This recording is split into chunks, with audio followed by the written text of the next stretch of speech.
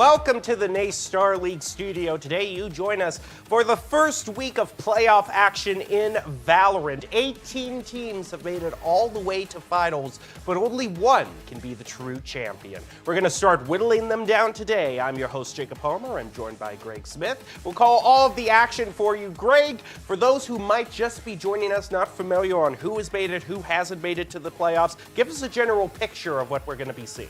Yeah, so a lot of teams came into the scene looking to make it to the playoffs, but in order to do that, you either had to be the very top of your bracket in your area or make it through the long and grueling process of the last chance qualifiers. But the LCQs are over, and we have a beautiful bracket now set up that we're going to fight our way through to see who makes it to the very top.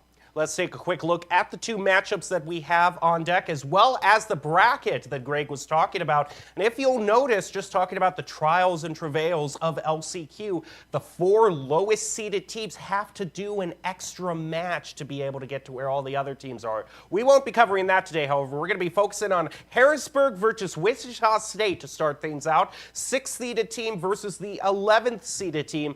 And then we'll move over to the other side of the bracket for Rochester versus Boise State. And this is what I like about these matches. They're just very middle-seeded teams. There aren't too many extremes here.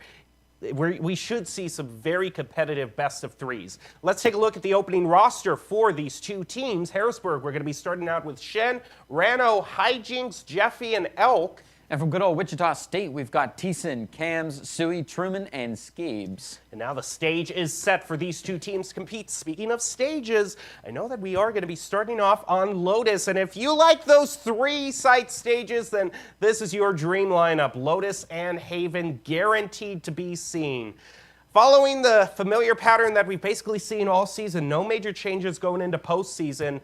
A lot of teams really favoring Lotus and Haven. Yeah, they've been pretty solid picks overall, which makes me excited because I'm one of the people you refer to as enjoying 3-site maps. I feel like this is going to have a lot of variability in the playstyle here and a lot of mobility that we're going to get to see lots of nice rotations. And we may even see a little bit of bind depending on how this goes. You did say that we're pretty middle of the dog pile here, so it might not be a blowout game that we could be seeing closer to the top and respectively bottoms of the bracket. We've got a nice little center situation here for both of our games today, so they should be well fought. And of course, I'd be remiss if I didn't mention that one of these competitors, Wichita State, is a team that's shown that they can be the WIC victors even in an underdog scenario. When they had their exciting match against Fisher in the regular season, they pulled off an exciting upset win. So anything could be in the cards, but you cannot underestimate Harrisburg, one of the top programs in the nation. Not only has so many players for their program, but hosts their own tournament invitation that others come to their university to compete in. So that just tells you something about the scope of the program that they've set up for themselves. That is true. Speaking of the scope of the program, the Harrisburg Invitational out of Harrisburg is one of the tallest universities I've ever seen. A beautiful place, but we have seen that the layout of this bracket, the lay of the seeds here, is to create upsets. So having Wichita State be someone who knows how the upset game is played should be an exciting matchup versus the tall tower of Harrisburg. Let's jump down into it and see what these players are thinking. Harrisburg's going to be on your right in the red, Shockers in the left in the blue. Now as we take a little bit of look here, ooh, we're seeing a Fade be brought out. We haven't seen too much of her this season.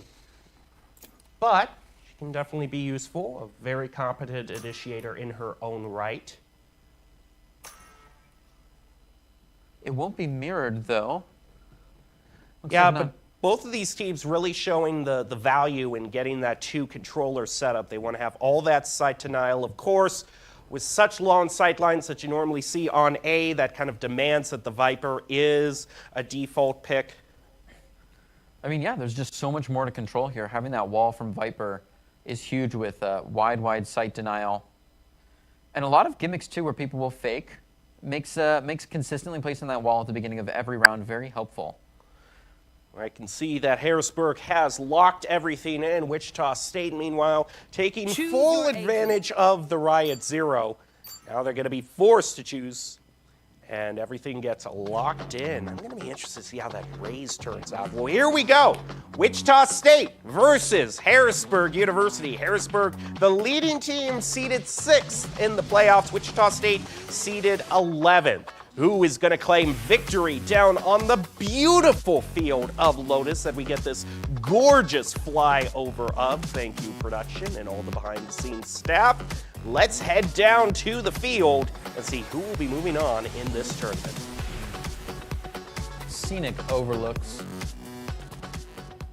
Fantastic from above. Could be one of our last chances to do so, because we're going to dive right into the thick of the stage and see Lotus from the inside.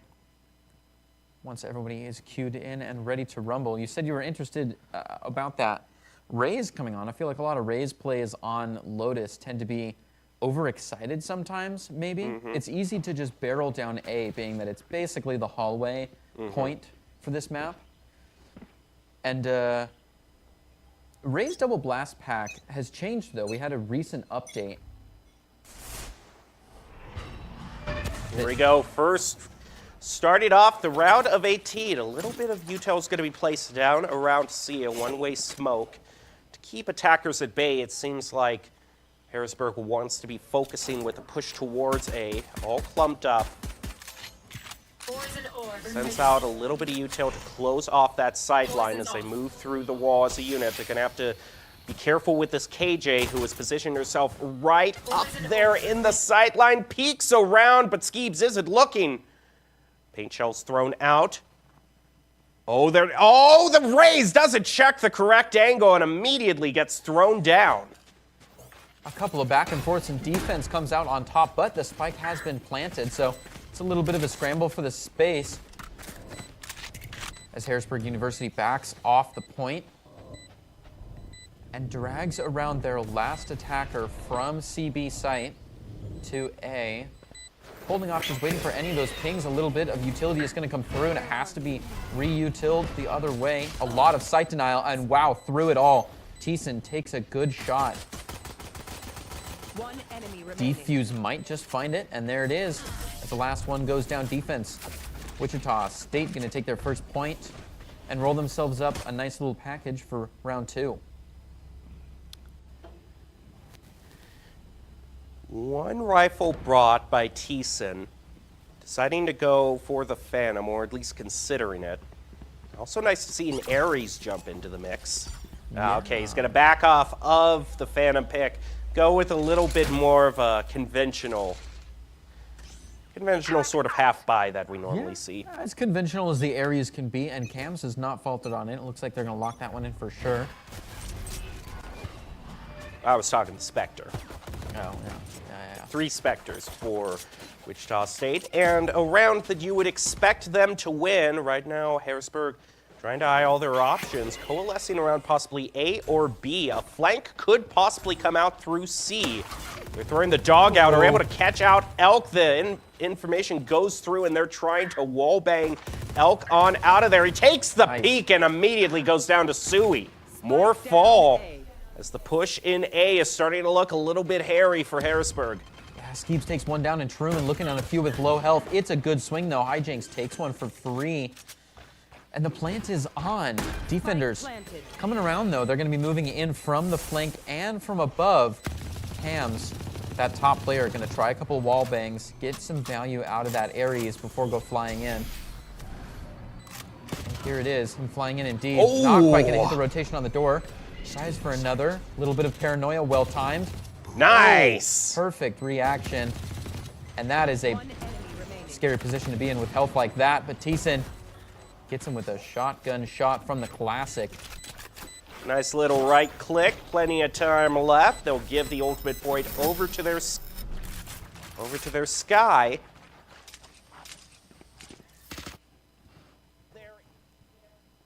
Another quick look, and this one thing that was a little bit concerned. You see, crosshair placement's a little bit jittery here. Like, is it able to lock that down? And I don't know if the DPI's turned up too much or if it's just playoff nerves, but I don't want to be seen swinging back and forth like that.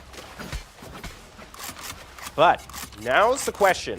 Can they win their bonus round?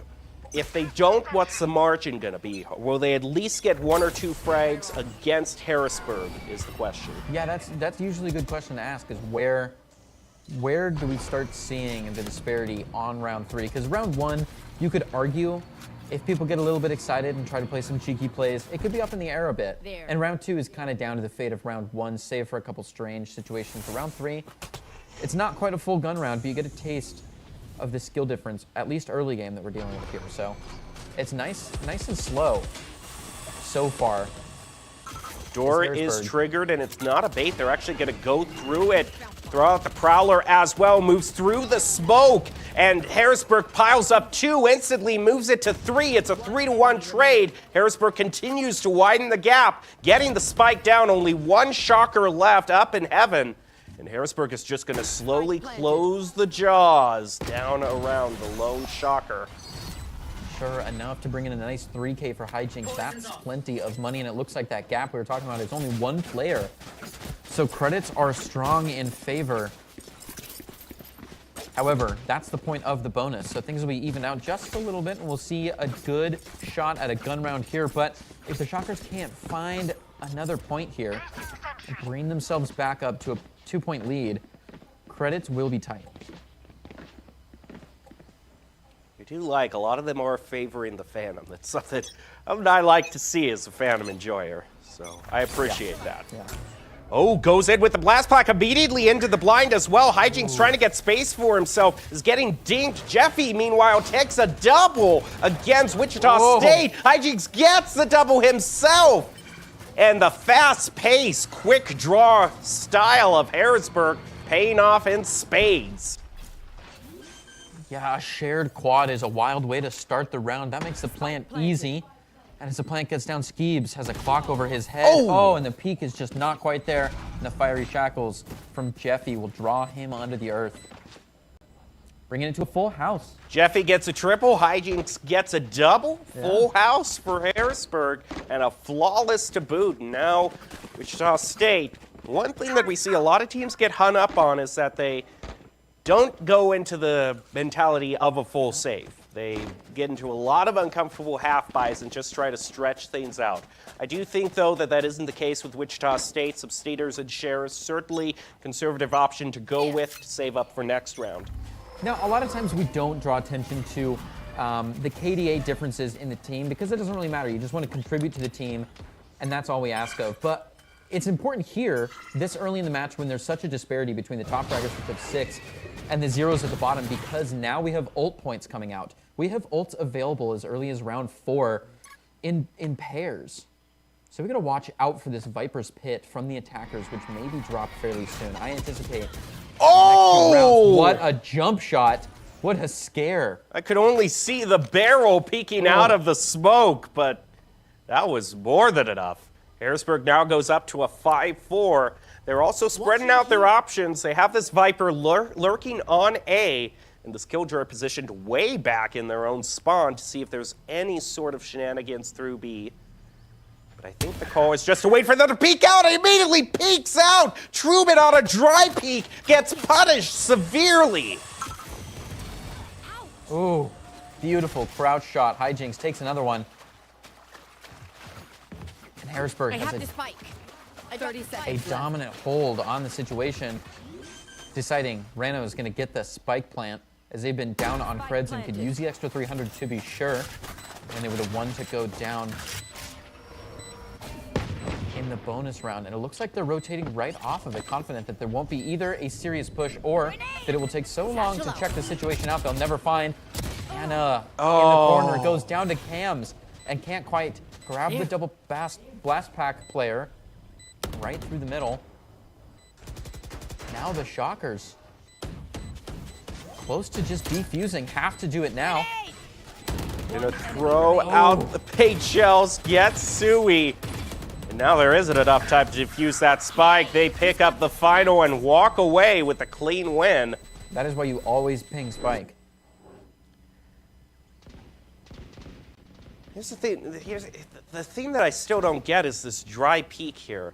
Just completely leaves himself exposed. And then here's another interesting moment is trying to wait on the flank. Oh, we didn't see it there, but he had a beautiful position for the 2 remaining Shockers trying to come in. And we normally see a little bit of value gotten for the player who's, if they're holding that tight of an angle, sometimes you just want to wait until after the first player peeks out, because I think it was difficult for him to shoot the raise mid blast pack. Had he waited, I think that Omen would have been easy pickings. Yeah, it's tough too, because the purpose of you kind of camping there and the rest of the team being gone is that if somebody destructive flies in, they can't hurt anybody else. I mean, he's set up for a double. Hijinks locks down a face-off in C, clearing that point wide open. And look at the Viper's pit too, positioned very far up in Waterfall to prevent any rotations from the Shockers as HARRISBURG claims the site.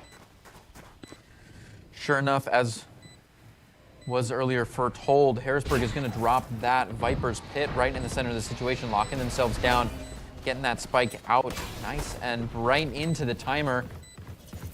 Defense is feeling the pressure, but look at all of that util right on top. And that is in the same scary situation that is right at the end of the bowling alley from Sand. Oh, I mean, HARRISBURG has great defense and an easy sight line right on top of a ping spike. It is almost impossible to defuse here. I'll find you. I would say it is just about impossible. No time left. HARRISBURG will claim yet another. Go up to 4-2. Ooh, but one of them gets caught in the spike radius. That is a loss of the Phantom. I was just going to say, now would be the time to call a timeout after... well, yeah. we've seen the I point suppose switch. This is a great minds think alike, because as soon as you say that, timeout called by HARRISBURG. Oh, no, excuse me, by Wichita State. I mean, a lot of times when you have the point advantage and the point advantage flips, we see these timeouts be called. Mm-hmm. And we normally see them at very crucial junctures, usually at a time when a team is going to be in a very crucial round where they can finally full buy. And they got to make sure that they get up, you know, they stretch, maybe get some advice from their coach. And sometimes they don't even do that. Sometimes just getting up and taking a breather is all that these teams need to get their head back in the game. But just the same, doing it before an important round, you might want to drop the X's and O's. We were talking earlier about an important play, so we're getting a little bit greedy, and trying to play harder wasn't enough. You have to play better. So they could be drawing up something devilish for this next round, but we've got a little bit of a reminder of how it's been going. Here's a couple of smooth shots from the last round. All right, how effective is this timeout going to be? See, Wichita State purchasing, looks to be a few rifles. One rifle, oh, this is kind of an awkward half-buy round for them. Hijinks goes in on one blast pack, gonna make it 2. Gets over mound. HARRISBURG really been favoring C. Nice pick off of that swarm grenade. It is, but it's gonna leave that KJ to back off just a little bit and start playing a little more knowing, a little more feeling of the situation here. Gonna get a quick little door rotation just to check things out. They're not gonna run in after it. Looks like more and more committed towards C, and that's becoming more and more obvious to the defenders who have vetted out the entire region behind both walls. Though the commit isn't strong, ooh, a little ult check. Not often that we get an Omen ult that early in the round just for information. Fate sends out the Prowler in A, trying to get some information, as a lot of the Shockers are coalescing for a potential play. Haunt's going to be destroyed. HARRISBURG still holding out around C. They'll have to make a decision very fast as we get there in 35 seconds. They got a plan. Opening the door for a possible quick rotation through B, but I think that's going to open things up for C. They get one. It's a 1-for-1 trade, but now 4-3 in favor of the Storm. They move on to C to plant. Elk getting in for the plant. The Thiessen comes flying in and is able to find one. Got close to a win on the second firefight, but Hijinks stands his ground and keeps things in the territory for HARRISBURG, finding one more point, bringing them up to 5. We can't disregard the effectiveness of that timeout, though, because we can't really say how the round would have gone beforehand. one awkward thing is I think I'm seeing a little bit of a little bit of an issue with Wichita State. They didn't quite save like they should the last round. One of them's having to settle for a stinger in what should be their bye. Hijinks moves forward, will bait out. Just trying to see if one of Wichita State pokes out when they hear that old corp. Not going to be the case. Yeah, it's a little bit tough there because you had suppressive, defensive scare fire that was just going consistently saying, you don't dare walk past this point we're watching. At the same time, they had kind of a bait on the ult orb. So I feel like they would have either had scare fire and commit to the ult orb, or they would have tried to bait them out. So that was, I feel like, a disjunct attack onto C.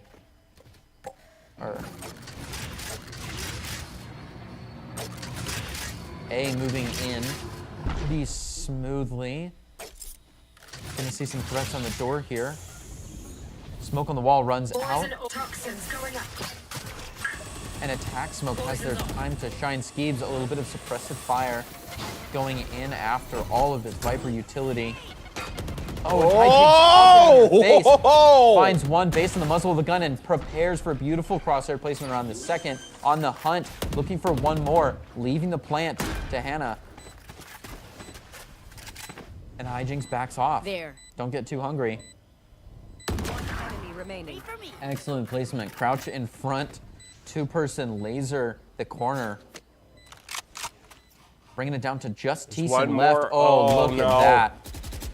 That's going to be hard to play after. A little bit of util might help, but he's right through the corner. Can use it to go far.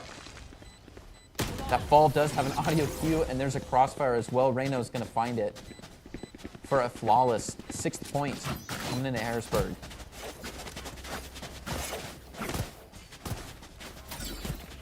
Harrisburg pulls off a flawless in what was probably Wichita State's one of their more important routes to try to stop a runaway win. Harrisburg is going to be probably guaranteed at least a 7-2. And after that, we have 3 more rounds to go. At best, finishing with a 10-2 would be extremely... Turret out. It's just downright frightening, yeah. Yeah, the hill just keeps getting steeper for Wichita State, but they will continue to climb. A little bit more suppressive fire on Seaside. They're calling it, though. They're calling the bluff, and they come running in. A beautiful 180. Puts away the screen. He's staying alive. He finds 3 Hijinks. So strong. Throws the paint shells after. Oh, someone stop him! It. He might actually be looking at an ace here. That, I believe, is after the paint shell's nerf, too, so he still needed to fire around that box. Oh, look, he's coming around, trying to fire through the smoke. Looky here with the bomb bot, might even get it off of that. It's going to go right into the smoke, doesn't spot KJ, but it's right there. Hijinks with a possible ace. Smoke drops, he gets it! Harrisburg into 7-2 in flashy style, if I do say so myself. Not quite a flawless ace. But I like these first 2 picks. You got to look at the crosshair placement. He's locked down. But what I love here is after his first 2 picks with just the taps, he gets a little shaky here, but then he recovers so nicely. Ooh, that has got to just put a spring in your step. And that's so scary. You're looking at an entire team calling your bluff. You've got people behind you, yeah, but you're still about to go down, and to make sure that you tap fire instead of just spray and pray is so strong. Just absolutely danced around that sandbag, and look at this. Sui going in deep. Oh, might just find one. Beautiful Marshall shot for a 1-tap to Elk out of this round. Hijinks not happy about it, though, and after that, Ace has plenty of ult points to waste and just throws the entire rocket launcher at a man, bringing it to a scary 1-1, and a Marshall on the ground now. Something you got to keep track of. Cams. Suppressive fire is the name of the game here, just unloading an SMG through the smoke. And we see that respected as a rotation. Comes out of C carrying the spike. Oh! And a little side hop from Skeebs finds one peeking out of the wall. They're going to double down on the situation. Use up that brand new Killjoy. Teeson gets one from the side. His attacker Killjoy finds no one. Defense now has their chance to go flying in to get that lift plant. One low health continue. Just util after util. Util hallway. One through the corner. Thiessen looking to strafe for another one. He's got some in his back. Oh, and the 180 from Hijinks again. This man has such a mouse pad. You cannot flash him. The spike just waiting right in the corner. They're going to grab he's it. able to get it. And buses right out of there. Look at this taxi. Goes flying to A. They've realized it now. 10 Setting a seconds boom left. bomb just to clear the situation. Goes for a default plant. He's undoubtedly going to... Oh! Not enough time. Nice So call close. out. Fights the wall bang. And they actually break it before it was planted, which means that's a crit hit too. So the best Harrisburg could hope for is a 9-3.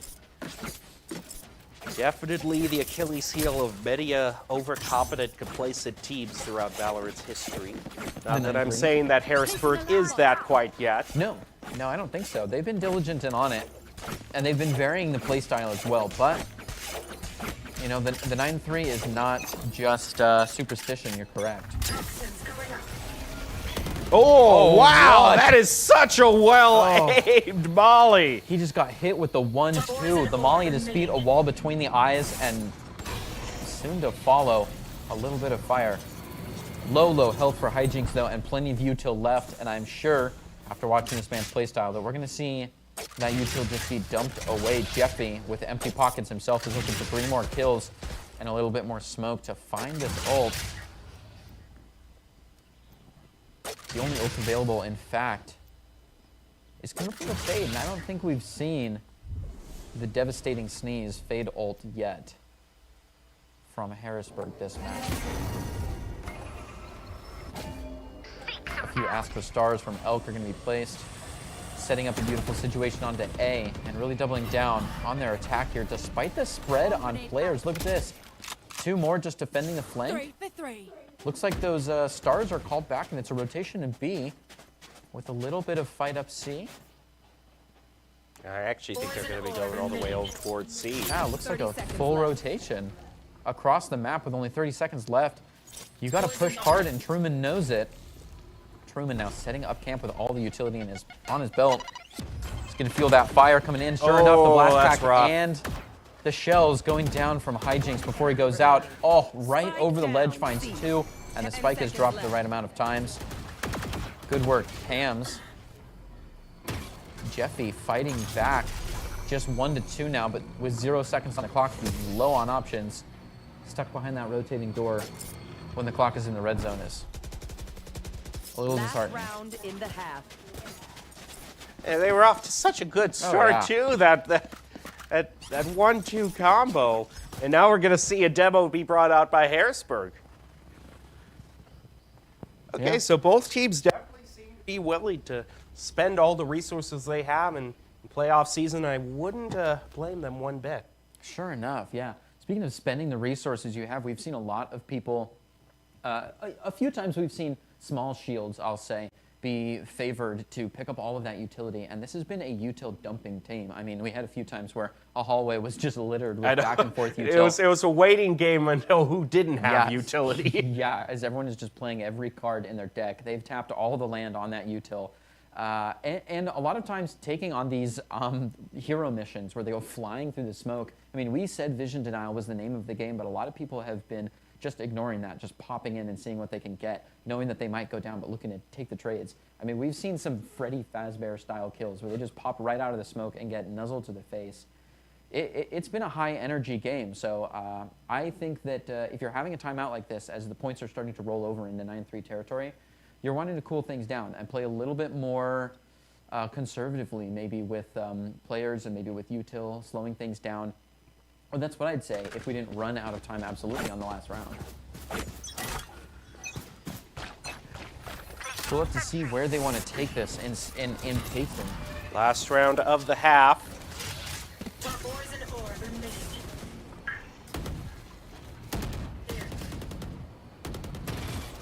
Door triggered on A.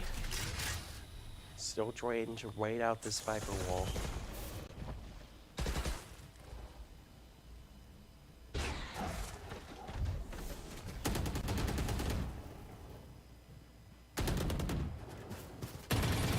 Face your fear!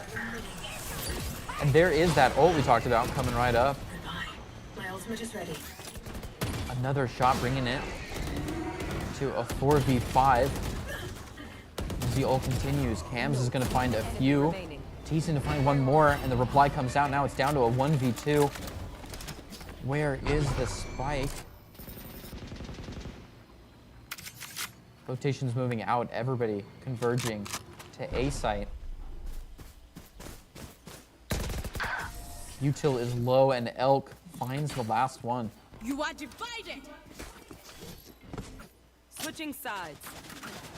Heading into the half, a healthy 8-4 lead for Harrisburg. Gets to go into defense. Possibility to really start the second half out with double digits should they win this first pistol round. It's true, but this is only a 4-point drag between the two teams. I mean, if the Shockers can find it, get a second point, and give up one more, they'd be looking at a 9 against 6.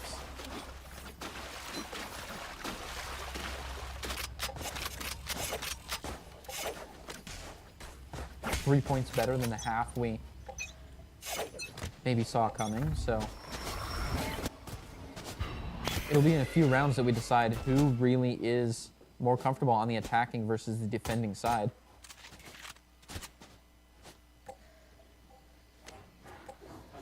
Looks like a lot of people have favored the Ghost on this one, which is interesting considering how much SMG play we've seen. The Ghost usually tells us that they were going to be standing back a little bit further and playing a little bit sharper, which is strange considering the play style of both of these teams this match. We've seen a lot of high-intensity firefight. Not enough to buy a frenzy, maybe, but it's going to be a barrel down A with a serious flank coming in. 3 players on the stack looking to make their way around and fight the other way up the Viper wall. Meanwhile, on the site, 1-for-1 trades begin the match. And the score is 4v8. This is important to Teason to get the spike down fast and try to secure that gap, start wrangling it in a little bit tighter. 2 more. The attacking side Shockers. Goodbye. Shockers are going to lose 1 more, and Teason still holding his ground, just staying over the Oh, spike. nice. Oh, gets caught from above from Elk. Cams has to have the reply, but that flank finally closes in. They do find him. Clock is low, but not low enough. They're going to get a quick and easy defuse, bringing them up to a scheduled double-digit win as far as points go on this second round of the half.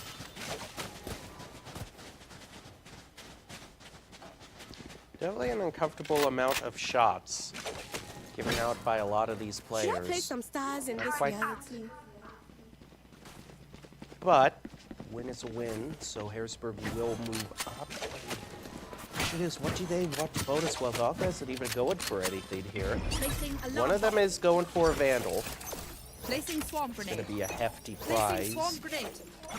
Should the Shockers get an upset win.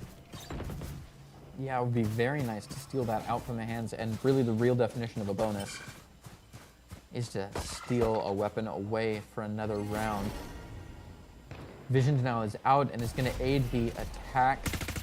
Slide up this A site, which has been the pinnacle of the game so far. Look at these blast pack right in. Oh, the timing's just not there. Yeah, I mean, they appeared right when the reload came out, but they just couldn't hold it. And the double peak becomes a 1-1 feed. Last Defense player looking standing. strong here. There's a good fight for one more, but it's traded again, and Teason just kind of sifting through the armory. Lands on the Sheriff, but it's not quite enough to play against that Vandal from afar. And it looks like the Vandal buy paid off. They're going to keep it moving right on into the next round, and that will help to fight against the scheduled lost round for Harrisburg, round 3 of the half. Looking at a possible 5-10. Placing swarm Not grenade. that I necessarily expect it to happen, but if they do win this bonus, I would think that that is probably the final nail in the coffin as far as Lotus is concerned. Yeah, it would be a serious spread, and then, oh, and then credits would be tough. But, just you very know, close to it. Finally finds it, oh, but it's not that's quick enough. devastating. Look at that. I'm sure they have another off player. Yes, they do. It's going to be Jeffy to pick that up and see what he can do with Oh, it. The this cam. is- Oh, No, staying strong. I think it's just saved from here on out. Really? You would just save it here. Still a minute on the clock. I would save here, definitely with another person going down. Another. But It it's is a trade. peeking out. He's not going to peek on anything, though. They've both rotated to A, and the two of them flying up this Viper's wall, which is not going to be up for the rest of the game. Sorry, all three of them flying on up to meet the team. Getting that plant in quick right on the other side of left-hand default. Two players now. You never want to peek into A site with an op, though, so it looks like it is going to be a save. They're going to play separately to make sure nobody gets absolutely doubled up on. Elk maybe even getting greedy for a little bit of an outro here as the spike comes down to the time. Ooh. Maybe peek on the site and just apply a little bit of pressure. One thing for sure, though, Obscuring vision. Elk's teammate on the Viper is going to be holding that outro angle strong and is not going to lose I a just finger on don't that. like this push. Your opper is obviously going to be saving, so Yeah. you're leading yourself to a 1-on-4 situation. Yeah. I mean, yeah, it's not an op, but it's still a rifle. I feel like they do apply enough pressure, though, that people can't leave. You can't hunt down the op. He basically went in on a kamikaze mission where he said... That is true. Even if he made it and he got every frag there, he's not then going to be able to leave. So he's already said, I'm going into the storm. I want to create a little chaos. And it's gonna be harder for them to turn tail. So...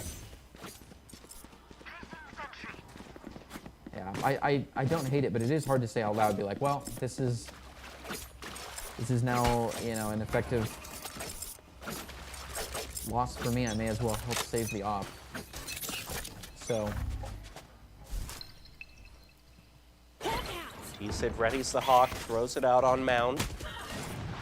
Bit of fire being exchanged, and now the op comes into play, getting the first pick, putting this to a 5-4, Harrisburg leading.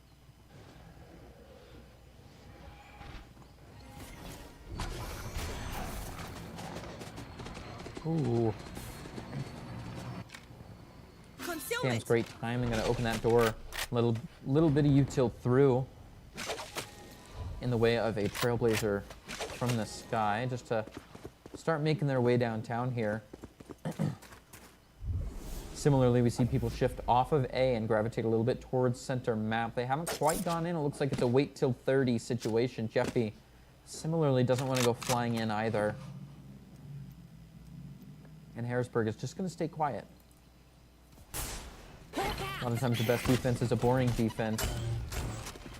Offense should never be boring, though. Look at that double blast pack right up to the top layer. A quick little plant in. They're low a little bit on vision denial after those fakes onto C and A. So they're going to have to really hunker down on B pretty blindly, pretty in clear of air. Thiessen looking to play around this corner. Has to deal with that fade util. Satchel out. Down to a 4v3 coming into the site. One frag down, Cams. Suey another, and Hijinks too. Finally, Thiessen to close it off with a 3K after a little bit of assisting to find point 6, bringing it down to a 4-point gap. It's becoming manageable. We see a timeout be brought out by Harrisburg. Not a moment too soon, I would say. They don't want this to get out of hand. Wichita stays. They're just in the rearview mirror, you know, just enough that like Right. they're on the horizon, enough to make it uncomfortable. Yeah, they're definitely coming up behind. And we talked about maybe the final nail in the coffin being that 11th point, but it hasn't quite happened. There's been 2 more, and that first point, that getting that 5-10 was pretty intense. I mean, I can say that I didn't exactly see that coming. We talked about it, but there was some strong plays there that had to happen by a lot of early frags.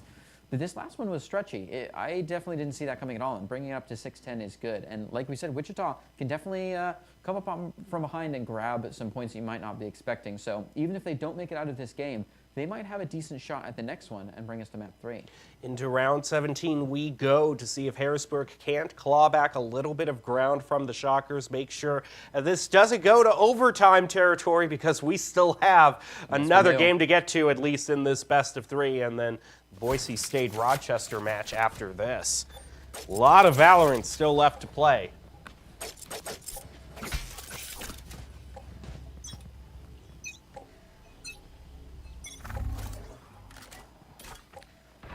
Harrisburg University on the defense is looking to tone down and draw back. How much Valorant gets played tonight, though, with a quick win to close things out on map 1, though. Wichita State University on the Shockers Poison's off. are looking to draw that out and fight their way through another 6 points before Harrisburg can find their 3. I've got your trail. Charge goes in with Seekers towards C. Ooh. Manages to flush out the Astra. Yeah, and with only Elk watching C, it looks like a strong reason to stay. The Cabbages can't quite make it through the door, so they're not really on your tail. Hijinks making their way around. Just to be a good defense with that frenzy, but they haven't even considered this right wall, even though so much fire was going past their screen. And with a good cross angle, the Shockers find point 7 with minimal players falling.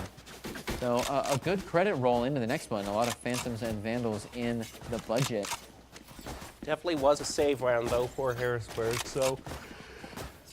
Very true. So they'll be looking at having an op and some Phantoms and Vandals themselves. Only one on the light shields, and I'm sure that plenty of utility has been filled back up to the brim. It looks like a strong push onto A. We don't see these very often. Look at them flying in there. The op close at hand takes a whiff. With the location known, they've got to get out of there. The reposition on the op gives the Shockers a little bit more space. So does Thiessen on the Trailblazer. Look at this. It's checked out nearly the entire site. They've just got to be careful of those long sight lines. Of course, they knew that with the reposition of the op. Long sight lines are the scariest part anyways. So they're going to spread this out and come in through both avenues. As that attacker Killjoy finds nobody, defense may start creeping back into the situation. They want to get this plant down now. And as an ult comes through, Thiessen barely dodges both of them. Oh, but can't quite dodge that. Jeffy finds one.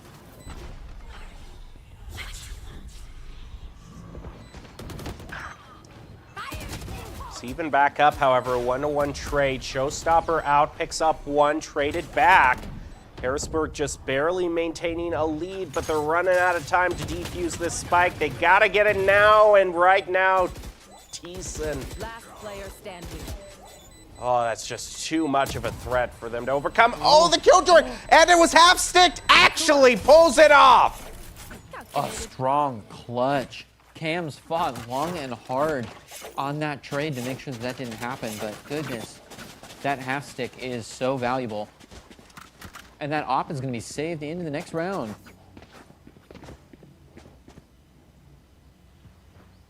Yeah, Cam's finding one, fighting right at the forefront to grab another. Oh, goes flying out after the stick. Placing swarm grenade. Just a strong play by the KJ there to get the half. Tap it twice and then go in for serious. Truman and Company leading the charge while one more stays on the other side. Ooh, looks like they're going to abandon their post and help out with the A push, leaving opportunity for a bit of a flank from the C site from Harrisburg. Found them. Swarm grenade out. Swarm grenade Instead, out. though, a lot of the weight of the situation falls on Reyno's shoulders from back sight. Killjoy thrown down, as well as Viper's Pit. Yeah, and there's not total overlap between the Viper's Pit and the KJ ult, so the lockdown won't shut down the entire Viper's Pit.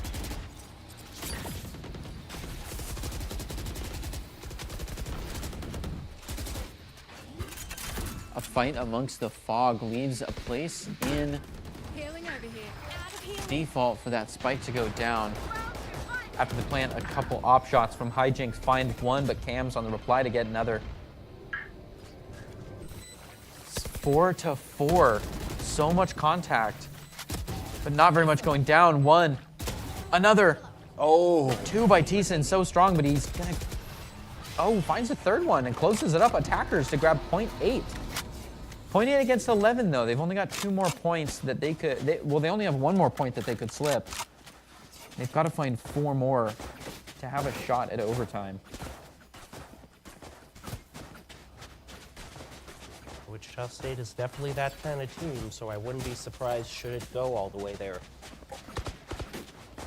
And it is going to be a save round for Harrisburg on top of that, so Wichita State should drive this to at least 9, and then they'd only be 2 off.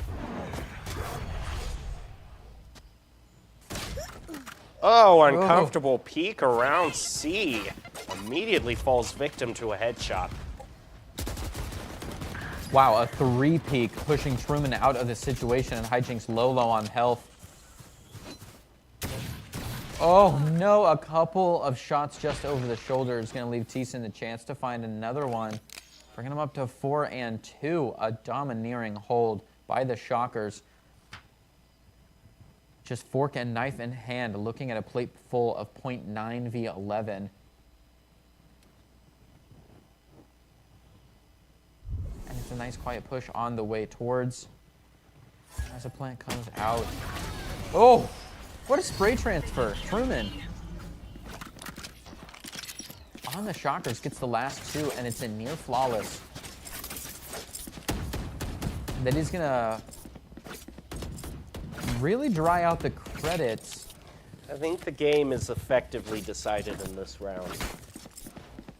Yeah. If they lose, that it's a save round, and then we go to basically effective overtime at 11-11.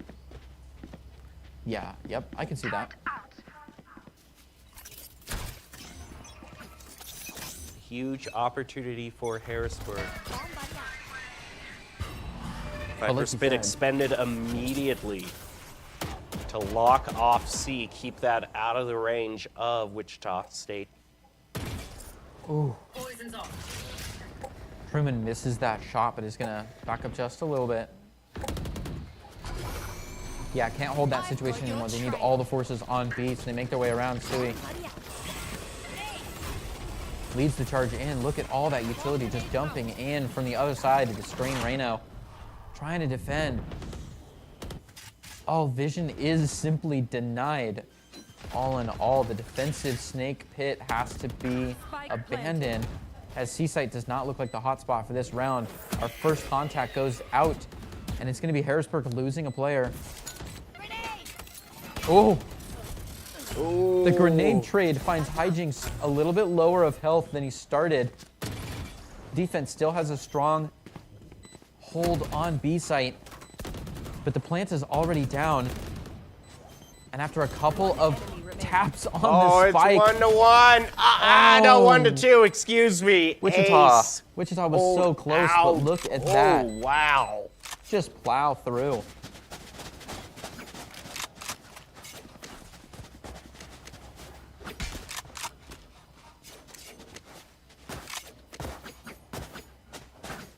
A wild ace there. Because he's playing from the same angle everyone else is.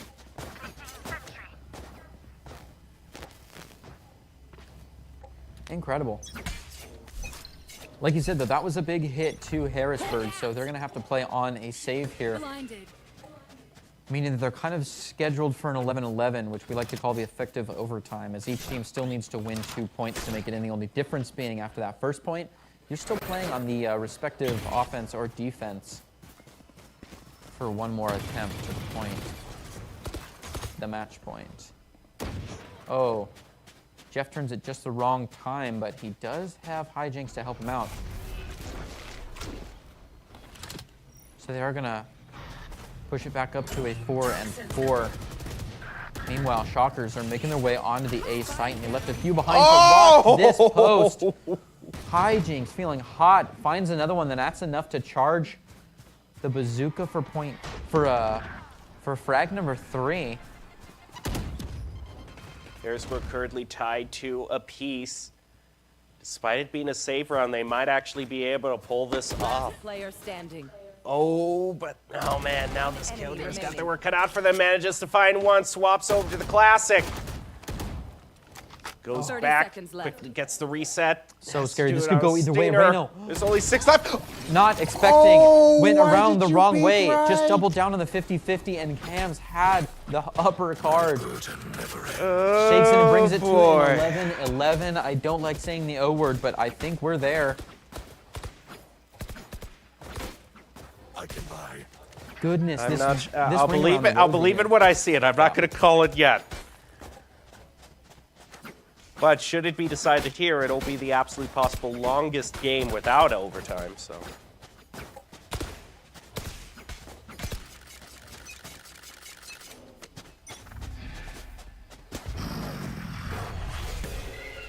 Teleport across the sideline. No major peeks out by Harrisburg.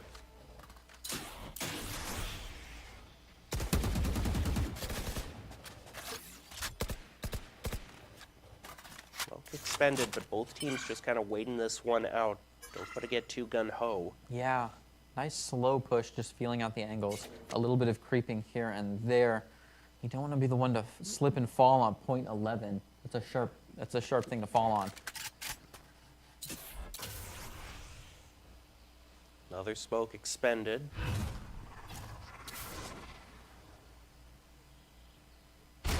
Cover going out. You should They're run. gonna throw out their smokes. There goes a Killjoy to just try to clear out C for a little bit so they can move in. Now they go running in past the Vipers. Oh, right into a swarm grenade. That's a lot of damage that Omen has taken.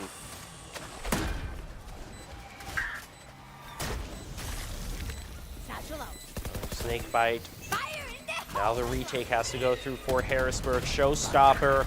Gonna get one from the Rays, but then quickly Wichita State answers back with 3 of their own. Now just 2 left for Harrisburg. Oh, and it's a 2-2. Remaining. Despite the steady hold Cam's had on it, he couldn't hold it together. Elk makes her way Ooh. around and falls in the same way. And that's going to be point 12 for the Shockers. Can they rein it in, Match point. keep those creds, and grab themselves match 1 in an upset? Or will they slip this point away and begin the long fight against bedtime, pushing us into overtime? I like that. The fight against bedtime. Yep. Sounds like a delightful children's book series.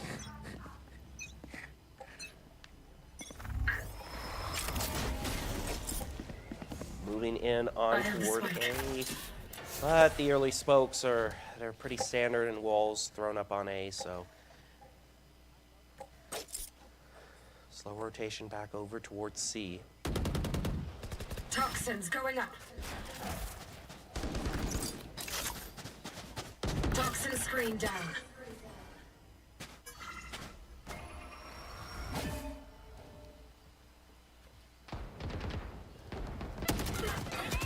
One pick gotten by Shockers. It's going to open up toward 2. Wichita State getting very close to pulling out a win. There are 3 left for Harrisburg. Can they bring this back?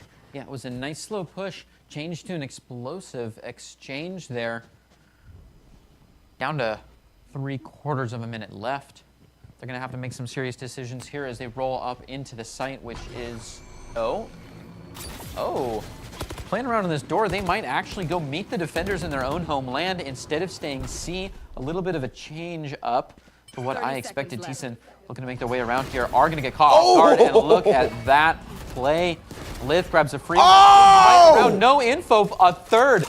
No, their 4th kill. It's Ace territory. Truman, can they stay alive, get a nice little plant, and at least recover a little bit of credits? It's not going to matter, though. And now the Nightfall is going to go out, give so much Oh, look information at them on the hunting retake. down, finds one. Still gets Not one. It's a there. 1-for-1 trade. This early into the night, and we're already into overtime.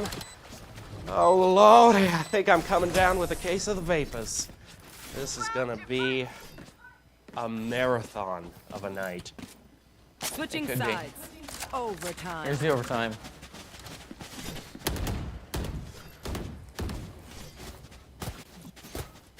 All right, Harrisburg, they went on such a huge losing streak, and then just one hero play by their fade gets them whipped back into shape. But can they actually get the victory?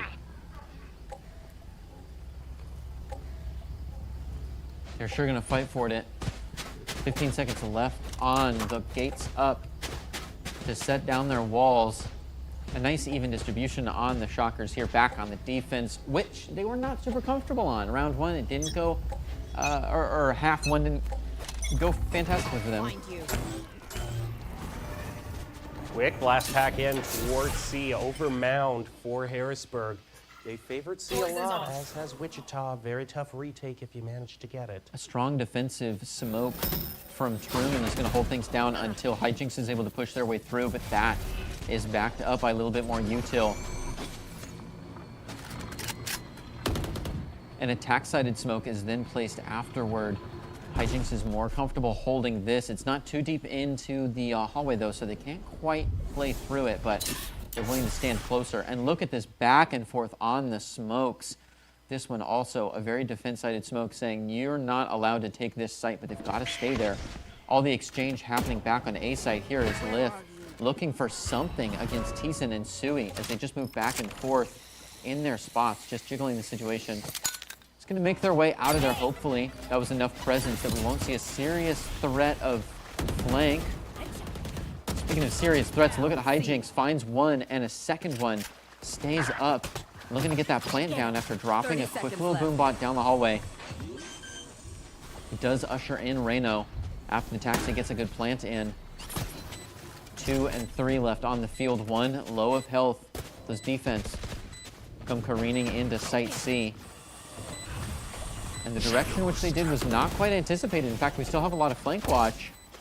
But after that, we've seen two players here direct their attention right onto the site. They make their way around. Spike has been pinged. They can just play through the smoke. Doesn't even manage to get the half stick on it, and this Nightfall, I think, is going to nail things down for the Storm. Sure enough. Gets the win. They move on to match point, but they move back over to the unfavored side. Yep. They got to win on defense. And that's just the way it is, isn't it? It's whoever can win on defense first, really. There is a timeout activated. Ooh, saving your timeout for match point in the overtime. A bold call, but it just may pay off. And this timeout is called by a defender, which we have not seen yet, which means coach might be stepping in. Yeah, I got to think that because Harrisburg's been having such a huge struggle on everything defense that they got to find. The one time that they've got the defense they've been very kind of, okay, I'm sorry. I'm trying to get my words together. What I'm trying to say is we see them buy into the op a few times, but we've only seen really one round where you get kind of the opening that you want with the op. The 5-4, immediately you get the first pick. Otherwise, it's just been all of a struggle for them. So I don't think they'll probably go for something as big as that. Well, they could. They actually could. Their opper would have to suffer minusculely on their shields, but there certainly are enough credits. They're not going to go for an opper. They're going to go for an Odin. What is this I see before my... Wow, a bold play. They must be very sure about how thin the walls are in their apartment, as they want to just go banging right through. And they've put him at the front of the lines here. They're setting up for a strong A push. Look at that. And Odin holding down solo a site with every single piece of utility out immediately. It might just be the call. Look at this flank as well. And Reno. Found them. Bomb grenade out. Just going to be waiting. The alarm box triggered, though. It's moving further and further back due to a whole bunch of util. The Shockers are just placing gradually onto A, gaining more territory. Grenade! Paint shell's thrown up and over into heaven, climbing the rope. Planted. Actually gained so much ground. Oh, Sui taking a peek into the nest. His anger defeats. They come flying out. Hijinks grabs one. Everybody is just looking into the pit. Decent to find Jeffy. A little one-for-one back and forth. Lip Khan looking for one too.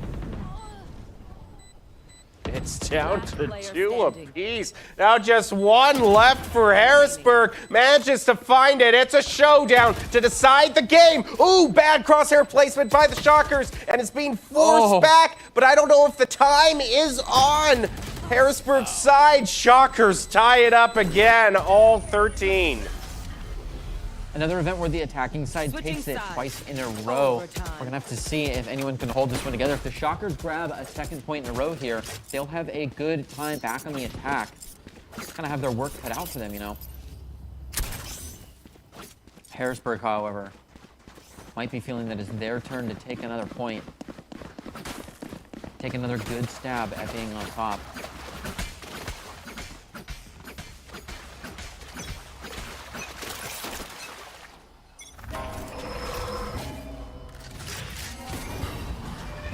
Early peaks happening around Mouth. Shockers getting themselves.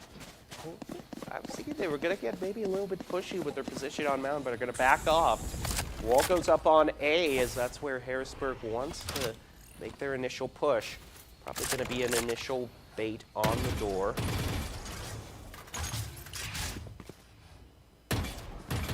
Keeps trying to fire through, trying to get any sort of chip Placing damage he swamp can. grenade. Door Swamp is grenade out. opened. A lot of the storm moves Placing through it. swarm grenade. Prowler thrown out on point. They're gonna move in as a unit. There are 2 up in heaven, 3 up in heaven, 1 split via the smoke. Skeeps gets the first pick, traded back by Hijinks, down to 4 apiece. Plant going down for the storm. Oh, but he doesn't plant it all. Oh, Oh, they Skeeps. still haven't planted. Reno's gonna grab it and start sprinting out to follow Elk in. Enemy remaining. One And man Cans watching. calls it. 30 seconds left. And they've just got to keep on walking. Reno very close to the site. He should have people in trail as soon as he gets his plant out. Going to plant in a little bit atypical spot. A good call considering the situation. He would love to find this point again and bring him up to match setting. Gotta be careful of how they peek around this. You don't want to give him a potential collateral. Ooh. Immediately finds a head tap. Moving back. Oh, and just calling the rotations brilliantly. Oh, wow. Placing swamp They grenade. didn't know where the plant But was. this is a KJ who can stall things out with that swarm grenade. True, they sure can. And the plant's been there And for a minute. if you get one more pick, you can drop the lockdown too. Oh, if only you knew. Spy goes down, finds it. Oh, does he What? know? I don't think he knows. Oh, he peeks back out. Wow. As there's just enough time. Oh, 1.76 seconds, and Wichita State moves into match point. Oh, that was bungled. Oh, Skeebs you with had it. just guts of steel holds down when men are just falling around him to get to half, and then peeks out of the smoke onto unfair ground and whips around to find it, and then fights the clock for the second half of the spike. What a performance to bring in. Point 14 for the Shockers. Now they're on the attack, and this is all they need. They've successfully flashed the boombot, dropped a little bit of smoke and snake bite, Bring them down. but the push is strong. Look at this hunt, this chase by Harrisburg, just looking for something. Cams shoos them away with an early pick. The flank is a shutdown. A couple of heals coming out, bringing the 5 players on the Shockers up to full health and a strong force back down B main. B main has been riddled and rigged with Toxins lots going up. of util from the KJ though, so they may want to step around somewhere else. As the Trailblazer shows a fairly clean A, Hijinks is going to give away their location, get flashed, try to pop. Oh, the nades, but they just barely miss it. A good control on the fire there, finds one more, bringing it down to a 4v3. The snake pit's available though. Crewmen can't quite find their way out of the util as they storm B main. Gets caught down to only 80% of health. Poison orb emitting. 30 seconds left. Toxin screen down. Spike planted. Poison's off. Just have this Killjoy and this Astra. Now they don't have that fade. That was the main player to bring it back last time. Toxins going up. They're going to try to coordinate this so they can move in as a unit. There's a lot. All right, place the spokes down, hanging out right around the corner. If you don't check this angle, they're going to make you pay for it. And the Shockers certainly do. Wichita State claims it in overtime, 15-13. Oh, boy. Yeah. I told you the Shockers are a team that gets these incredible come-from-behind victories. Yeah, but they can't just get it once. They've got to find the next map in order to grab 2 in a row at the best case. But it could be longer than that. We could look at a short overtime and then a map 3 with a long overtime. We got to be happy. 15-13 isn't too bad of a situation, though it is a drag, and that wasn't just a back and forth. There was a big step in either direction that was made. Clearly, these are both attack-favored teams, at least on this map. We'll have to see how they play out on Haven. Yeah, it's over to the other three-point stage for Haven. And can we bring up the map graphic again? Because I do want to see which team is attacking first. Yes. I did see that. It did slip my mind, but I'm sure we will get the update on that. Thank you very much. It's going to be Wichita State first. Wichita State will be the ones attacking first. Harrisburg attacked first on Lotus. So Wichita State, you know, you're thinking if you have choice of whether you want to attack or defend, that probably means you didn't choose the stage. So I'll give you that, but there's a chance. There's a chance they get lucky twice here. You know, I mean, if Wichita, you don't always choose your favorite side to go first. I think in this instance, if they could choose now, they would love to maintain the momentum. So having the attacking hand when you have shown yourself to be stronger on the attack after a win is a good look for sure. But there's a chance that they didn't necessarily want to be attacking first, and they may have chosen this stage. I mean, we definitely saw a strong play on this stage by Harrisburg as well. It's not guaranteed that Harrisburg didn't choose Lotus. now, the interesting thing is we haven't seen any of the agents come out yet that are traditionally the oppers. No Chamber or Jet yet to speak of. But Haven might open up that possibility just a little bit more. Yeah. Looking forward to diving right into this and seeing what our situation is going to be on the players. We did see that fade come out. We didn't see a total mirror up. Here's a little recap on some of the more exciting turns that we got to see roll out of the last map. And there were definitely some exciting points. We saw very varied play styles with some rounds losing on the clock even. They were so slow on the rotations. And other rounds, people just went flying in. I think my favorite point was in the last 2 rounds, the scramble for the spike as a KJ tries to hold down a smoked situation with an off-default plant. Oh, and this just threatening It was such an ace. explosive opening Yeah. for the Storm, too. Yeah, Had a comfortable 8-4 lead, and it went all the way to overtime. And the gap just slowly kept on closing.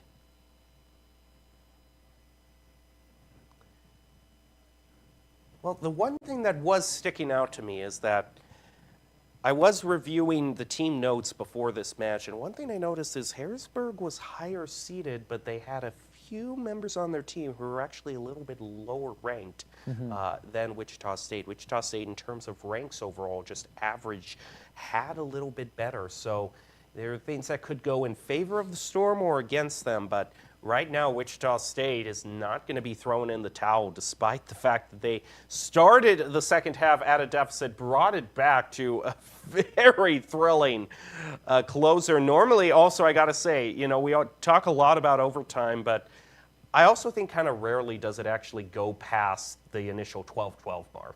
Yeah, and I feel like it's interesting because when it does go past that 12-12 mark, it's usually very bad. It's usually very grueling. It's usually scenarios where the teams are so kiltered or offhand with their defense and the attack is so much more of an advantage that we see just like 12 in a row and then 12 in a row on the other hand and then the 1-1 back and forth, like sextuple overtime in the pros sometimes we'll see. But to have it end on just 2 after, it's just enough to be like, oh, we're still here. We're still fighting. it's still going strong, and we're going to fight you on the endurance as well. So here's a little zoom in and out of the bracket that we've got going. Currently, the coverage you're seeing is of Harrisburg v. Wichita State, the 6th seed versus the 11th. And whoever wins this match is going to be going up against either West Virginia or Purdue Northwest, but I would think West Virginia, they're one of the highest seeded teams in the bracket, so I think that they'll probably pull out the victory. So Wichita State might be facing, if they win this, yet another kind of underdog situation, but that seems to be their specialty. And then once we're done with this game, we'll move over to the other side of the bracket, see Rochester versus Boise State.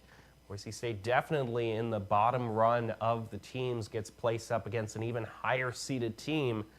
And then if they win, it's going to be either Converse or Fisher that they go up against. Yeah. That's going to be a tough one. However, after playing against either Converse or Fisher, I mean, you just got to play the other side of the bracket, and then you're down to the finals. I mean, this is, although there's a lot of teams on the map here, this is not a super, super deep tournament. We'll be over with this in just a few weeks, and we are coming in close. So the practice density has got to go up if you want to take the Champion Cup, if you want to take the big finals this December. So. Yeah, this December at Boise State Esports Arena, Boise, Idaho. You know, you're thinking Boise State, you know, they're the home team. They want to at least make it toward the finals, you know. You're hosting the finals. At least make it so, like, some people can come in, you know, your locals, and cheer you on. You know that the Broncos are desperately want to be getting to at least finals. And, you know, winning finals, of course, but at least make it to the finals so that you can have that home team cheering you on. Yep. Yeah. If you've got to be there anyway, you'd like to be playing. At least from a player's perspective, that's the way that I would look at this bracket. A lot of teams, though, would love to scramble towards the finish as well, and there is a lot on the map. Speaking of a scramble towards the finish, the map is a little bit deeper for those teams that had to fight their way through the deepest depths of the LCQ. A little reminder on the rosters for these players here. Harrisburg pulling up Thiessen, Cam, Suey, Truman, and Skeebs, and we've seen some real hero plays come out of them, too. Wichita State. Actually, I do think they're reversed. You're right. Yeah. I've seen these teams enough to know that they are reversed in that regard. A little bit of a swap over in sides. But yeah, I mean, oh boy, we saw so much focus on the Rays there, and I think we saw in kind of the util hallway why Rays was such a pick. You know, has so many options that you could use with the paint shells to angle it around those tight corridors, and also place the bomb through some smokes. I mean, it was a really tight and enclosed match with a lot of smoke and sight denial all the way through. And we've seen the pick rates on the Rays be fairly high, and I think the developers have as well, because there's been a slight nerf that came out very recently for the Rays. So those paint shells are not quite as strong as they used to be a few months ago. So you've got to follow this up with good gunfire. On the other hand, we've seen, I believe, a serious buff to the Cypher, which I know that you enjoy watching play. So we'll have to see what kind of bends that makes to the situation as we go into the next map, Haven. Our anticipation is here that we might see a Sova come out, and we might see Jet back on the field. Not very often that you don't have a Jet on either side of the roster, but this map is definitely the case where we're so controller heavy that it's not critical that we have Jet out. And a good number of positions that you can set up. Of course, there's the obvious position in C-Lawn, but we also see A-Lawn also prove dividends as well, because you can just get that sight line right onto lobby. And, you know, if you're peeking through C-Lawn, at least the other team, you know, you can go through garage and avoid that sight line. But getting the sight line onto A lobby, there's nowhere they can go if they want to be pushing the traditional route through A. Whether they're going lawn or sewers, they got to walk across that off sideline. And a good pair of smokes that let them jump across that little box there, which splits the A short, A long. You can still, with a good updraft or a nice mobility around the stairs, find another great vantage point from Heaven with that op onto A. So they're both menacing places to be. And B as well, watching from the top of that box onto the massive window across the field, literally called grass, to get to the biggest doorway in the game. It's just a playground as well for the Another thing to keep in mind is that Wichita State isn't that much of a stranger to Haven in terms of their underdog victories. This was exactly the same stage that they closed it out on against Fisher to get their win. So maybe they can do the same for Harrisburg. Speaking of Harrisburg, they're going to be bringing out a Harbor as one of their controllers. Yeah, very interesting. And that's only one of their controllers. We're seeing single controller on one side and double initiator on the other. And those two initiators are very forceful initiators. Select They're your not really agent. information initiators as much as they are moving right in initiators. Well, I mean, Sova still has a lot of tools to be able to get information. The Owl Drone, and even if you land that dart just right, you can get so much information on where they are. So That it's kind is of a very balance between the two. All right, here we go. Wichita State versus Harrisburg in game 2 of this best of 3. Shockers currently sitting at the match point. Could be the first big upset of this bracket. Will we go on toward Bind to decide it all? Or will Harrisburg end their journey as far as the ball was concerned? Look at the scenic overlook of this wooded wonderland. Yeah, not as pretty as Lotus. I gotta say that. Not as pretty as Lotus. Look at the coniferous spread over the rolling hills. I don't know. I like it. I like it. It's Home Though Haven is one of my favorite maps all time, and hopefully these teams can say the same thing themselves, because confidence is key here. Speaking of confidence, we've got a nice roll in from the attacking side. I mentioned earlier that they just took the last map, so they're probably feeling pretty good.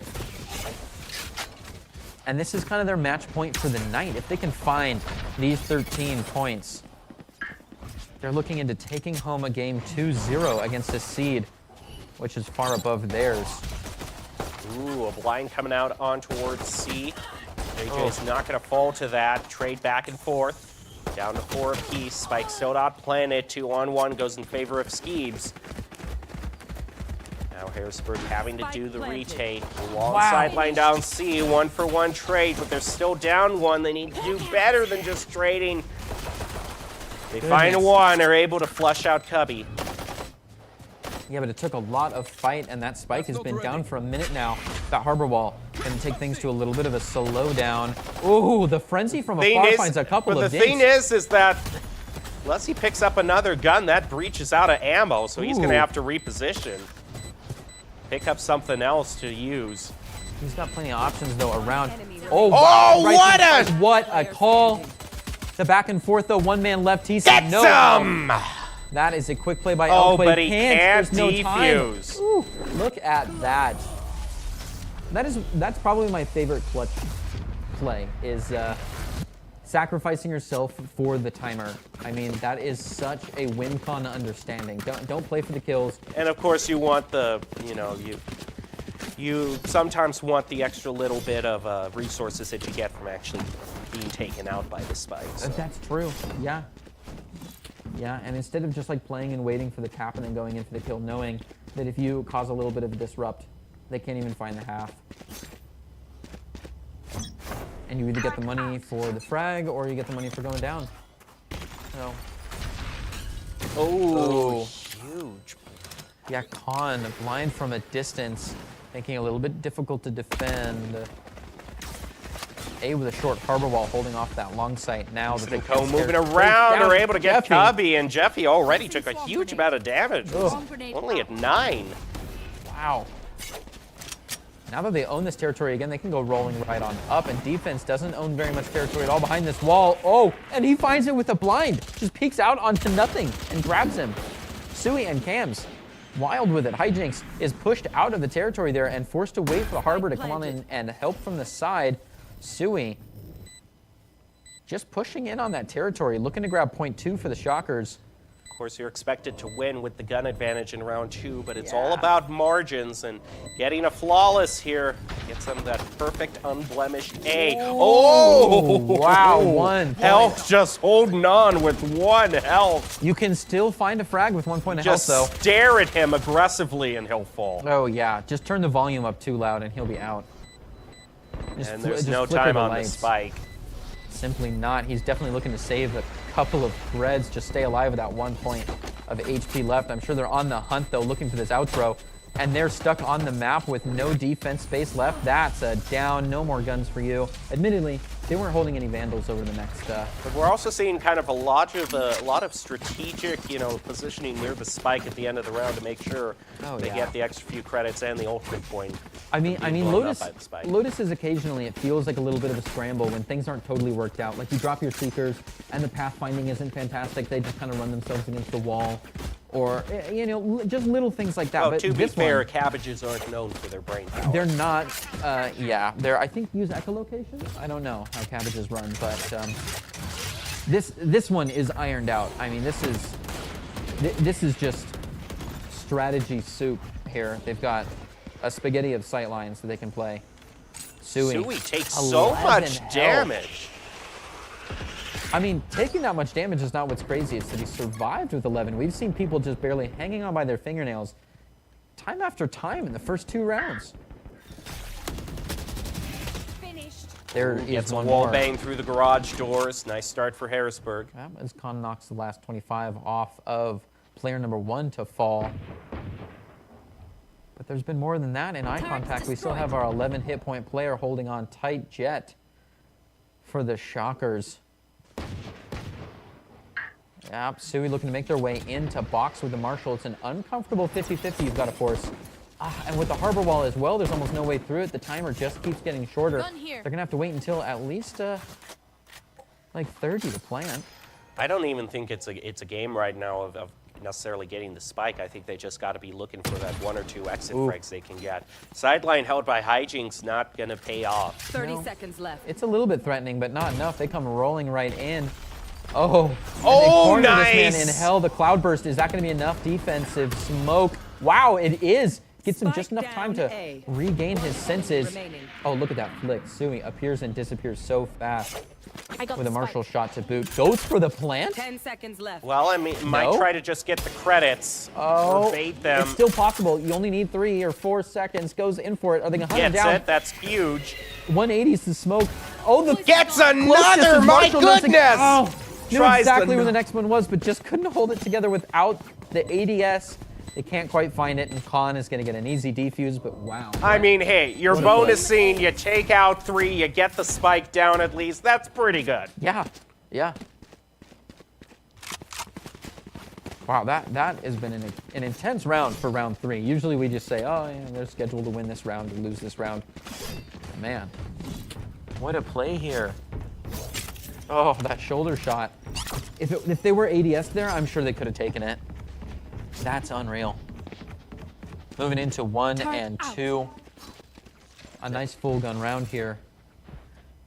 Phantoms and Vandals are out and ready. We're going to see a strong push coming in from the Shockers onto A.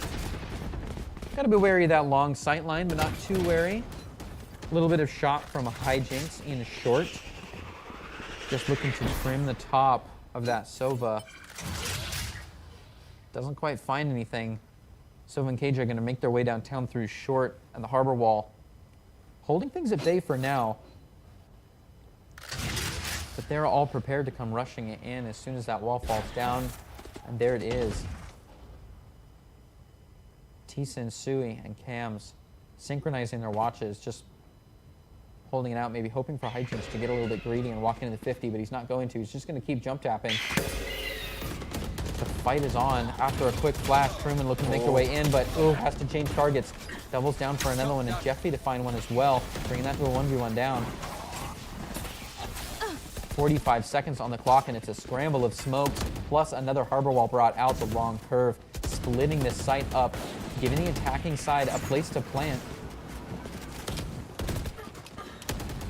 Thiessen holding it together to find one through a collateral, and Elk, a close-up long shot. Hijinks, another one from across the site, but then is played down by Truman. Thiessen to get another, and attackers take it, bringing it up to 3 points for the Shockers. They're on a roll.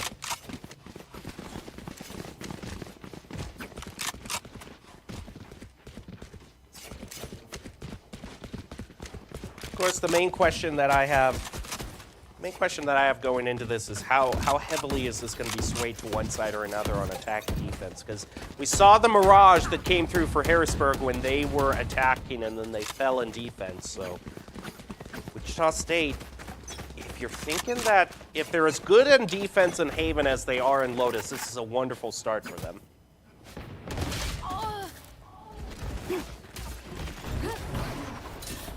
A quick dash to the Cloudburst. Hold right on top of Tetris, and it looks like it's unsuspected. They find one and stay there post for a second. A quick adjustment to get a beautiful sight onto Elk. Can you even call it a sight when they're throwing right through the smoke? Just rolling dice at this thing and hitting all 20s. They're looking to make their way around for another. But it's hijinks deep in the sight. Oh man, a shoulder shot on second peak to Sui. The jet-on-jet action is over. As from the spawn, he finds a second. Goodness! Hijinks stays strong, grabs 2. Oh, but is caught off guard, and I was caught off guard too. An absolute jump scare from Scabes. Scanning ahead.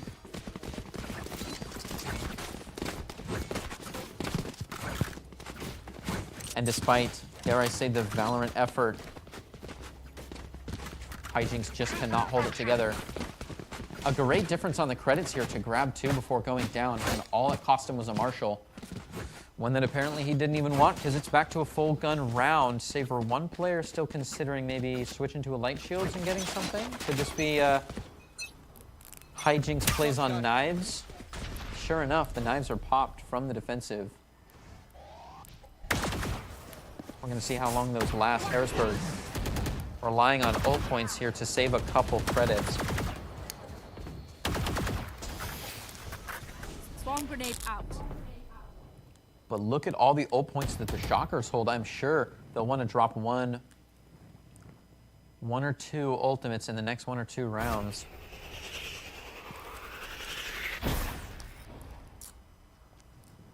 A nice steady hold of the long sight line, but no one's holding grass very tight. So it looks like they might have a good push up on the B, but no, they want to go through the box. They want to see a little action. Looking to send the spike in her carrier right through into C, despite that wall. Wichita State also being very thrifty with their ults. That's the first one that they've used, and they've got 4 more in the pocket, 3 more in the pocket. Indeed they do. Thiessen getting that plan out. And the wall goes up to split the scenario, but there's attackers on both sides. Cams holding down the C long, which may be very important very soon. Looks to TP out and just in time. Oh, he's going to take a second shadow step for a beautiful angle onto the Knives player from above. Shot from the sky. Cams, what an angle. Sees one scurrying into the cubby. Is going to go chasing it after. Another bend to the knee. Oh, but Khan in the last second, under fire of Thiessen, finds it. Gets a trade out. That's going to be nice. Does break the flawless, but that's another point for the Shockers, bringing it to 5-1. Look at them go. Is this enough, though, to hold through the drought, right? You've got to harvest all your mana now, because Sunday is coming. Once they switch off and Harrisburg is back on the offensive, we don't know what the difference could look like in skill.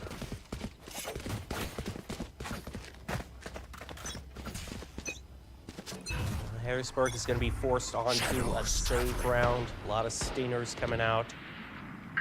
One Marshall as well, probably given over to that Jet. May, we've seen great Marshall play as well. Not enough to bring a whole round back, though. Hygiene's taking the sideline through lobby. No one from Wichita State seems to focus on that. Dash in with the Jet up on top, gets taken out with the Marshall. Now they continue pushing on towards C. They get a wall bang through. That's huge for Wichita State. Viper's Pit thrown down to try to stop them, but they pick up yet another. It's 4-3. And they get hit with the swarm grenade as well, forcing this Viper to reposition. Oh, they dive in at the last second and save the Viper's Pit, but wow, they were very close to dropping it. And it looks like there it is, it goes down. The spike is still off the site though, and they've got options, but... Whoa. Nowhere to run! Ooh, Hunter's Fury forced the Viper out. The Viper! What? You cannot let that happen! Quick swap and a jump shot from the Classic to grab another one, and all it takes is Khan and company to steamroll one last player. Wichita State, you had 2 rifles, Someone with a frenzy and a classic, you cannot allow a trade like that to happen. Wow. The worst trade deal in the history of trade deals maybe ever has just transpired, and now we're staring down a 2 and 5. 6 points. Harrisburg is going all in on their purchases. They've gotten that shiny up for Jet, but she has no credits left, or no credits. I think it was probably 50 or so afterwards. So down to the wire. But Wichita State has been favoring C so much that this positioning in A sewer isn't going to be coming into play, at least for the start of the round.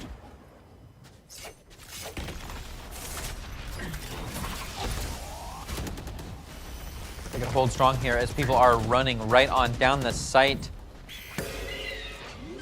Heavily relying on this Viper's wall to let them keep operating here, but the Utils coming out, and look at this pop-up by Rano, finds one. All the back and forth trades leaving it down to a 2 and 3 as Truman and Thiessen each find their one as well.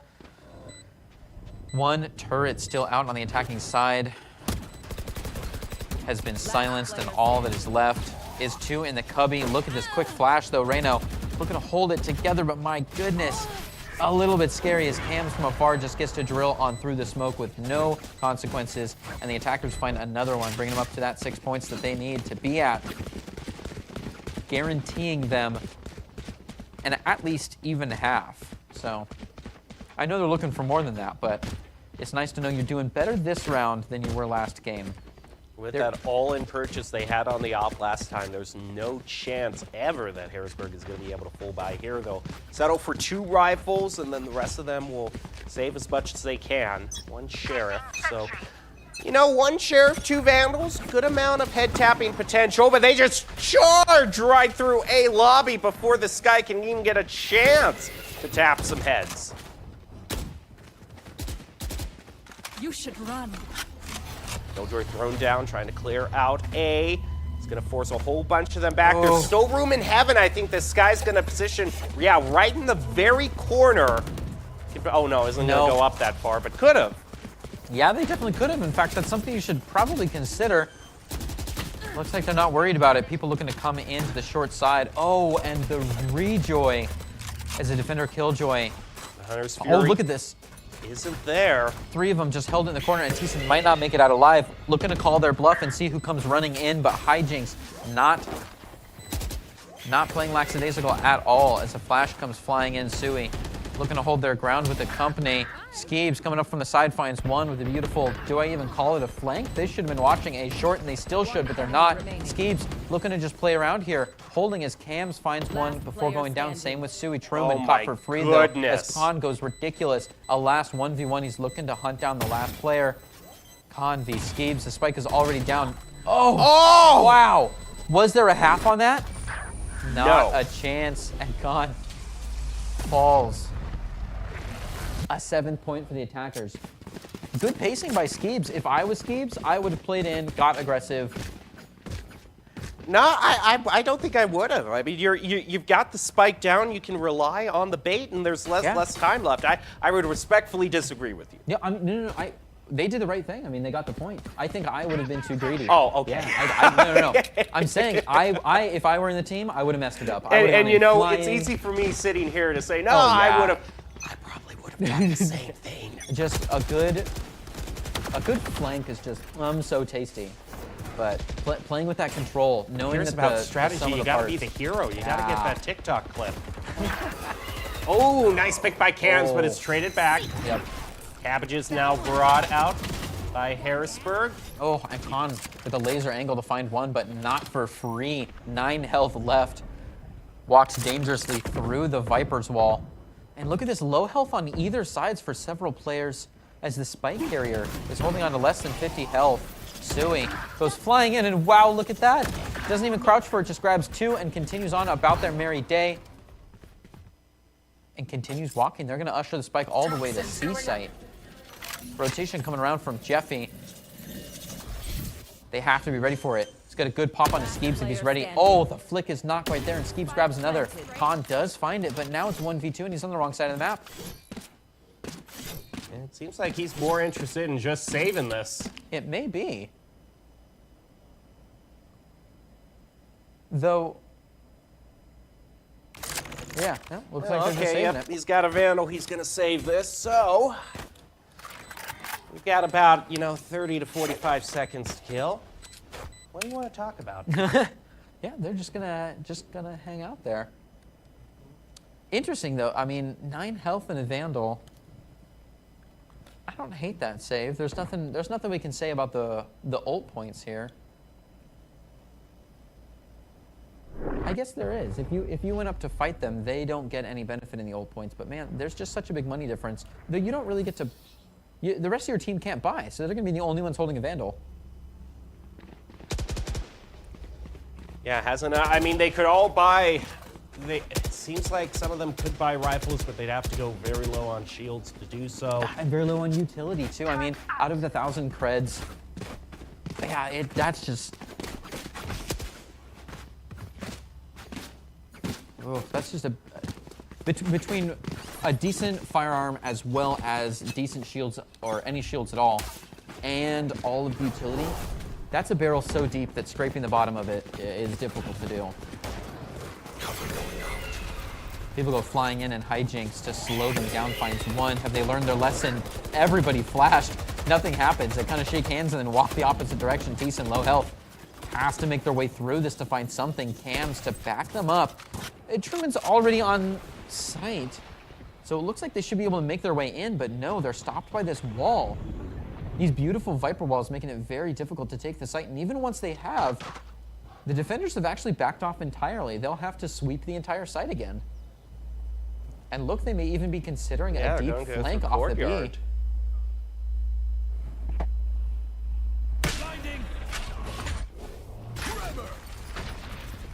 Utility goes out. Yeah, I don't think Wichita State realized how much they locked down that point. We'd have an interesting showdown here in heaven, which, Jet is moving off. The Omen could flank. Oh, it's just waiting on the util, however. Hygiene takes a peek out. The Hawk goes. That's going to be the green light with the harbor wall as well. But Skeeps gets himself stunned. And the Rolling Thunder is also going to plow into a bunch of Wichita State as well. But Skeeps is still alive. And gets a double to boot. Wow. And by scaring into the cannon, the heaven to hell drop that just plummet scare. And Jeffy takes the last bastion. Grab .3. Wow.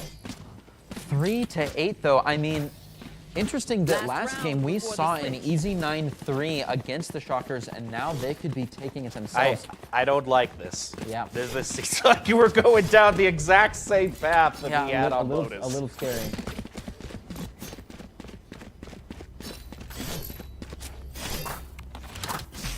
I never thought I'd say, boy, I wish we could have a 9-3, but here we go. I'm sure Wichita State is thinking the exact same thing. Oh, definitely.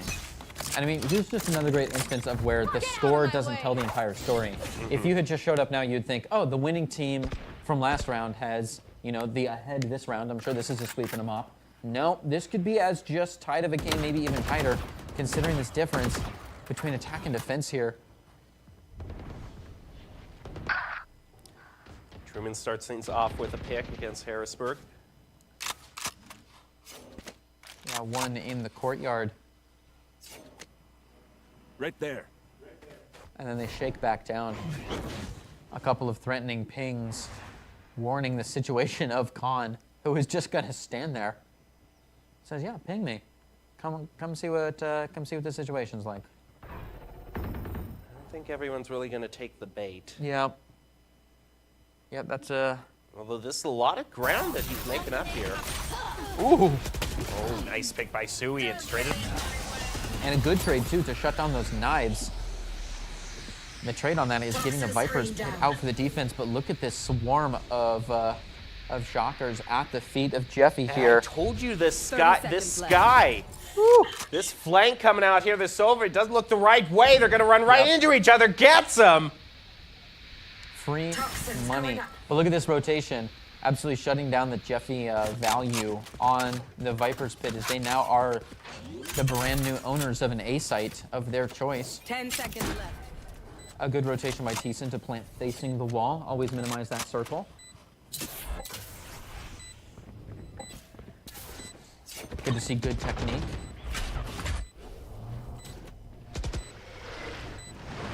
Goes out through heaven. Go charging in as the unit 2 with the harbor wall. It's answered back with some breach util. Last player standing. Jeffy gets the pick. There's only Thiessen left. Gonna run right in past the wall. A little bit too close for comfort, but he finds his way out of that situation. Not very long though. Thiessen goes down to Elk after finding one, and Han just barely grabs the defense. I'm getting superstitious. Hey, man, now. this is I'm having some deja vu here. Getting superstitious, yeah. 4 and 8. A very similar dance.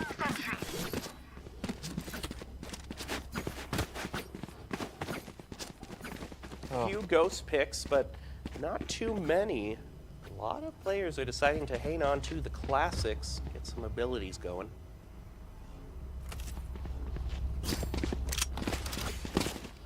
Yeah, I mean, if I had just seen the Shocker's gun choice, I'd think that they were going to hang back a little bit and rely on that aim coming from the Ghost, but they're just chomping at the bit here, looking to just soar right down C. In fact, we might see, sure enough, a dash coming in for a good flank.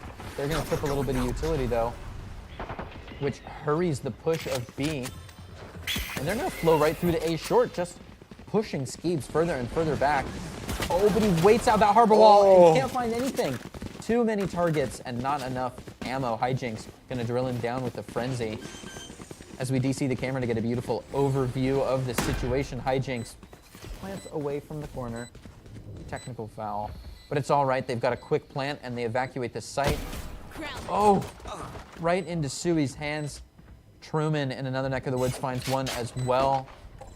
They're gonna drop down just even more utility, making it difficult for Reno to go without an extra battle scar on the Sui. Player standing. Yep, there it is. Sui can't quite hold it together. Elk grabs one as well. Oh, What that a was hunt so that- risky. Yeah. Because he knew the Killjoy was there. You have to blind one side of the 50-50 and then turn on the other one. I mean, on paper, brilliant. It's a shame that didn't work out because that would have been very impressive. Yeah, let's see that again.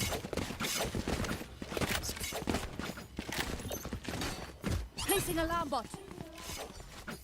Yeah, he definitely sees. Definitely Oh yeah, sees, he's watching it. Alarm bot out. Flashes that direction. Oh, But it's flashing the wrong person too. I mean, he flashed the harbor, so the Yes. Killjoy is still there, able to pick out from around the corner. I would think. I think that flashed both of them, but it was less of a flash onto Harbor. I think the Harbor like almost. No, I don't think the Killjoy was looking. She was behind the crates. Elk immediately gets Yeah. a double. And I mean, one of those was a collateral, or through the wall. Ooh, Skeebs saw definitely a little bit of the barrel several times, and that toe just peeking out from Hijinks. Oh, Hijinks. Ooh, dodges 3 different shots, takes a graze on the shoulder, but it's worth it as Hijinks finds Skeebs on an early push. Cams looking to try to just fight back the territory. The call is made. If you don't reposition after a hit, you've got a tough game to play here. You no longer have the home court advantage. Oh. Khan just drills down the situation and Cams finds himself onto a double peak, so Elk from a distance grabs that one. A convincing 6th point for the attacking side there. Ugh. Now Harrisburg is going to take a little trip to bonus land. Yep. So that means Wichita State should be expected to win this with all those rifles they have. If not, then Yeah, and look at we're all those probably rifles. going to another overtime. Let's go.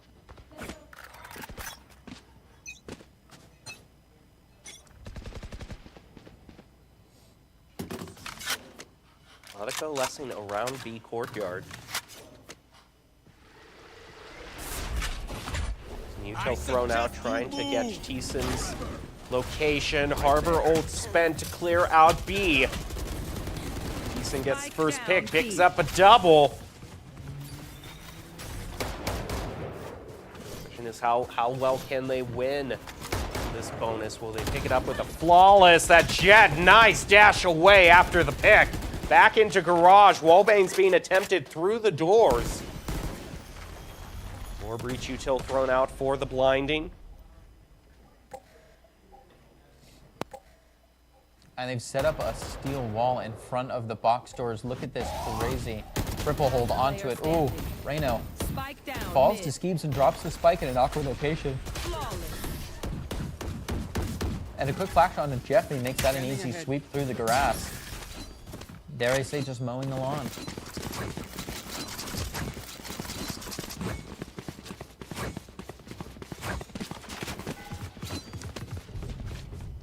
Long by phase, lots of consideration here. The Shockers have to be careful on how they proceed here. It's already come back to a 9-6. We've seen it happen. They know how easy it can be if you fight hard. When you're back on the attacking side, you can make up the difference. Oh, that's a huge blow. Yeah. Stun and Wow. Truman already putting Wichita State up to a good lead. Yeah, just mowing things down here. Truman's then going to back off and allow long to be taken, but they'll have to do it tentatively and work together. Just, you know, just gingerly walk nice through.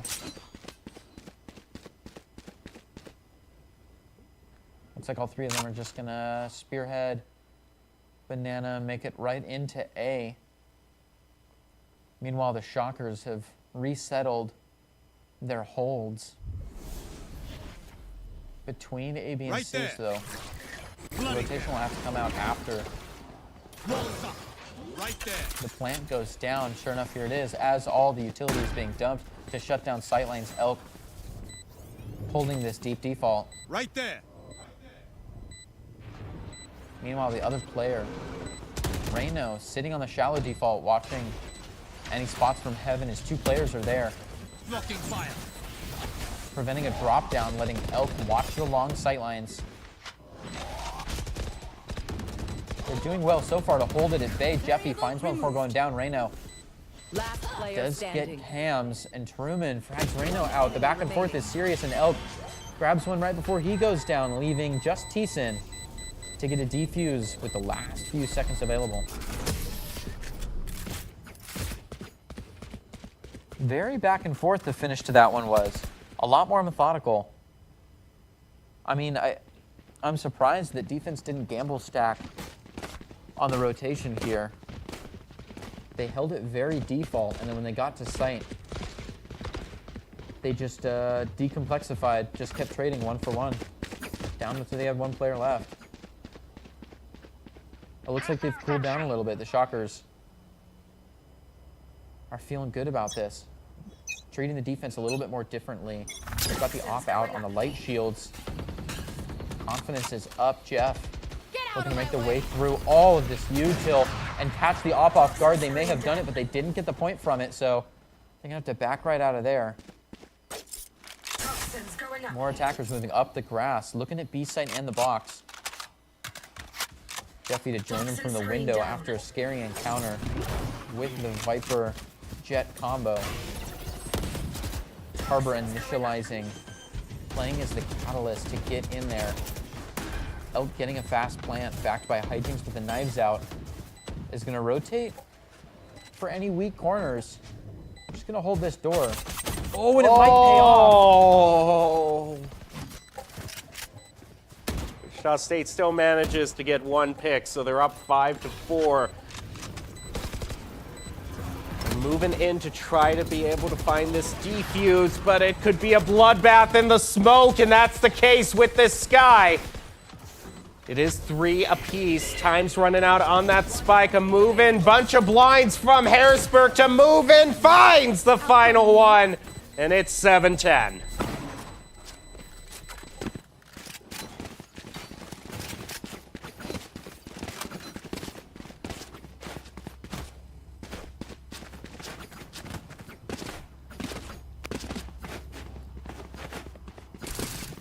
A threatening finish for that. 7-10 is another point for the Harrisburg. Out of Pennsylvania, the Storm. Placing sentry. One Bulldog has to be purchased by Harrisburg off that win. Not enough for a complete full buy, so we are trying to get some information through lobby. Nice fire, immediately gets Suey. And And Elk's going to continue on Harrisburg's winning streak. Brings it to 5-3. A little bit of a scare by the Shockers. A little bit of a scramble by. Got some odd guns in. But with only 3 left, they've got to pick their pick. I've got your trail. Ooh. Goes rushing onto the cabbages, fires a few down. Initial information out of that one was garnered. They know where to rotate now. Elk looking to cut the territory down. Oh, that util is just so strong to be able to cut those walls, both of them so deep. They just own the entire site now. Gonna go ahead and grab a nice little spike plant, nice and easy. Few shots through, but he stays strong. The push wall gives him a good chance to hold things at bay and just waste the clock a bit. A 3-2 as far as players left on the field, with the Shockers defense just being held at bay. One util after another. And even if they did peek through, hijinks with a nasty angle. Last player standing. Tough position for this Omen. 3v1. Immediately gets head tapped with the Vandal. Harrisburg now up to 8. This place is nice, Ooh, but not closing nice the enough gap, to die. nice and slow. Let's win and Oh, get out. I know. The Shockers just looking to find 3 more points before Harrisburg gets their 5. Placing sentry.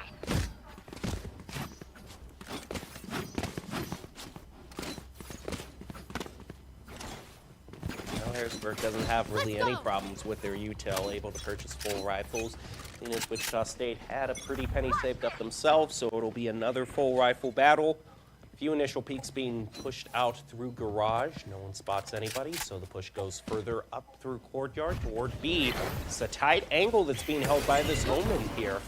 Moves in up on top, covered by the Harbor. Still goes down. 4-piece. Dog thrown out on toward point. Gonna check every single angle. Spike is down, so Wichita State can keep an eye on that. Not so much if a Viper's Pit is placed down, however.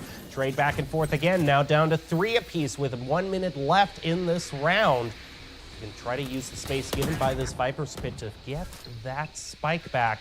Maybe do a quick rotation on toward A. Could be the case.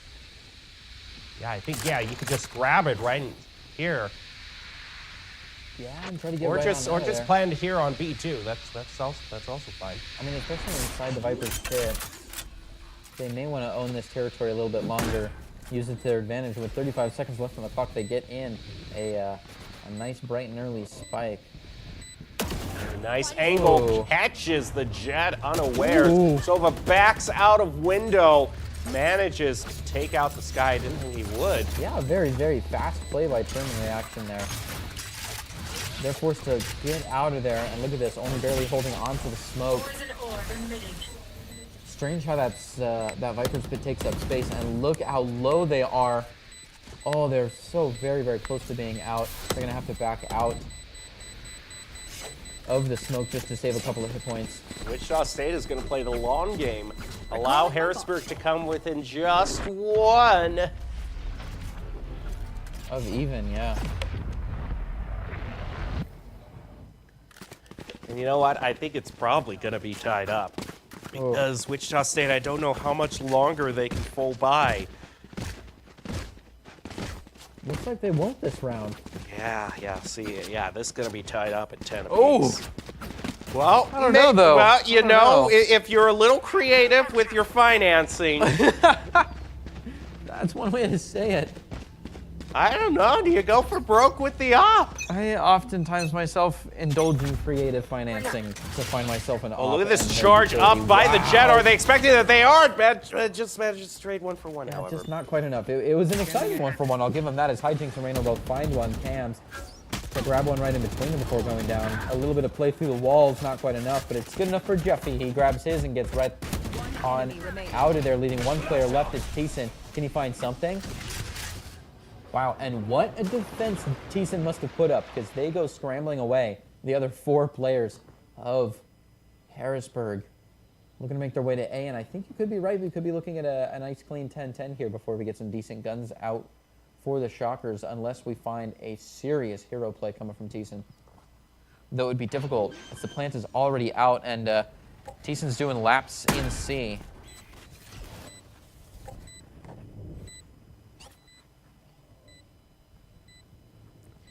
I don't know if Peace. Oh, does he even dare? Jiggle Pete beats out a shot. There. Now everyone knows where he is. Just try to go for. Throws out his U-tail, moves in, immediately stopped. Toxin Yep. screen down. I mean, that's all off of audio cues to be able to The eyes when you listen kill to them. where it's going, trace it back, set your angle, and just throw right down the wall. That was strong. That was a good play. Well, you know, I think spending all of their timeouts in round one, maybe they're wishing they had some of those timeouts right now. Yeah, could be biting them a little bit. They've got the buy phase to just stay hot on the comms, but not enough time to get a glass of water and really think things over. So 10-10, a scary place to be without any extra communicative time. Hunter's Fury immediately popped by Wichita State. Finds one. That's a good pick. Yeah, a devilish read to bring things down, just kind of boiled down the Pittsburgh team. Sorry, the Pittsburgh team. Harrisburg. Still in Pennsylvania, just Yeah, Ronberg. a little bit further over. All right, Killjoy going to be placed down by Harrisburg. Trying to get themselves possession of B so they can plant quickly, try to recover this. Oh, that's a huge Hunter's Fury slamming right into B, forcing everyone back off. They're now all back in courtyard and weren't able to get the plant. So that's that Killjoy just completely negated. Toxins going up. No ultimates for anyone except this Omen teleport. Ooh. Picked by Skeeves is going to be huge for Wichita State. Puts it to a 5-3. Very difficult now for Harrisburg to get the plant. Skilljoy is close enough that this 30 util will seconds go left. off as they move through. Ever so slowly. Mirage is right on top of the swarm grenade. Ah, it gets popped right, steps off it.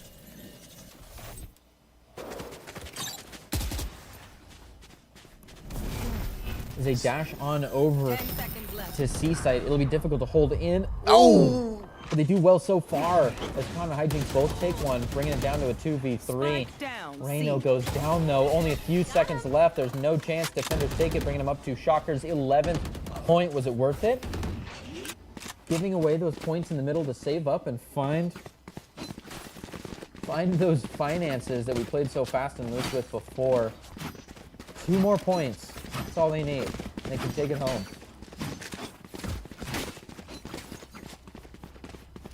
There's such an uncomfortable staring contest brought out here Oh, in yeah. the replays.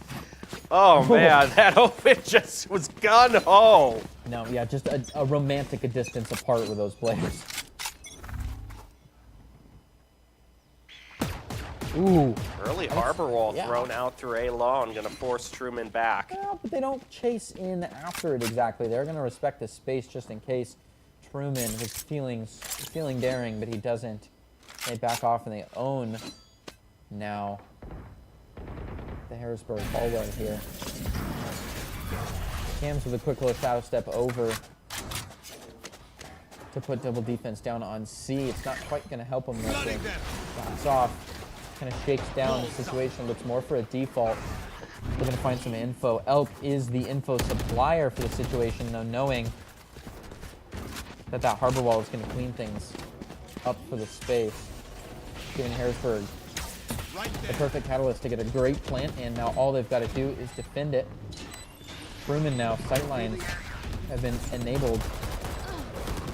Is gonna get one before Sui goes down to Hijinks. Gets the drop and finds another trade now, 2 for 1. One with low health. Elk on the flash. Can he rein this one in? He finds one. Can he find a second? They toss the gun. It's a quick weapon swap. Classic jump, and it's not enough. I thought they would lose that under the bungle double peek. That was that's just scary. you take the double peek and you ended right there, but coordination almost didn't work out. Oh man, an air horn to signal that you are at match point.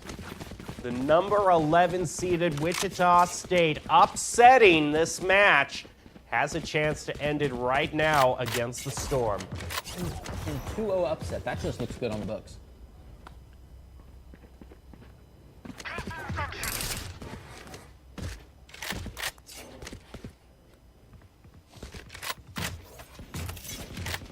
Final few moments of silence before the round that could decide it all begins. And off we go. Early attack plans look like they're going to be pushing through B courtyard. There's a lot of swarm grenades down there now, and everything gets popped, and the Jet has to dash out. The floor is lava. Hijinks flying out of there to figure out where everybody else went. As the halls were empty, does see one Sui looking to make it out of there and save their op. They go down to the extra mobile op from Sui's hands to knives. Offense now holding strong the C site. Can the Shockers get in there with their 3 against 5? Oh my goodness, it is very, very close. A little Nice bit of shock pepper dart. damage from the shock dart, yes, but oh, that is just so weak right now. It has to be a direct hit to really do some serious damage. Even another good shock dart isn't enough, and Hijinks is out there still menacing away. At least enough to help Khan get that 3 kill. Okay, one last chance for the Shockers here.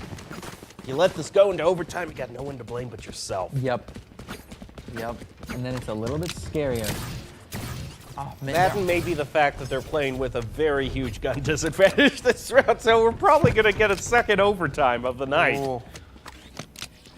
Turret out. Yeah, we either see a wild upset with some strong in-round bonuses, or we could be waiting for them to win their next defensive round.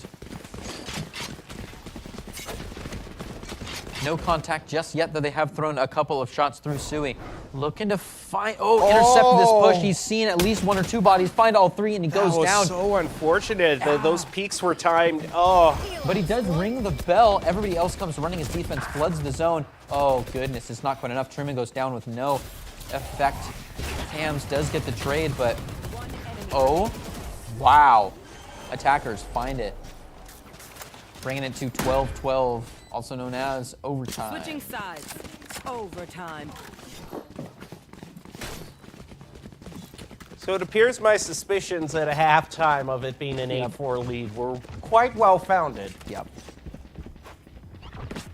Now, Hijinks is going to be bringing out an op for this overtime, so a lot of pressure on him. He's got a position up on A long. It's the sideline I mentioned right at the beginning of the match, and Wichita State isn't going to have any of it.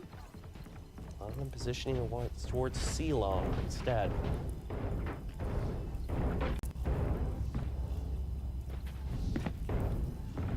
Besides the op, everything else is pretty much set in stone. Rifle, shields, and all your abilities ready to go. Be a chaotic few rounds to decide it. Yep.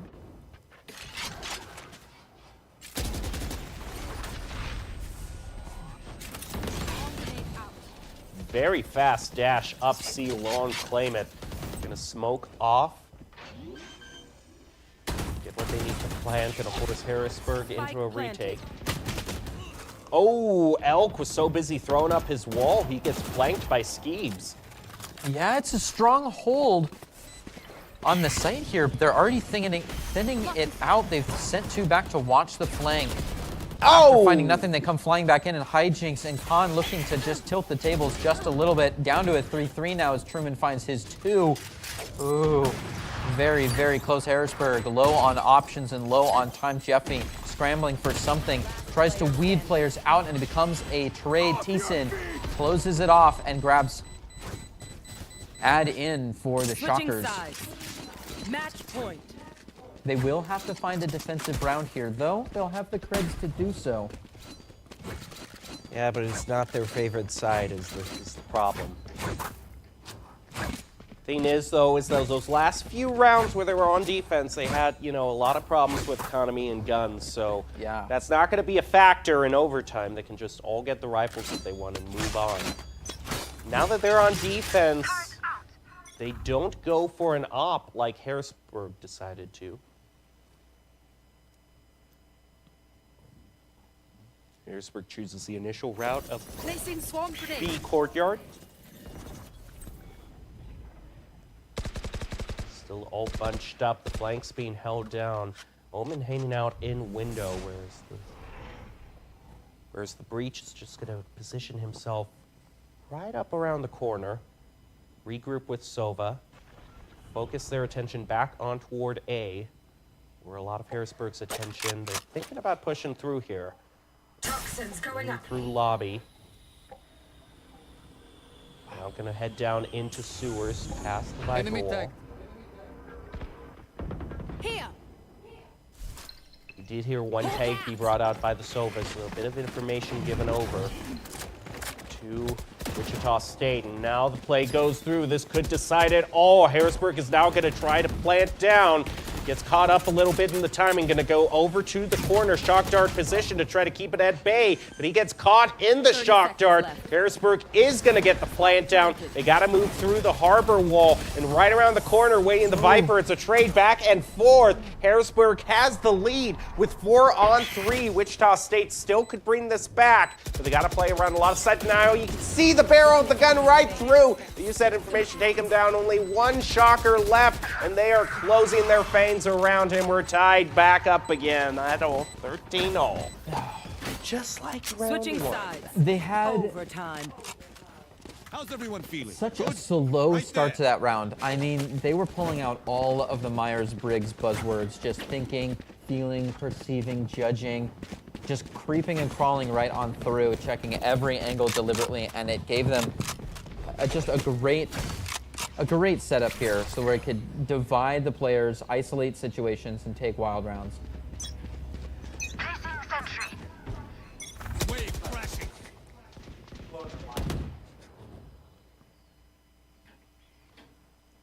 Early attack plans centering around B possibly, but keeping all options open. A few peeks through C by the Shockers. Rano holding down this sight line. Not spotted out by the Owldro. The wall is going to go up for more sight denial onto C. You can see between the Viper's wall and the Harbor curved wall, they've built up this sort of continuous wall between C and B. The Great Wall of Haven has been constructed. Yeah, they really said go back to buy a round. They were like, nope, we're not done. We're not done thinking. Let's set up shop a little bit more. You guys can come in later. Yeah, a quick little wall change and a couple of flashes. Skeeves takes their hand at the first shot. Not gonna quite find it. They'll need bumpers on for a better strike there. Another few walls come out and they just keep things divided.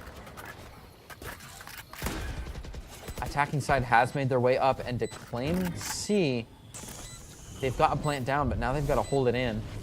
Some smokes keeping things at bay. One drops in the double doors garage area, and that's going to be the place the defense can find their way in. Turret out.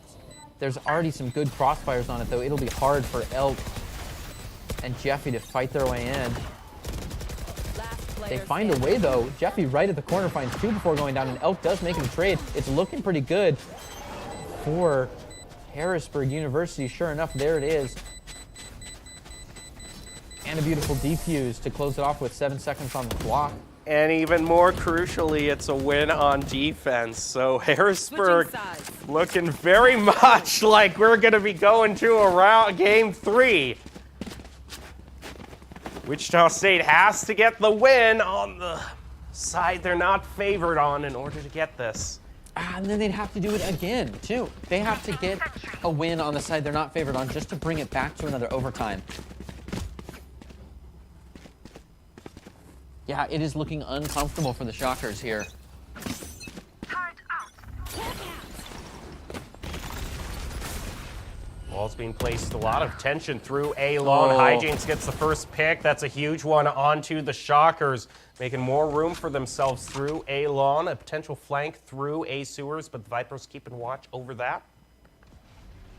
Bit of sight denial placed right before A. Gonna have a little bit of a waiting game. Neither one wants to be the one to give away the whole team's plan to the other. I mean, the Shockers are just barely hanging on by their fingernails here. Just staring over the edge of the cliff for players against the 5. The clock just ticking down, waiting for anything from Harrisburg. Going up. Deep into A short, hoping Toxin screen down. that they can find enough frags here. Truman is going to be the start to that. Does find one and stays strong, bringing it to a 4-4. Not bad. Elk already going in for the plant, solidifying the site of choice. Spike planted. Skeebs has made it up to heaven. One more coming in from the short angle, but look at that hijinks. Finds A short from the attacking side, and Jeffy, the short angle from the other side. As they begin to branch out, Skeebs low on options, has got to back Truman somehow. Oh, makes too much eye contact, finds one but goes down, and one player left from the Shockers. And the clock just They keeps got ticking. a great cross angle here, too. There's just no way to make it out Wow. alive. Storm comes back. And we're going all the way to game 3. Both of the first 2 rounds going to overtime, decided 15-3. Both these teams realize that whoever's the loser gets their journey ended right here, right now. Whoever wins goes on to the round of 8. So, my goodness, we are going all the way over to bind, which we didn't think was probably going to happen, but here we go. And here's the thing, Harrisburg is attacking first on bind, and the teams that's attacked first, at least for the first 2 games, with exactly the same score line, has been the one to lose. Yeah, they'll have to take a very, very strong position on their attacking half so that when they're going to fight uphill on the defensive half, they can end it easily and a little bit more timely than going all the way out to second and third overtime like we've seen before. Wow, what just absolutely ridiculous that we had the same score lines twice in a row, and that one of them was an upset and that the other one was a scheduled play. This, like we said, we're deep into the dog pile here, and these middle seeds can have some exciting plays as they scramble for their next shot at the finals. Well, Rochester and Boise State waiting uncomfortably on the sidelines, Yes. ready to go for their game, and they're seeing that this one is such a nail-biter. Yeah, yep. They will be a little bit farther in the seeds, though, so if it is similar, that will be a real nail-biter. Yeah, so we're looking forward to a very exciting game coming right in after. But first, we've got to settle the beef on bind. And the interesting thing about bind is I think we're going to see that Braves play come back that we saw so much on Lotus. We're going to see that be brought back. So we're going to go a little bit more back into some close-range territory, which, you know, Haven has kind of a mix of those, so I really can't call it for either team. Yeah. It could be a serious scramble here, as we could see a little bit of the same agents that we saw in the first map come on out. TC see a little bit of change. We've seen a lot of Breach play already. We've seen a lot of good Viper play. We've seen a lot of good Raze play, and I anticipate greatly that all 3 of those players will be on one, if not both teams for this. But then they've got a little bit of options where they want to go with their other duelist, or if they want to maybe bring out a Chamber, maybe bring out a little bit of a Cypher is a probability that they've been strong in the KJ. Wouldn't be surprised if we just saw that for both sides as well. Maybe even an Astra on the controller. Astra's definitely had her era on bind. I mean, you know, you could, you know, sometimes see Cypher on Haven, but come on. You're on bind, you're on his stage. Yeah. You gotta give him the respect there. But, I mean, Split, Bind, and Haven are the places that we always see that Cypher coming out. So if we didn't see him here, I feel like our last chance. Well, I mean, obviously our last chance to see anyone would be on Bind, but looking forward to seeing what kind of builds we're going to have. Here's a couple of shots from the last game. Yeah, talk about a nail-biter. There were some wild encounters on this one. And just what a close finish. I thought down to the very last second that it might turn around for a little bit more overtime and find some more favor in the Shockers' eyes, but I guess Harrisburg didn't want to see an upsetting game. That was a pun. That certainly was a pun. One of the puns of all time. Easily one of the puns of all time. Wow, it's just so unreal how these matches have just played out as mirror images of each other. And I think the matches come down, I mean, they're so close that they got to be matches that are decided on, the time when a double peak is bungled, or, it's just those little decisions, or maybe the barrel of your gun is sticking out and you're not thinking about, you're giving away your position. It's just little mistakes like that. It's what's causing the game to grind to such a close conclusion. I mean, this is high-level play, and that's when it becomes a game of mistakes. A lot of these things that we talk about, oh, they're scheduled to win this round, or they're scheduled to win that round, or us being able to see that far into the future is just a great testament to how drilled out this game has become in some ways. I mean, these people have been repping the X's and O's on the whiteboard time after time, and they've played so many matches in all of the same style. It's down to a game of mistakes, and it's down to those odd positions where the weird flanks come out, or util doesn't quite add up in the way that you'd expect it to. And you have to understand that, I mean, sometimes like we said earlier, you or I might find a push to be favorable, and that's just not the way that it needs to be played. It's down to little mistakes like that, where you have to understand that the sum of the team is greater than the parts, and whether you have a couple ascendant players on your team or not doesn't even matter when it's down to just mistakes and how well can the team synergize what they have. Let's take another look just at what's stake here. We're currently watching the Harrisburg versus Wichita State game. Harrisburg was higher seeded, expected to win this one, but Wichita State has been putting in a fierce fight, and they want to be the ones moving on to the round of 8.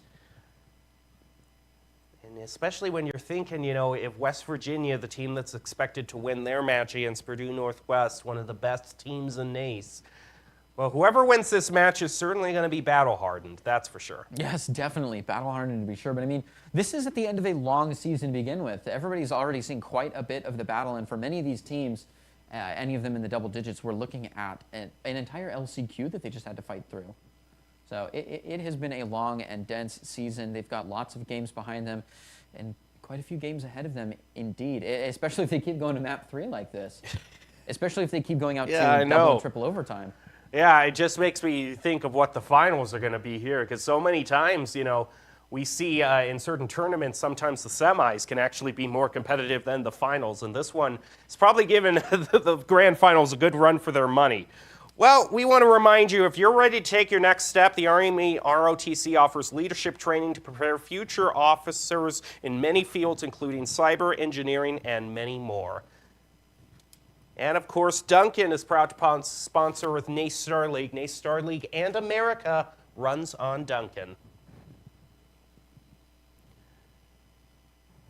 Little bit of a quiet here before we just I don't want to say quiet before the storm, because I'm not specifically calling out Harrisburg. I'm just saying it's going to be a chaotic match. I like the calm before this storm as Harrisburg comes triumphing in to try and take this point too, but they're not just going to steal candy from a baby here. We've seen the Shockers put up a serious fight, and they took that first round in what seemed like a strong upset, though it seems like these two teams are actually right neck and neck after they did the same song and dance through Game 1 and through Game 2, coming into an 8-4 at the half and fighting their way on to a 13-13 before the game finally fell over. And the Shockers started this season out as a more newly formed team. I think a lot of people just didn't expect them to make it this far in the tournament, pulling off so many upset wins against very formidable opponents like Fisher and now Harrisburg. But we're going to see if they can capture lightning in a bottle twice and actually get the victory here against the Storm. Just waiting on these teams to load in toward bind, and then we'll be ready to go. Both first 2 games decided by 15-13.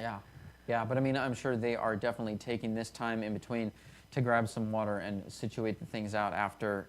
We talked about how fast they exhausted those timeouts in the first map. And I mean, you never really know by the first map that you're going to go to a third game, especially not with the disparity in points we had and the way they had to crawl back to close the gap, both teams, in the first and second maps. I mean, what must it be like to have a stretch like that where your attacking side is so much stronger than your defensive side that the back and forth in the overtime is not even something that you'd anticipate in the first 7 rounds? Definitely is I wouldn't have expected the game to turn out this way, all things considered. And I kind of have, a running superstition going that if a game goes into overtime And it's not to decide the match, but just that particular round. If it goes into overtime, I always tend to think that the team that loses that overtime has a really tough time getting back on their feet and kind of resetting their mentals and fighting back, because you're into a game situation in which, you know, your adrenaline's pumping at full maximum. And so to come back from that, realizing you lost, and now you've got so many games in a row that you've got to win up forehand. But Harrisburg, huge credits to them. They were certainly able to do that and have driven it all the way. We haven't seen a game 3. You know, I could probably say maybe 1 or 2 times this season in broadcast we've seen a game 3 in Valorant. It has not been a common occurrence at all. This season they've been few and far between. We've seen a lot of smash hits, whether we were expecting them or not. But this one's a little bit of the opposite. I mean, we said that they are very close in the seed. They're not near the ends either of the top or the bottom, either team of the full 16 bracket that they're in, because they don't have to claw through that extra game that the 16 to 18 seats do. But to walk through that valley of losing the overtime fight and then have to play on the defensive side of a map that I believe they did pick the map though. So, yeah, a serious fight there. Yeah, and there's also the thing, I mean, I want to say, and I usually set it up that way, that they had the choice of the map, but I have to admit that there are a lot of times when teams, it's the opposite. The map they didn't pick is the one that they do good at. You never know how that's going to turn out. Sometimes you can have what you think is the best strategy, most carefully laid plans set out before you, and then it all falls apart, and you got to figure out a way to pull off wins on maps that you're not that used to, or maybe you didn't scrim on as much. I will say, with the exception of... I heard of one team which absolutely derailed Sunset and kind of pulled Sunset out of nowhere, which the other team was not expecting, and took a smash win on. It is usually the case that everybody's pretty much on the same page as far as maps. And you may have some favorites and you may have some least favorites, but you never know how the other team's favorite roster stacks up. So a lot of times in the Valorant world, the other team picks your favorite map and you get a nice, good toe-to-toe before you kind of have to scramble for a second place on the next map. So we don't really know what Bind might look like, though it doesn't seem, you know, you don't usually save your ace up the sleeve for map 3, so there could be a big difference on the attack and defense here, too, considering comfortability. Yeah, is it the ace up the sleeve or is it the afterthought in terms of map choice? And it's really going to decide who actually moves on. And then we still got Rochester versus Boise State, which is the one that I was hyping up so much, but this one seems to be where all the action is. This is the one where both teams are grinding each other down into dust. Yeah. And whoever just claws their way over that finish line gets to move on in the playoffs. Yeah, and we've seen some exciting action, too. We had a couple of good hero plays. We had a full house fairly early on. We had a few aces and a few scrambles for aces at some points when we saw a few 3 and 4Ks. And a few hero plays near the end of the rounds or even into the overtimes where it was down to the last few seconds of the spike. Well, off we go down towards Bind, and let's see what is going to be oh my goodness, so we're going to see 2 Yorus be brought out. Someone in production is going to have a great night tonight. And hey, if you want to argue, Yoru has great potential here on Bind. You've got those decoys. You can play a little bit with the teleporters through them. I think this is definitely the place for Yoru to shine, though. Something has to be said about us not anticipating it at all. It's kind of our favorite rhetorical punching bag. Yeah. And this not because we necessarily dislike Yoru, but we've got a really good friend on production who mains him, so we always like to give him a hard time about it. But I think he's probably going to be the one laughing tonight. And that duelist pick is going to go side by side with the Rays, which we very highly anticipated to be on this site. This is kind of Ray's playground. This is also interesting. I got to point out from Harrisburg, they have not gone for a Sentinel at all. They've gone for 2 duelists and 2 controllers. They are completely foregoing that Sentinel pick, and it looks like the same is going to be brought out for the Shockers as well. Yeah, that double controller is something that we've seen a lot of today. It looks like people are definitely doubling down on the site denial. And this time it's going to be the Brim smokes as well as the Viper smokes. So, which is interesting. I feel like they were so strong on that Harbor. We saw a lot of great Harbor play, which really just tore up the site. I'm beginning to fall in love with Harbor, and I'm not surprised that they went back to Brim because Brim does find a great home here.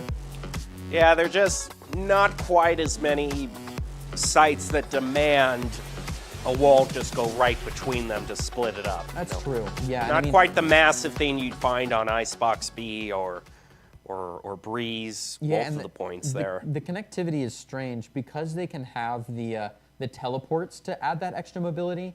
The actual physical mobility of the footprint of the map is not quite there. I mean, look at all this dead space, which is not reachable in between, you know, kind of taking up where a mid would be because you can just teleport across them. So it makes more space for single smokes and less for walls. And I guess I get that.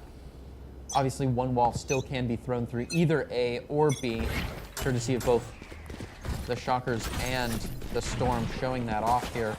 And look at this gamble stack from both of them. They kind of just switch spots. Jeffy, though, catches a few in the center as defense tries to flank around and find this A-short push, but it's not an A-short push. It comes in from Bath. Jeffy's standing their ground, finds a 3K, looks for another, but goes down. It's all right. 3 is worth it. Truman, though. Oh, falls victim to the decoy. Yep. And there's .1 at a very quick pace with a frenzy. Now, in the hand. reason I kind of burst out into laughter midway through that first is because this friend that we're mentioning in production often operates the Observer. And what two players did he immediately focus boy. on to start out the map? The first Yoru and then the other Yoru. A little bit of suspicious hold. I see how it is. I see how the favoritism is coming out.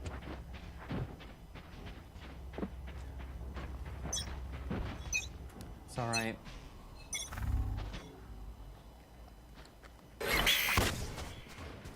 Quick little flash to kick things off.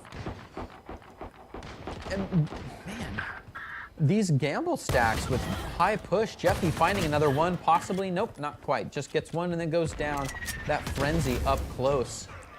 Jason's gonna have his job made a lot harder with that smoke going on to Hookah. Yeah, the wool is right on over his eyes while all the wolves get to run in circles here on the sand. They've already got the plant out and they're already backing off of it, and we've still seen Tison not show face, just kind of waiting out this smoke, looking to see if anyone will come to his aid. It's going to be two players on the Shockers, the two remaining, Cams and Skeebs, making their way up the hallway. One goes down. It's not a one-on-one feed. They're pacing it out correctly. Might have a great shot on a Tison. Sure enough, Hijinks does find it. Cams looks to fill that void. Oh, a great one too. Can you repeat that, though? Tries to bait it out. Just looking for some extra shots. Yeah, just going to be happy with dying on point there. Yeah. To find two players on the Harrisburg in the bonus, it's tough. Well, moving into the bonus.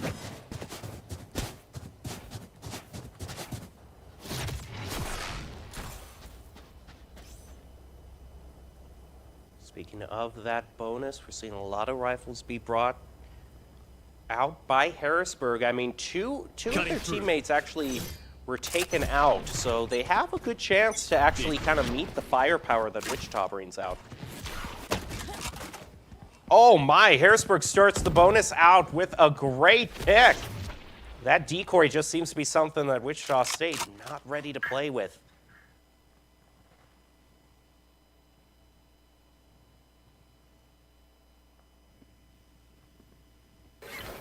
All quiet on the western front. It's from B site. People playing in from both the long and the short. Hookah finds their one player as Tison is keeping the others at bay. Truman right underneath the Hookah window. Hijinks would love to take a little bit more space, but is waiting for the rest of the players to find their way through the garden. Quick teleport out on toward point, immediately taken out by Truman, who was just waiting there in Hookah. Harrisburg has a really good chance of winning their bonus. Get the spike down. They got a heal on top of that as well, so that can keep just sideline over the spike itself. Poison's off. Jeffy watching for any potential flanks through market. Isn't anyone there? They're all back in hallway and elbow. In goes the Sky, trying to gain some ground with the flash, but is only at 6 health and just 1 hit and gone. Just this Yoru left. Cam's gonna throw out the blind. What? Gets 1, gets 2. Oh. How much more is this Yoru gonna take? He gets 3. The Yoru hero play. Is it gonna come through, or is the Viper just gonna put an end to it? Baits out the defuse. Only has the out left. It's stopped right there, and Harrisburg wins their bonus. Still quite an exciting feat. Definitely an exciting feat, but man, to win your bonus now, they've got an easy buy up. They're threatening 4 points in a row here. I mean, it's a bonus with massive scare quotes around it, I will say, because most of them are just having to purchase up anyway. But still, a huge lead. But look at the lead in the credits too. I mean, as long as they don't lose very many players here, they have a good chance at a fair fight on round 5. That Yoru play was not just one player or even one round difference. This is a hill to climb now for the Shockers. He does have that ult, which can be very helpful in open areas where you can just mow down the player that you can see. Through a little bit of smokes, but ooh, a good crossfire setup here for Thiessen and Truman. It's not enough. A flash onto one and an ammo clip onto the other. Hijinks finds one and takes a little bit more space. Oh, immediately what? hits the decoy and is getting blinded. Those What a decoys ball. are proven beautiful. Oh, back and forth. Han grabs another 2. Hijinks from above to help him out. It is looking scary for the Shockers here. As Harrisburg puts down the plant and Hijinks with an iron grip onto this point, and look at that. That's such an off angle too. That's not usually, I mean, they were setting up for the jiggle peek. We're not expecting any action there and just get drilled down. That's tough. Yeah, this is a timeout. Timeout, and I would say a probably well-spent one for Wichita State. You have to wonder, I really have to wonder, because I'm looking right now, Wichita State is defending first, so Harrisburg University. Okay, no, I can't say who had choice of stage. I'm just wondering if this was such an afterthought stage for maybe Wichita. Maybe they're used to playing on the 3-side stages. They've just been drilling down Lotus and Haven.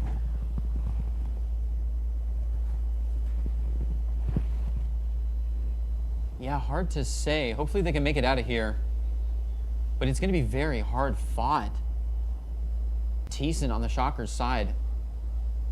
Looking to hold this timeout and maybe get a little bit of info out and help them here. Now as the timer hits 0, let's get back to the action, see if that timeout was well spent by Wichita State.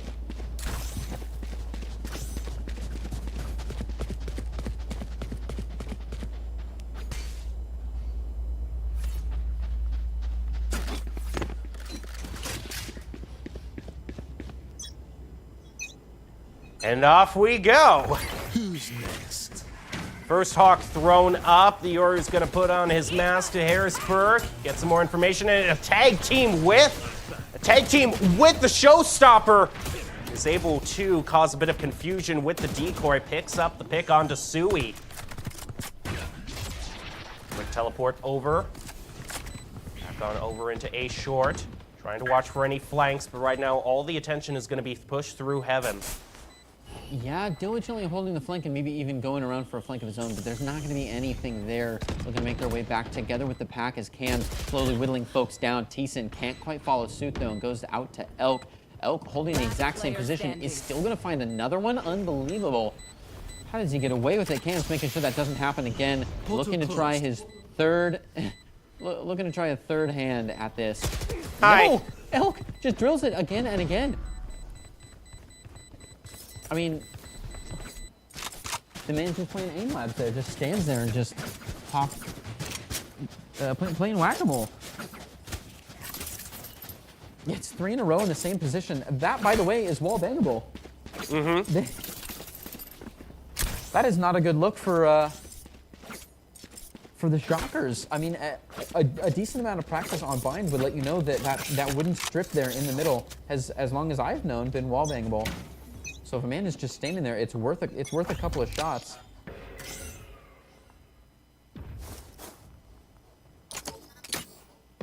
Deciding whether he wants to flash or maybe decoy Link. He's gonna get a dink onto Hijinks. Get him down to at least 100. Harrisburg, though, being very ginger, even though they have a big 5-0 lead, they don't want to get too carried away. They're waiting this out, seeing if Wichita State gives them any sort of peek, any sort of information. Speaking of information, Wichita State does still have that mask available. Blast pack in, going to be going all the way up toward U-Haul. There goes the other blast pack toward Baths. Not expecting it whatsoever. Quick flick back on over to turn it into a triple. We could possibly be in ace territory for Hijinks. He sure could, but he's pretty far away now just watching this flank. I love how diligent they've stayed on the flank, but I don't think that Shockers are playing at the level that they'd have such a late round flank. They're just got two players right on the turf trying to hold together the A site here, but the plant is around the truck, so they'll have to make their way. Cams already saw a good shot on, looks for the, in the back and forth. Truman to cover it from the other angle. A little great teamwork there. It's going to find them one player, but they're still not out of ace territory as Hijinks finds one more. Yes, chance. Will the team let him have it? He's moving. Oh, Elk takes it with the wall bang.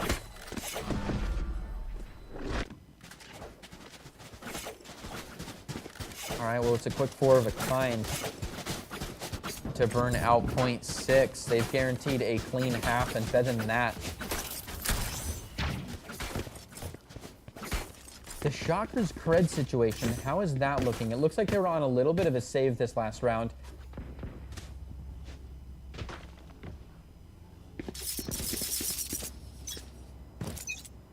Sure enough, it looks like they're back in the game now. But a lot of them are down to a few hundred credits left. So. Yeah. This is their big force buy here. Ooh. Nice lineup as always. Decoy thrown out. Not going to bait out any shots. Spike already planted on U-Haul. Going to throw down the Viper's Pit to get a little bit of extra insurance on that Spike. But quickly, Orbital Strike, also expended by Wichita State, is dumping a lot into trying to retake this. Yoru is just getting right in the face of Jeffy, letting him know that he sees him. Well, also, when there's a big smoke like that, you can just have your team drill down the Yoru. Yep, just you can just stand right in front of people. Yeah, aim where I'm running. Yeah, just he just becomes their aimbot, and it's impossible to make it out of there. Fake teleport. Oh, he does have it. He just gotta get. He gets underneath it. What was that? An ace comes through on the Yoru. He keeps Harrisburg in a 7-0 undefeated lead. They just gave this man an all-he-could-eat buffet the way they were feeding. Look at him just stand at this angle and hold down. I think he just left a small rock and a rubber band on his mouse. Walked away and came back to the ace. Look at this drill. 1, 2, 3. What a setup. Oh, picture A collateral. perfect. My goodness. A brilliant ace to close off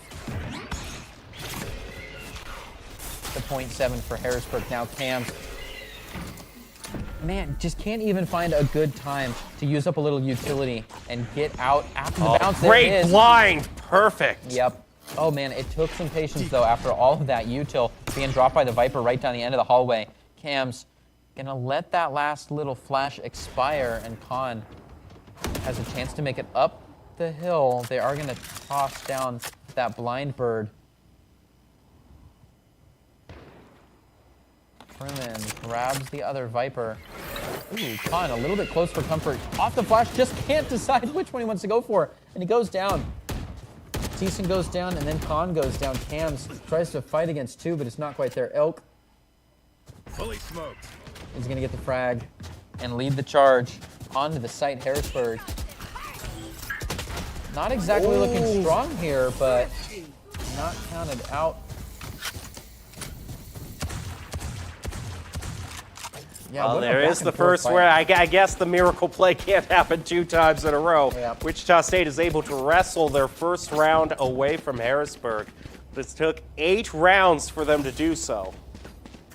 Yeah, and consecutive loss creds start to build up to where, you know, they're making decent money each round regardless. So they did have that to lean on, which they don't anymore. So they would love to take a few rounds in a Time to row jump. here if they can. I'll handle this. Ooh. Star Yoru going in, getting a whole bunch of info with this mask, spotting everyone out, putting his pings down. Gets a blind and immediately working tag team with this raise. That was nicely played. Yeah, very Oh, and they hit the decoy as well. He is just deep into the Things net just here. going from bad to worse for the Shockers. This Oh. Yoru is on a tear, on the hunt, and he cannot be stopped. Dives into the center and tears the situation from the inside out. 2 of them just stuck in bath. We're absolutely got by that tag team play between the double duelists here. Oh man, Thiessen caught entirely off guard by another flash, and that's a 3K for Khan, leaving the Shockers with 1 player left to fight. Just can't find very much other than a single shot on to Jeffy.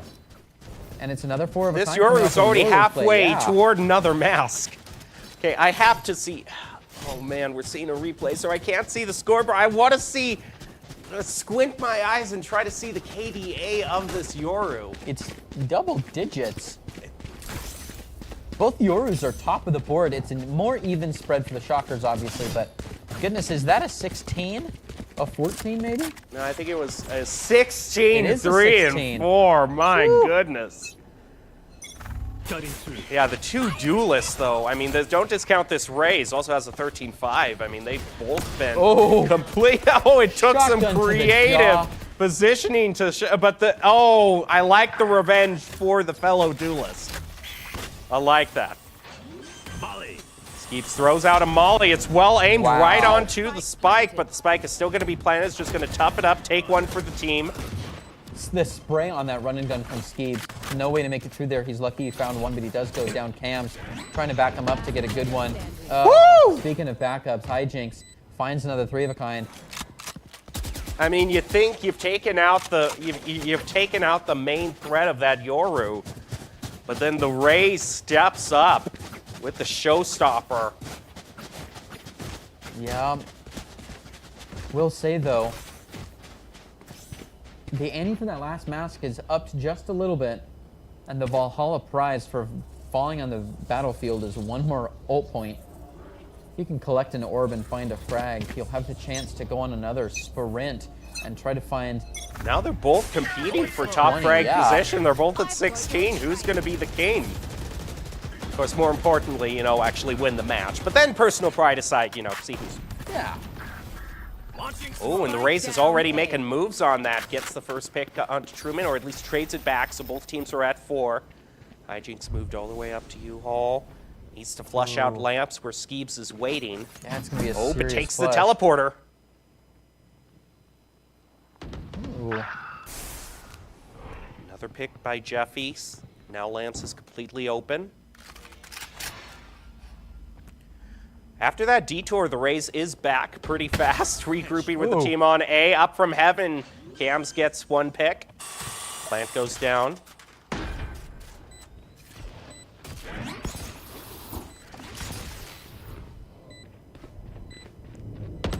Hijinks playing a little bit of ring around the rosy. Sue, he gets very close, a little too close. The comfort goes down with Cams, leaving only a few left. Khan caught in the corner, falls, and Hijinks Grenade! avenges them to close off point 10, Last already round striking the in double half. digits.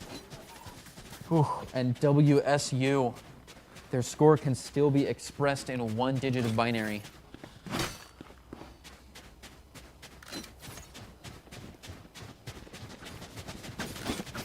How insane would it be for this to be 11 and 10? I mean, I was saying I wasn't expecting, the first 2 rounds to go to overtime and end on the exact same score, Nude. I was thinking we were in for the long haul. I thought we were going to go all the way to another overtime.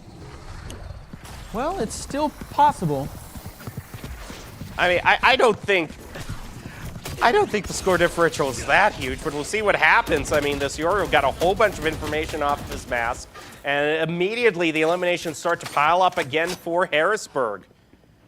Shocker's going to try to hold this angle, gets a head tap onto the opposing Yoru. All the Guardian But then immediately the mollies just go enough. right in, the grenades, and they mow his health down. Oh, what? Sui. One and another. One And a enemy third remaining. before disappearing? Did they find that? I can't quite tell. And they just start dumping the ults just for fun as we close Switching off that sides. half. 11 If and they had 1. if they had brought back a 4v1 with the judge, I mean, as if this match wasn't crazy enough. That Guardian almost had a real buffet in front of them too. Unfortunately, he couldn't quite. There's just no safe place to teleport between Brim's Molly, between the Raze nades, and also the Viper. That's the one thing I was thinking. You know, you were talking about how the paint shells got nerfed, but you know what? When it's a paint shells on top of a molly, It's just the floor is lava between the three players. There's floor is lava, the air is Yep. lava. Everything's lava, and you're at low health. Yep, all the back and forths just simplify all the way down. Time to jump. And it boils out to 11 and 1. Can the Shockers have their great charge here? I think this is kind of decided, because either you grab the next 2 points, you fight your way through the bonus, and you lead the charge in the same way that Harrisburg did, or you fall here, you lose 2 in a row, and there's just no way out of this pit. So this will be, I mean, just a lot is hanging on this one round, and as 2 go down on either side, Comms just breaking all over hijinks, so Reyno to find ones. 2 and 2 left, a quick plant, a little heal, Skeebs lying in wait, but he's got a 50-50, he's looking in as well, and Frenzies go flying. They find him, no damage done, still holding 99 points of health. Cams is going to be their next and final fight to make. Harrisburg, can they hold it together and bring themselves into the finish? A good flash, given all the info they need. They don't need to look far, he's got to be nearby. They have time on their side. Throws out the blind, trying to take 2-on-1. Not gonna happen. Easy defuse, and Harrisburg now goes up to match point. And the ticket to the round of 8 is now dangling right in front of them. That it is. Match point.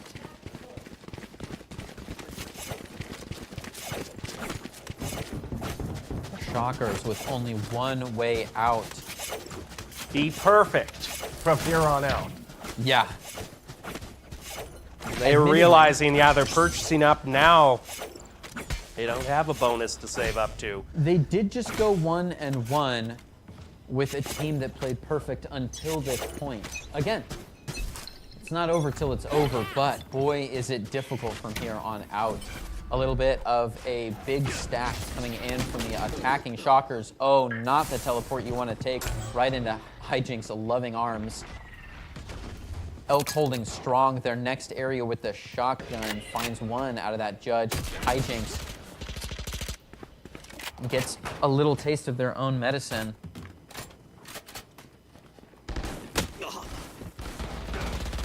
One enemy remaining. A back and forth drill from Thiessen and Han. And now it's just one race left, and Sui bites the dust, and for what was such a close game for the vast majority turns into what can't be described as anything else than a huge collapse on Bind and a huge landslide in the third game toward Harrisburg. So Storm will be moving on to the quarterfinals in style. Whoa! Yeah. And that's only the first game of tonight. It truly was. In some respects, we're halfway there, but we won't have the Storm capsizing boat after boat anymore. They've got a good break until their bracket of 8, and a good luck to them. Speaking of break, I think that's probably the best thing for us right now, and I all think for so. you. Get a drink of water, replenish your snacks, and then join us back for our next match, which is going to be Rochester versus Boise State. Before we get to it, we also want to remind you that if you're ready to take your next step, Army ROTC Officers offers leadership training to prepare future officials in many fields, including cyber, engineering, and many more. And of course, thank you for Duncan, NACE Star League, and America runs on Duncan. And also, I think once we go into break, we'll leave them with the top 5 plays. And those are brought to you by Mavix Gaming Chairs. Mavix, feel the difference, enjoy the top 5 plays, and then join us back here for the second game of the night.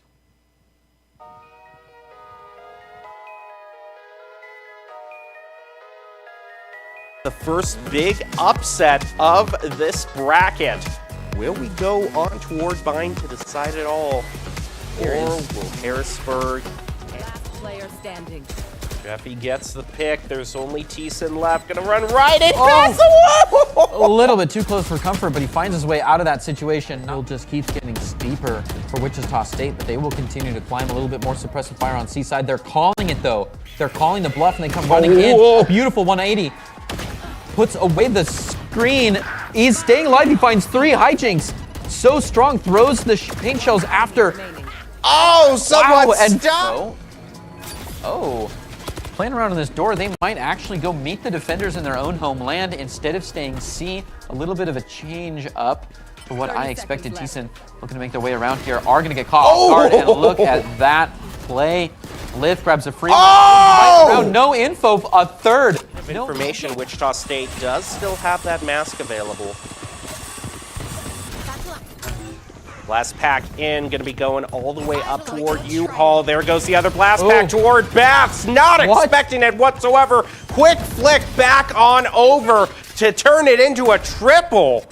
Like that. You can just have your team Boys and orb and drill down Yoru. Yep, And just he can just stand right in front of people. aim where I'm running. Yeah, just he just becomes their aimbot, and it's impossible to make it out of there. Fake teleport. Oh, he does have it. He just gotta get. He gets underneath there. What was that in it?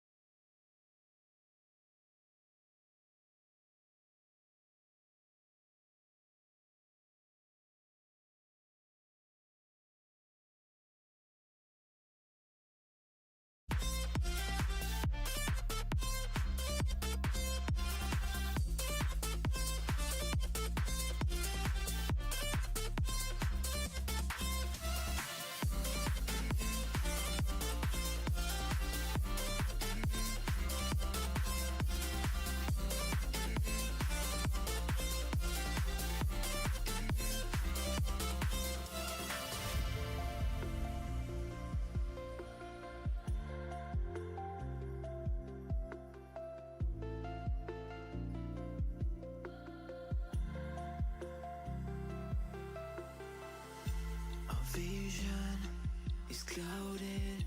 It feels like we've been aging faster. I feel so secluded.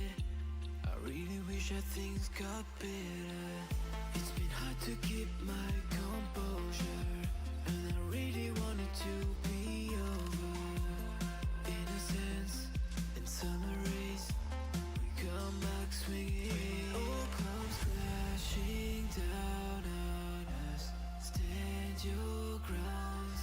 Faith is something that is really hard to find. So take it on yourself and keep your head up straight. Brighter days will come, so you're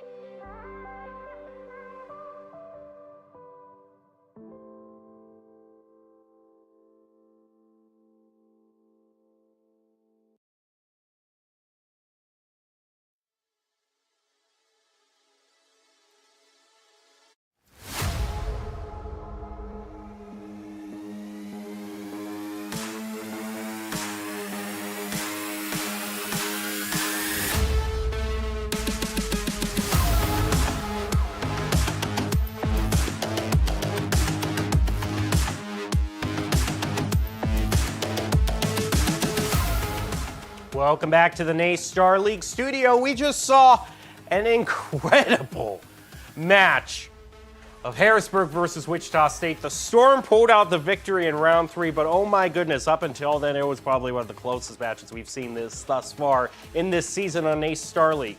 Turns out that match went on so long that, tournament schedules have to be adhered to, so Boise State and Rochester have already started their match, and I'm told Greg here has an update on how the first round went in that match. Yeah, it looks like Boise State University's Broncos did not take the first one, so they're going to be moving in with a 13-3 on their record into the second map. The first one was Lotus, and I would love to see what the map rollout is looking like for the rest of their games here, but they've either need to grab this next point and make it even, or they will go down, and the other team will find their way into the bracket of 8. And that last game was such a situation of it's not over till it's over. I mean, they were fighting tooth and nail for the last game, and they found their way to it. We have got the rosters for Rochester and Boise State. From the Rochester side, Hernando, Blank, Rest, Grimafi, and Yum.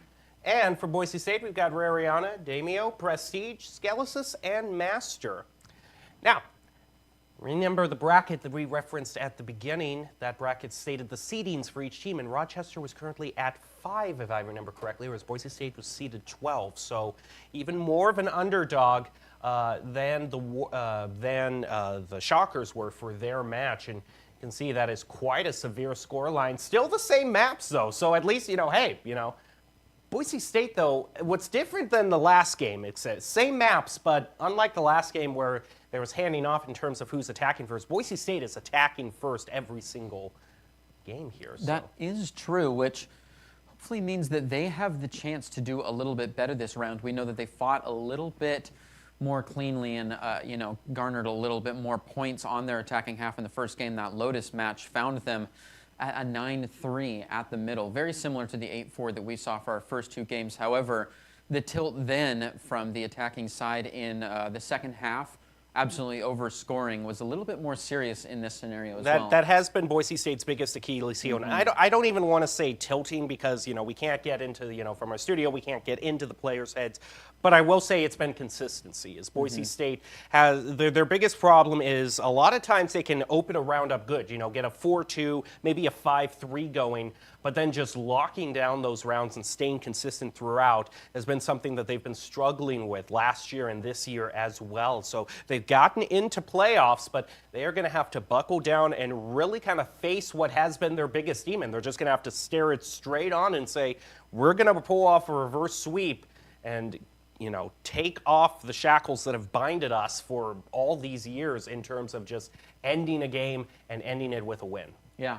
And the same thing that we said last round and about the last 2 contenders goes the same for Rochester this round, where they're starting off on their down half and they just need to collect enough points to make their up half nice and strong, whereas Boise State will have to do some devastating things on the attacking side as they move in first. And we've already got a beautiful look onto what kind of players we're going to be playing with. Rest flipping around between a couple different options here. Hernando has decided to bring out the Astra instead, which is an interesting pick. Both these teams still kind of going toward, well, at least Rochester is going for the double initiator comp. Boise State, meanwhile, has gone for a double controller comp. A lot of sight denial to be had between Damio and Rariana. Not quite a mirror matchup here in the slightest, though. We do have a nice Omen coming out to set apart a little bit of difference across the way. We have the Brim and Sovo working together on a double initiator. Select Very, your very agent. interesting. Hernando is going to be mirrored by the Damio and Rariana on the Viper and Omen. There's so much to analyze here. These comps are totally different. There's no matchup save for Skelesis and Blank moving in on the Sky to lead their teams on in. Boise State, Broncos against the Warriors from Rochester. And NACE Star League back on Haven. Down to Haven we go in what could be the start of a great comeback for the Broncos. or the absolute end of their season. All set to be decided right here, right now. NA League round of 18 in the Valorant playoffs. It has all led up to this all season. Now, Boise State and Rochester both have 6 wins from their divisional play, so... Yep, and they're very even in terms of skill ranking as well, so... You can't let the 5 and the 12 decide everything. There are 6 teams between them, but all 7 of those, all 8 of the teams, sorry, could be right on top of each other and separated only in history. I mean, Wichita State and Harrisburg's game, their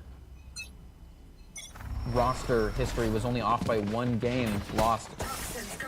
And they had a very, very back and forth match there. So it's not over till it's over. Boise State has a chance, but first, they're going to need a couple of points. 13 to be exact. Their first test at it. Sending everybody in an A long-short split. Defense looking very typical. We'll start to see the weight shift as a couple of, Nice start by Master, putting the Broncos up to an early advantage. Spike is going to go down pretty fast. Guts is hanging out. In fact, we got 2 Broncos positioned in hell. The woman's going to reposition himself.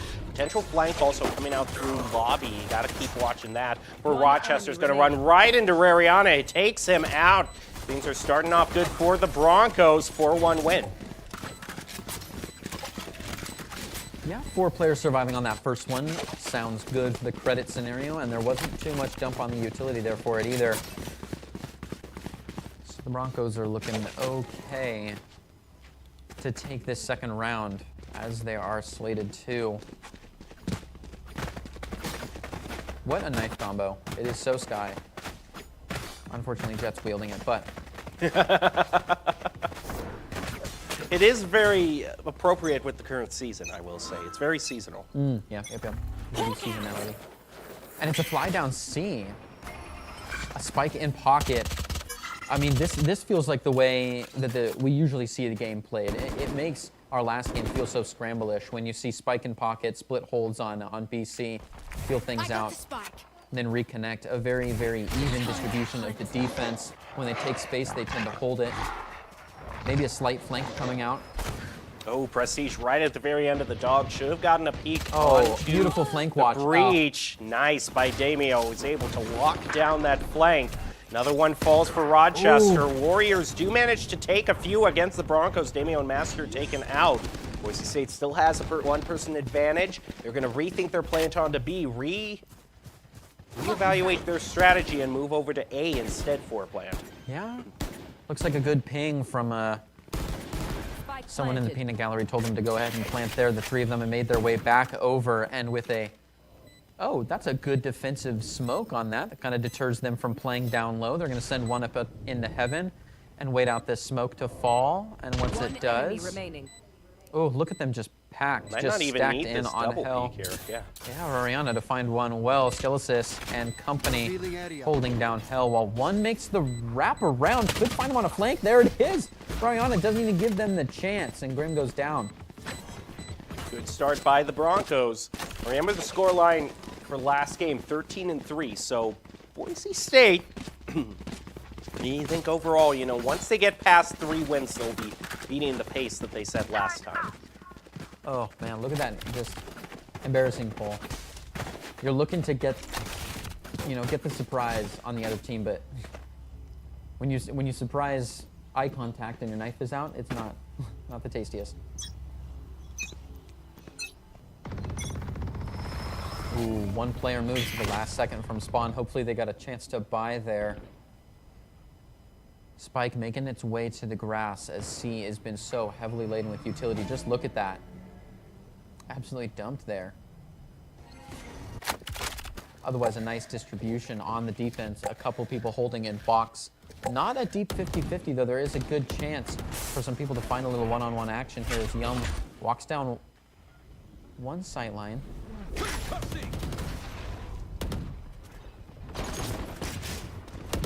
tosses out a little bit of deterrence, and maybe it works. No longer a B hit. They're going to have to make a rotate over to accept an A push. Blank finds one and a second. Skelesis to pull him down, but rest to fight back. Yum. What a drill. Hernando just throwing in some fire to just clog up the channels.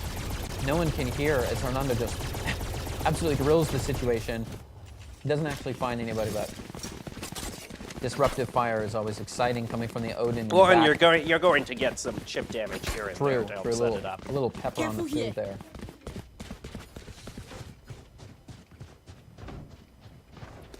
Going into the fourth round, though, things seem pretty even, although Boise State has a few small shields.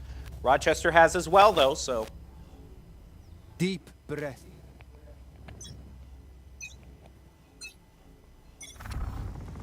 Start things out with a dart from Grim, trying to get into the Broncos. Interesting lineup right up into the doorframe. Does get one ping. Yeah, it works, it works. That is a good ping. Kind of flushes them out of the A situation, lets an easy rotation be made towards the C and B area. And look at this. Just kind of smelling the roses out here, flirting with the grass, Prestige. Don't get too lackadaisical by that Rose's scent, however. It's right up. You've got that breeze position against the doors of Garage. Now, all the KJ util has been taken off the doorway for B, but it is smoked off. We'll see. We'll probably want to wait that one out. Prestige will go on a little fact-finding mission. Immediately has the dog, but that should give information. Skelesis, though, goes charging forward. Master almost taken out, but Prestige and Rariana could bring this one back. There are two Broncos left. Yeah, it's those strong 2-for-1s by Blank. And KDA stays positive. Damien looking to take a little rehit on the situation here in mid. Reconsider those roses they passed up earlier as they walk across the quad and into their first building, getting ready to school the other team here. Rochester's nowhere to be found. Oh, this flank. Look out for that. Oh, goodness. No watch. Oh, the spike almost falls. That's good. Damien down to 2 apiece. On the way back around to help. And what? Oh, that Sova had that angle locked down. Oh, that was absolutely devastating. One person coming up through courtyard, kind of making the Broncos not really sure, you know, who do we attack here? And I almost think was he backing up into that angle as well? Yeah, he certainly didn't expect the Sova to be there. That was a transition of like, we're going to rotate over. I think the call went, let's rotate over to A and plant there, and that Sova was just... Yeah, especially when you have people on your tail, you don't always assume that there's one. And maybe thinking that they were safe behind, but man, that's a bad surprise 2-piece. It's down to 2-2 now. Boise State is going to leave the spike in the pocket to start things out. Not going to full commit on any one stage. Blank with the knives out for Rochester. They do have a relatively deep hold on an empty site, though. Any good information about the silence of the situation coming from Viper may let them know that they should probably just get on in there and plant. They're already smoked off the appropriate avenues and have made their way in to hell and behind the truck. A little bit more smoke to aid in the setting. Oh, look. Rariana was actually holding the angle on a very, very popular Sova dart, and he's going to keep doing it. That's some next level play, not holding the angle against the character, but against their abilities. Wow. Blank, I appreciate the thought. That was so well, but... Oh man, he positioned himself right between them. Meanwhile, Prestige has a quad. I should be giving props to Prestige. He could be pulling out an ace, but he's down to 51. Bait on the defuse, gonna send out the Seeker, a solo ult. Gets the blind, trying to find it. Cut the reload, he's gonna go down. Oh, he's so close, he picks up a gun for it. So tragic, and he got baited into it as well. He wanted the ace, he spent an whole ult on it. Solo ult for the ace, man. That's just tough. And you're right, he deserved more hype on the first 4 kills as well as he looked for that 5-of-a-kind. I was too distracted by Blake. Distracted by Blake deciding to have a little like coffee and tea session, just chat the game out. Oh, but man, look at this, just the ult at close quarters. Now here's the one thing you can say. You know, I immediately, I was kind of driven into the hallway of, oh, he wants to pick up the ace here. But when you really think of it also, that Seekers can be seen as buying him more time because that spike was ticking down and Boise State did get the ultimate win off of that. That's so true. They didn't exactly spend an need it. ult to win a round, not the worst trade. Not at all. Yeah, the ability of being on the attacking side is once the spike's down and you're playing on your own clock. Wow, Skelesis just absolutely hunting down Blank there as he tries to scurry back into the sight denial, but the smoke's not going to be enough to save him. Yum. Watching from above as Prestige gets a quick plant. Skelesis looking for another one. As Rest is holding an op. Ooh, moving on to A low with the op is going to be a dangerous call. They might want to get upstairs if they can. They take a shot, fly right out of there. Skelesis comfortable holding a little bit closer angle. Jumps on them, finds two. And in between them finding two, Yum gets one, but it's not quite enough. Skelesis to find their 4K. And there you are.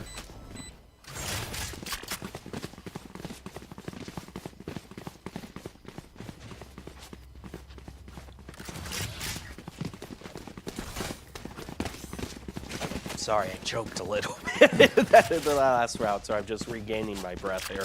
Looking much more favorable for the Broncos here as they find .4 against the 2. Man, these have been explosive rounds, nice and steady to start, and then once it comes back to the retake, we see the trades happen so fast. Skelesis popping out those knives, those newly acquired knives after a near ace went through on the last round. Have to play through a star here. A menacing first shot with the knives, almost worse here.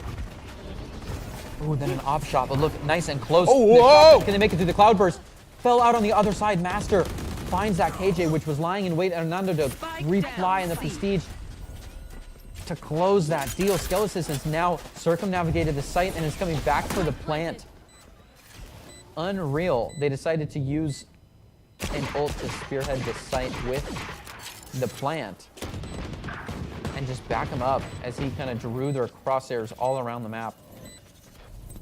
Yum looking to make their way in. The flash and the smoke are almost not enough. Rariana closing in on this kill, getting close with the reload. Has to switch to the sidearm and is saved. Not quite.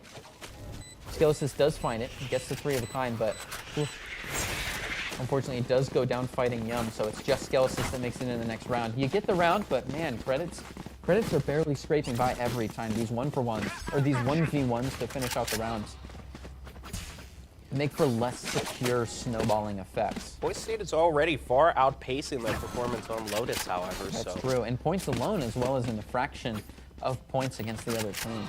You can't say that it's a difference in terms of attacking either, because Boise State, once again, is attacking all 3 of these stages. And can't be any kind of momentum either if they lost the first one. This is simply a turnaround. Taking that back.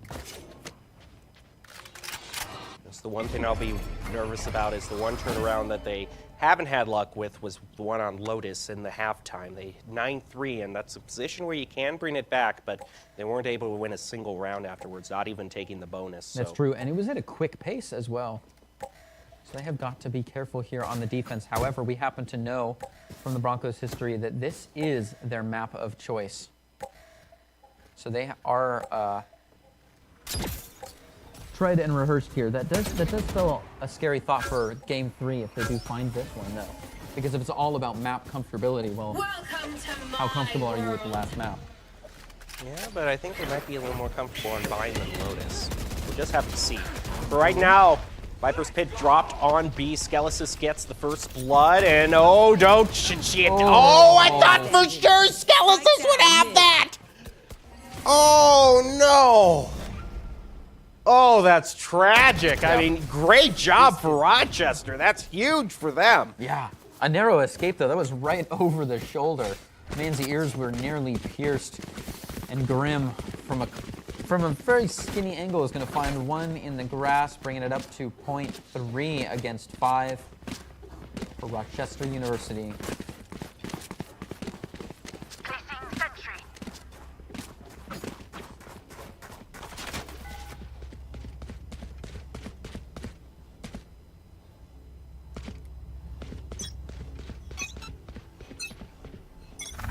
Moving on into the next round, it is a big stack on B. Not often that we've seen this so far. Boise State tends not to move this quickly or this straight of a line. They are storming the castle. They've already made it into B box, and they're considering a couple of angles here. Young doing well to shut down, though. Finds 3 of a kind, and Grim to bring it to a full house. What a flash finish. That's why Boise State usually walks a little bit slower. Yeah, I have to wonder if any of them were checking that angle there. They went just pouring in. I'm gonna have to look really close at the overhead here to see like what direction they're pointing. Clearly, Boise State wanting to change things up with a plan. Grim comes in from the side. He's behind the wall, so they're not expecting him to just charge through the Viper wall. Man, Skill Assist does find one, but not strong enough to win the hand. Blank. Blank went through the couch cushions for that one.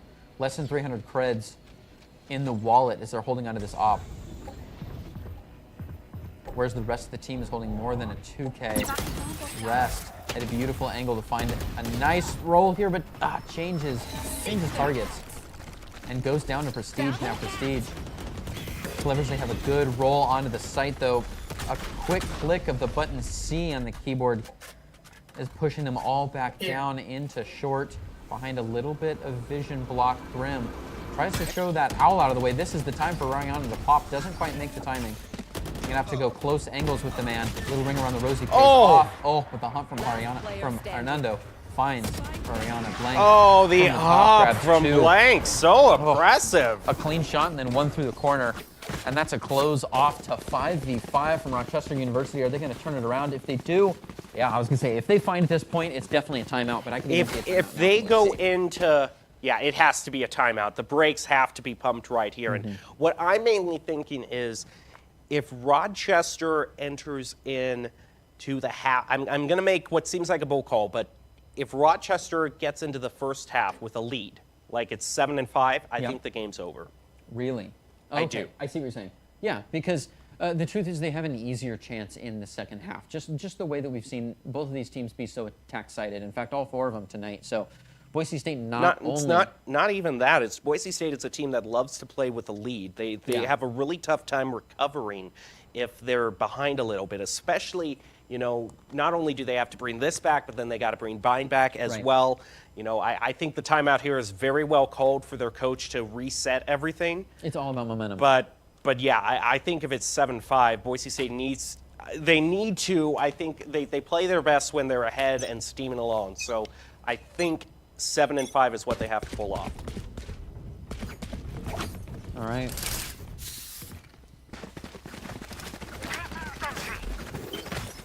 Well, the ingredients are mise en place. Now they just have to cook and eat.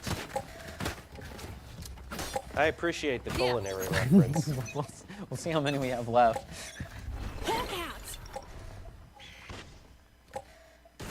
Unfortunately, C is... the table is set for rest, though. Oh takes my a big bite goodness, with a 4K this out of nowhere. KJ! What have you eaten? My goodness! That is devastating against the Broncos. Comes around, gets the ace as well, right after the timeout. You've got to believe that was calculated by Rochester. Right when the Broncos needed it, Rochester just slams the door right in their face. Oh yeah, throws the pie right back into their face. Oh, just insulting too, and they backpedal here. The rest of your team is waiting for something interesting to happen, and you go in with flying colors. And the crosshair placement wasn't there as well. That was lined up with the shoulder. Yep. I think the Broncos were really spooked after that. That is feeling a little bit fuzzy there. That is, oh my goodness. Yeah, that's an ouch. A bitter pill to swallow for Boise State now that they're down 1 point. The tables have turned a bit. Roriana looking to make their way in. Hernando is holding well. The defenses, though. Master going in for the plant, and they are already setting the situation, make it a little bit more difficult. This is a very, very default setup, though. They have to fall back on what they know and what they understand. Defender Killjoy. Killjoy to answer Killjoy, and a Hunter's Fury immediately stop it. Ooh, the Venn diagram of death to then be trump carded, but oh no, this could be a tough one. It didn't. They didn't. Oh, okay. They did destroy the lockdown. I was wondering. Trade back and forth between Daimyo and Blank. Oh, they're just going to walk right through the astral wall. That's a bit, you know, I think Yes, who finds it, though? Rochester might have been feeling a little bit of swagger in their steps after that last round, but you know, Sides. sometimes there are things that are just not advised in any situation. Walking through an astral wall is one of them. Especially when you're on the defense, because you're really waiting for the attack to come in, especially considering that attack is under extra pressure. Tell me if I'm wrong, because you can't hear defuse pings through the astral wall. It blocks sound. It blocks most sound. Like, it's very deafening. So I think that Boise State was kind of gambling on that they hadn't reached the half yet, or that they were still flirting with the idea of walking through the wall, because Boise State really stood strong there and didn't go through until near the end. Well, it's Rochester that has the wall, so they placed it down themselves. Yes, exactly. And then continue to just walk through Yeah, it, which is what's lying. I just had to restate strange. it because it's so mind-blowing. Very, very, very strange, and it could have cost them that round, bringing it up to a 6-6 and even half. Let's see if anyone can take an advantage here as we're looking at the gun round now. Frenzy's around feeling fiery. Is this a flank watch from B, or is that a player that didn't quite make it? New jump peaks come out from the Broncos. Got Daimyo heading way back. Looks like if it was a ping issue, Prestige is back on the map and is in a beautiful position for a crazy follow-up. He does find one. Rariana and Skelis to find one as well. Blank and Yum, though, each get their one, and the attackers take it, giving Rochester basically the next 2 points. Well, Yeah, this point and if the you're next one. single filing Yeah. in this thing, you gotta. Here. He's going all in on the expectation that he's going to be in sight, but he isn't expecting the corner at all, which you just gotta consider all angles of this situation. If the smoke wasn't there and you had the other player checking the angle, then yeah, maybe. But if you're in a situation you got to single file all at once, you know, you got to position that crosshair in a place where you can respond in a split second and immediately get that head tap. Being at a right angle isn't going to do that.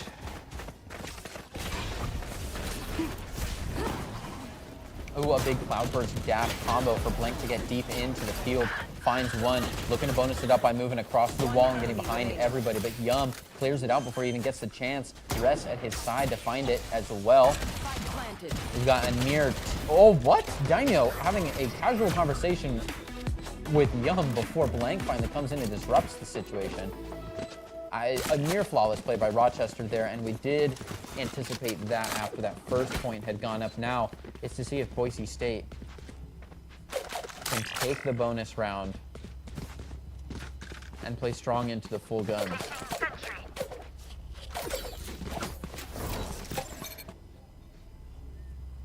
Yeah, it'll be tough for him. Like you said, you don't want him to play hot-headed at all. They have to win this round. There isn't a question about this. It has to be a victory for the Broncos. Shadows traveling. Rochester's going to start in with a huge dash into B. Ryan's going to be going out from the Omen onto B, but they are pretty committed to this center push. Plant is going to go down. Dog thrown out from the side. Spike is down. They can move back out, move into post plant. Ooh. Broncos were threatening a flank push that never came out. Now, C and Box, who's going to find it? Master does get it. Skelesis finds one as well in his little flank of sorts. Daimyo and Prestige to find their one. Grim, though, got one before going down, and I believe so did Yum, so Rest. It's only got 3 players to play against here. Skelesis hunting him down, though, in the smoke, which is soon to fall. Sure enough, stranded on the wrong side of the smoke. Low on options, stuck behind a wall, bangable wall. Oh, goes down very fast, faster than sound. Daimyo holding that angle is going to grab him. All right, the Broncos are still in this game, but they trail by 1. Rochester's going to get into a round with a full buy, so Broncos definitely going to be tested in the next round, and no one's sitting on any ultimates yet, so it's just going to come down to those clean gunfights. Who's holding down those angles better? Who has the better crosshair placement? Who can land that head tap? That's who's going to decide this match, because everyone has... Well, excuse me, Master. If you want to just judge it up, then okay. Yeah. We'll see how well it works. Nice and quiet beginnings.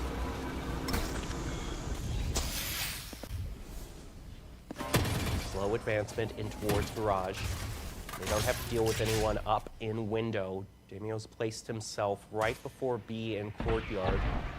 Ooh, and that could be an angle they don't check very often. Rochester was taunting that walk. Blocking So it looks like they're more seriously considering following blank into the doors. No, the turnaround is here. He just might find it. Will he get greedy? The question is, how well can he perform in this? No, check the angle. He just immediately gets his one. It's a 1-for-1 trade, however. Not bad. Yeah, you don't want to play too greedy. He takes exactly what he standing. needs. Prestige to Spike find down, 3 mid. in another neck of the woods. Creating a beautiful opportunity for people to run right up, grab the spike. But they're just not in the place. He's too far around. There's no way he can make that rotation in only 30 seconds. He's going to have to move into B-box, take care of Prestige, and there's just not the option. Prestige finds a 4-of-a-kind on only 30 health, but now the ult's available, fresh then. Place it. The cabbages are ready. Different.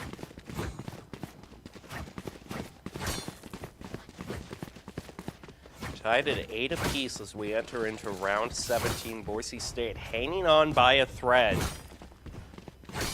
If they win this, they'll have to go into bind and try to pull out a miracle win. They entered into this one seated way below Rochester. Blank's going to be forced onto a Marshall, can't buy enough. Speaking of budget picks, a Bucky has been brought out for rest. Yeah, those are some exciting budget picks that you definitely want to see go off in the garage here, though. Skelesis. Oh, they're already taunting him. He wants to go in, he wants to take it. You never want to see a Bucky get wasted by going down C long with the teammates when you could just sneak through garage and take some big blast plays. But Skelesis, it's exactly what they're waiting for in Prestige. Holding that angle. It is not jiggleable, not with that gun, not from that distance. Scares them off, and they've got to go B-box. The pings have been made. Ooh, a quick little ult across C. A strange call, but they're going to make the rotation around, and as the wall comes up from Astra, there's only a few options left. Are they going to run through their own Astra wall again? Spike planted. No. Yes, they It's are. a fool me once kind of thing. One of them does, but it's under the cover of the Astra smoke as well. Yeah, but then they threw out the cabbages and Prestige pushed them back behind the smoke. They're doing well so far. As that wall goes down, Prestige sends the dog out. No! Off your feet! Rolling Thunder, huge opening by the Broncos. There's just 2 left. The Rolling Thunder, not enough to stop them. Now there's just 1 warrior left, caught out in garage. It's not going to be enough. Boise State claims a very crucial round.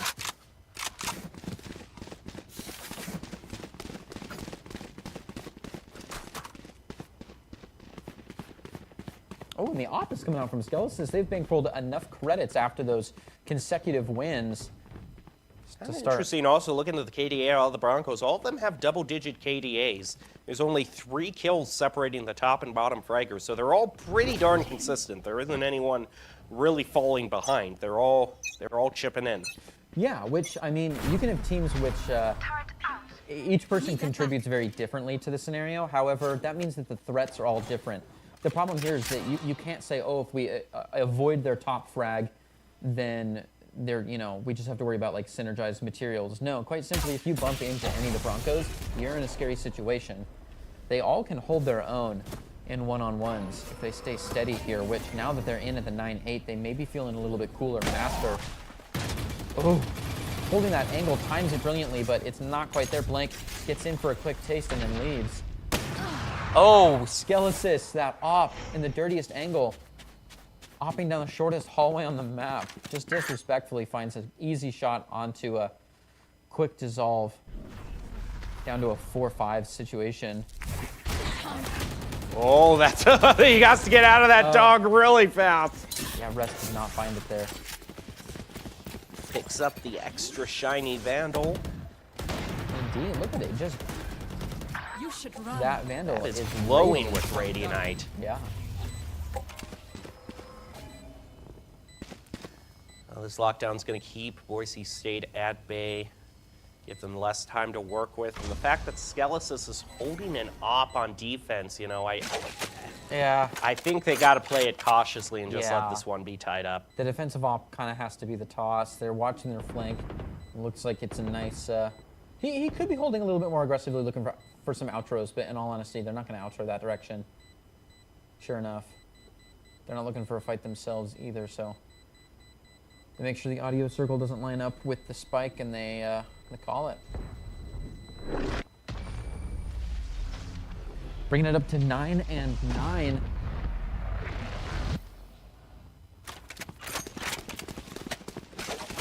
The back and forth on this one. It's been a tight map, this map. Skelesis is now holding op and knives on the defense. That's overkill. Hopefully he can get some overkills, as it looks like people are going to be streamlining the A site. And he's decided to take the op and the knives to A short. Could be a little bit of an off angle. Oh, but look at that. Oh, he turns away, has to tailwind out of there, but Oh, gets man. the Prestige, bails him out. Indeed he does. They left the spike in pocket. Consider their options. Now they've only got 4 players. They've split them up into 2 and 2, checking out the B area and A. Prestige sends the Trailblazer back around for some info. All they learned is that players are still there, so they've got to keep the defense distributed.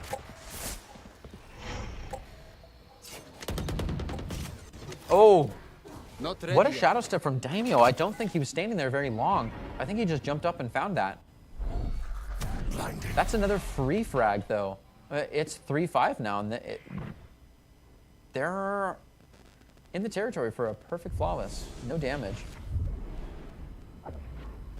Just surprise takes. Attack has got to move slow here. Rariana, another one. The silent killers, just one at a time. No trades have even come out. There's a chance for some actual firefight. Rariana plays into Graham with a little bit of backup. It looks like they were both shooting through the wall, though, there. And after a little bit of healing from the sky, everyone's back to full health. Oh, Camio's going to be the first one to go down, but it's a quick trade from Rariana to find him, a 3 of a kind. A near flawless, but it's all right. They get the defuse as well for some extra credits. Hand it over to Master so they My can get that ultimate is lockdown ready. online. That'll be Oh, nice no, to no, have you as don't they deserve cross the my border of double inventions. digits. They would love to find point 11, 12 before double digits come out from Rochester. Boise State on the cusp of pushing themselves into a game 3, and hopefully a map as comfortable as this one so that they can keep themselves in the bracket. Of course, Rochester would love to see that round of 8 bracket as well. And make it to the next stage towards the finals.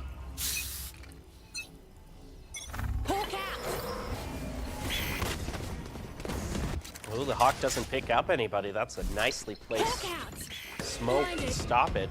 Prestige will get a blind on that second, however. Force the Hawk on cooldown.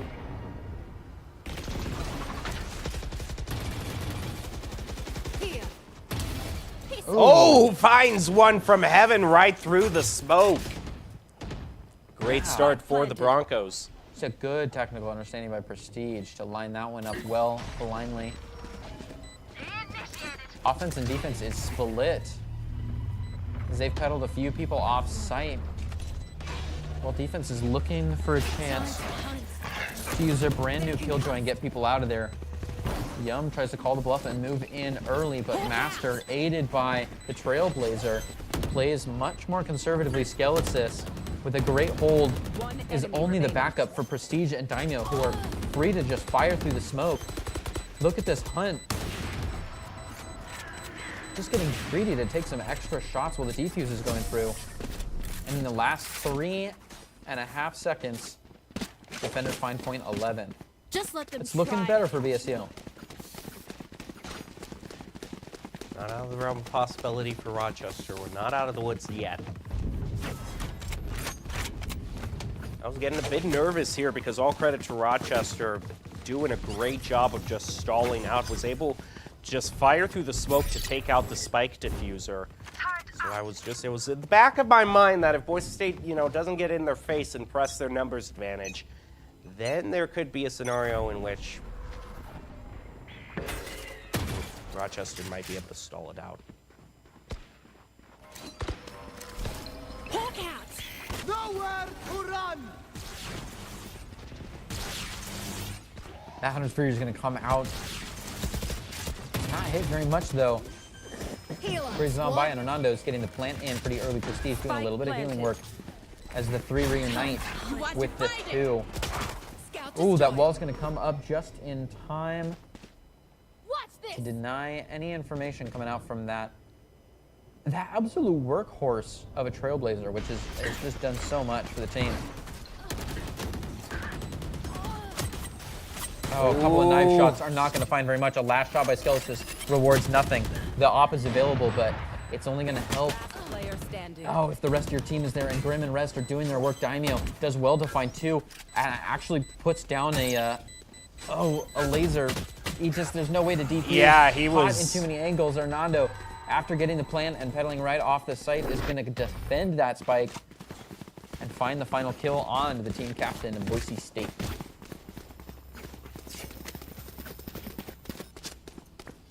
Should I play some stars in this reality?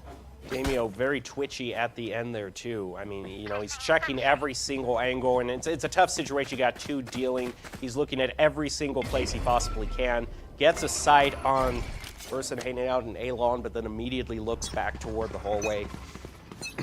Tough scenario to deal with.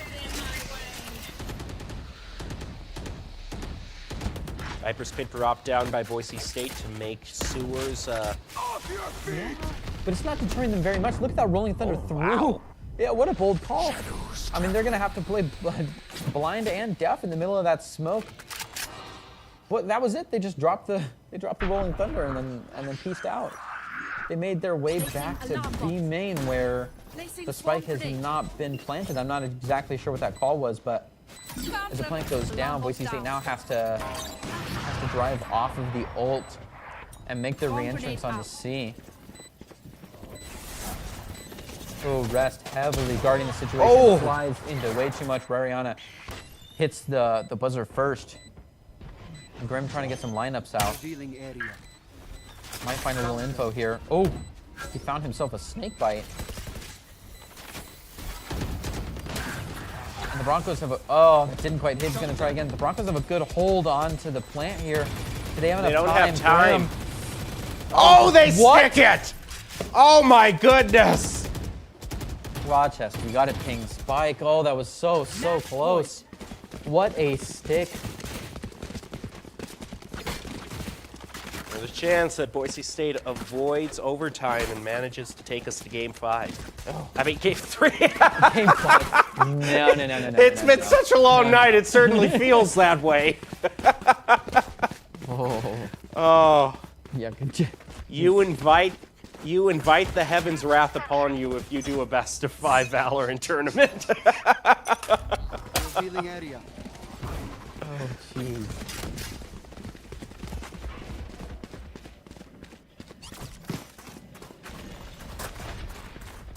Push toward A to start things out for Rochester. The KJ util is going to be taken out. It gives a little bit of information, Boise State, where Warriors are pushing through. They've taken Heaven as well. Boise State didn't really have too many positioned up on A. Excuse me, they're positioned below Heaven. Sky was up, but gave up that Heaven position. Going to allow Daimyo to take it instead. Seekers try to help Broncos in the retake. One of them is going to get taken out to start out with. And one-way smoke helping the Broncos. Prestige and Skelesis getting the pick. Rariana trying to bring it home. And we are going to be going on to Bind as soon. Oh, okay. Yeah, you don't want to lose it like that. You know what? Okay. So now The real question is, I think you gotta ask, is how much was Lotus potentially a Warriors pick? Or is it just their main stage of they have drilled this down and they are ready to play on it? Maybe Boise State, you know, from past matches I've seen with Boise State, they do kind of prefer the classics. Yeah, I'll give you that for sure. They've definitely had the most practice there. And interesting that you bring up, was Lotus a big Warriors pick? Because I was considering, was Haven just a really big Broncos pick, and they might fall short on Bind. But it could be a little bit of both, that they both have their specialties and they've got to showcase their playground of choice. But now we're back onto a field that I'm not exactly sure where the dice rolls there. So we'll have to see who performs better on Bind and what the disparity between attack and defense looks like. Again, Boise State has a chance to attack first on Bind. Odd, not often that you get to see a team attack 3 times in a row. But also, what a testimony onto how intense it is in this bracketed postseason. Yeah. All the games, you know, we've had a drought of full 3-round matches for the whole season, and then the first 2, right, in playoff season do go all 3 games. Yeah, it could be like that for most of the bracket. I know that people definitely fought hard through the 2 weeks of LCQ just the same, with the LCQ lingering effects of these 18. We're technically in an 18 seed bracket, not just a 16. And oh, good luck and Godspeed to those 4 teams that have an extra hurdle to jump before making it to the even playing field of the 8 bracket that we have our 4 teams today fighting for. And they're going to continue fighting Rochester and Boise State up in this next one. Bind. It's 1-1, but that doesn't tell the whole story. 3-13 on the first map. And what was the finishing score on this last one? The finishing score, I think it was 13-10. 13-10. Very 13-10, 13-11. It was either one of those. But I think it was 13-10. Yeah. Right on into it. Bind. What are our differences in characters that we see on Bind? Because we've seen a real. Well, threat. I think the Raze is going to come out. The I Raze mean, has to you come know, back out. not Do as you many think Jets. The that we're going to Raze. see top frag double Yorus again? It's not a question I get to ask you very I know often. I know a certain person is really hoping it, but I know for sure Boise State isn't a team that prefers Yoru too much. And so I think it's strange we haven't seen. that could be the difference. If Rochester just goes Yoru, I'm serious. You think so? Yoru was definitely a strong presence, and I mean, what really blew my mind is how off guard people were with the Yoru. Even people, and I mean, they both had Yoru on their team, but the people who weren't playing Yoru were nonstop hitting the fake Yoru or being surprised by like pop flashes, and it was a tough one. It was a little bit of a scramble, but I feel like we haven't seen a chamber at all today, and that's weird. I mean, I expected a chamber to come out faster than an He's Astro. been nerfed so heavily into the dust is the thing. But, you know, it could be a possibility. All right, here's a few replays from that roller coaster of a second round. One that's going to drive us to the full 3-game series. Yeah, Boise State University came alive on this one, but it wasn't as strong as the way Rochester played on map 1. And it's a little bit worrying for them. Maybe Rochester can pull it back together and find That's map another 3. thing, too. Boise State just barely eked out the win here, whereas Rochester had a very huge sweep on the first. So It's very true. We had some exciting plays on this last one.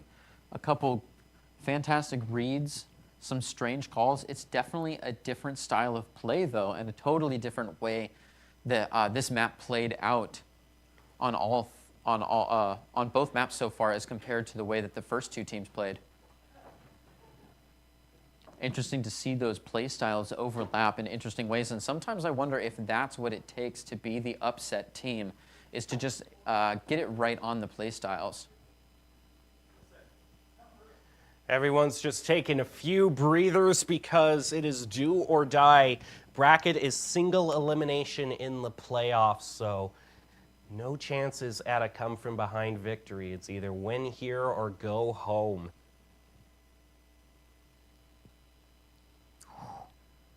That was a good play by Blank.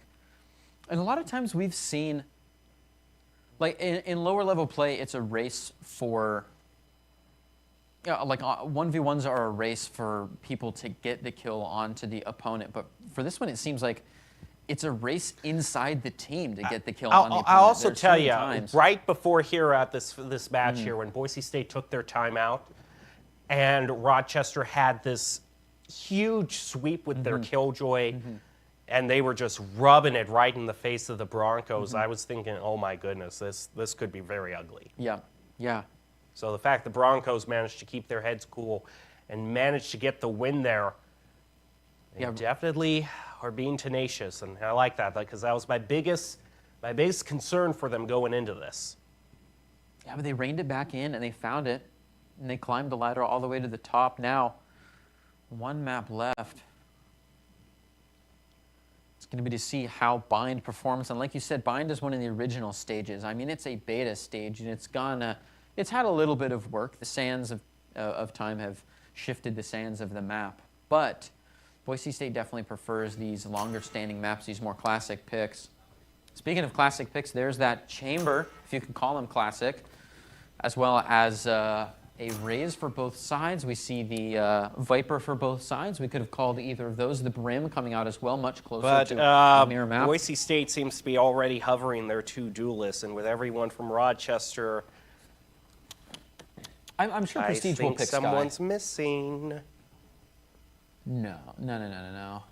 We're not missing anybody. This is the whole squad right here. Prestige always picks Sky for a nice mirror matchup save. For No, the it's not Sentinel quite difference. mirrored. There's Boise a State Sentinel is difference, forgoing yeah. a Sentinel, which we're actually seeing that. We're seeing kind of the two controller, two duelist load up be brought out. Yeah. It's the first and maybe only the only time tonight we're going to see Chamber. So here we go, Boise State versus Rochester University Broncos versus the Warriors. Who is going to claim victory in the decider on Bind?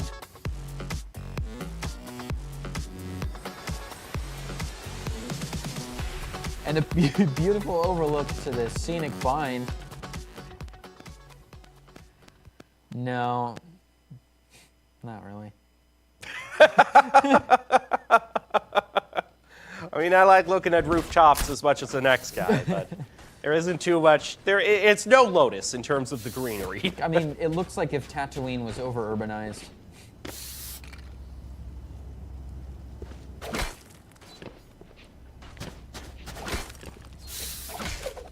In other news, it looks like a nice hold onto A. Oh. Synergized utility for B-side Rochester to just go funneling in. I thought for sure they'd had some kind of, well, speaking of funneling in, look at this high pace. Whoa! The Frenzy grabs a couple of headshots, but Phineas Gage and company will live through those headshots. Prestige. Wow, what? The Headhunter comes in with a one-tap headshot. Yeah, that was all gun diff because they both definitely took a dink there. The Headhunter saves him a point there, and he's going to fall back just to take a breather. As he faces the battlefield, it's not quite going to make it on time, and Daimyo is going to get that one with the Frenzy. Master goes down to Hernando, and Blank takes another one. Skill assist, though, to enemy return. The remaining. back and forth is surreal. It's down to a 1-2, and the Blank's already off Blank. Oh, Blank finds it. And they do a little bit of a utility dump here, which is strange. But they made it out. Defenders took that one.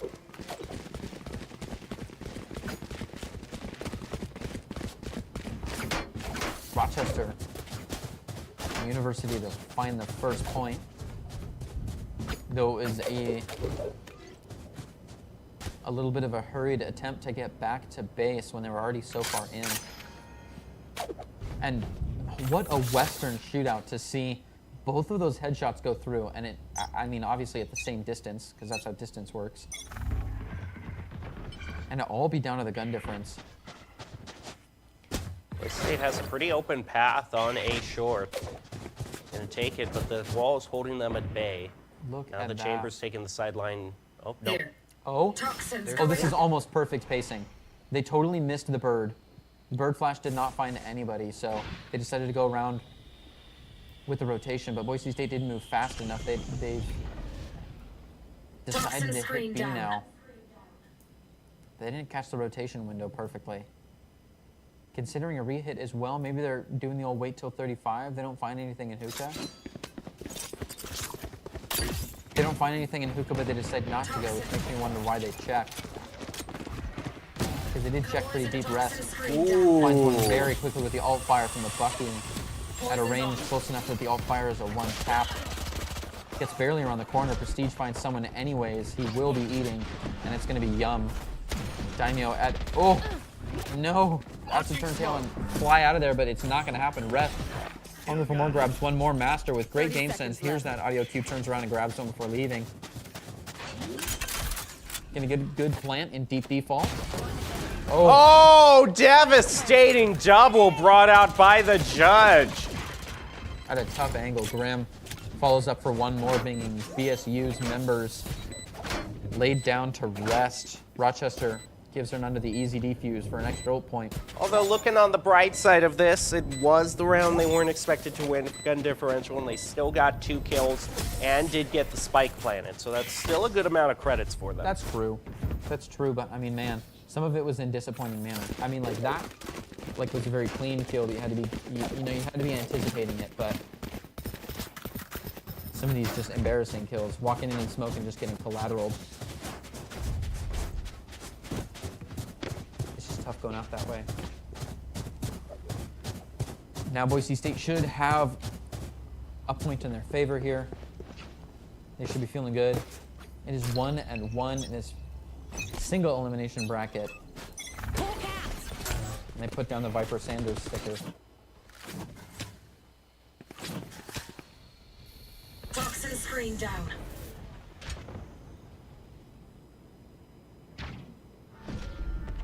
Oh, teleport comes out from Rochester. Ooh.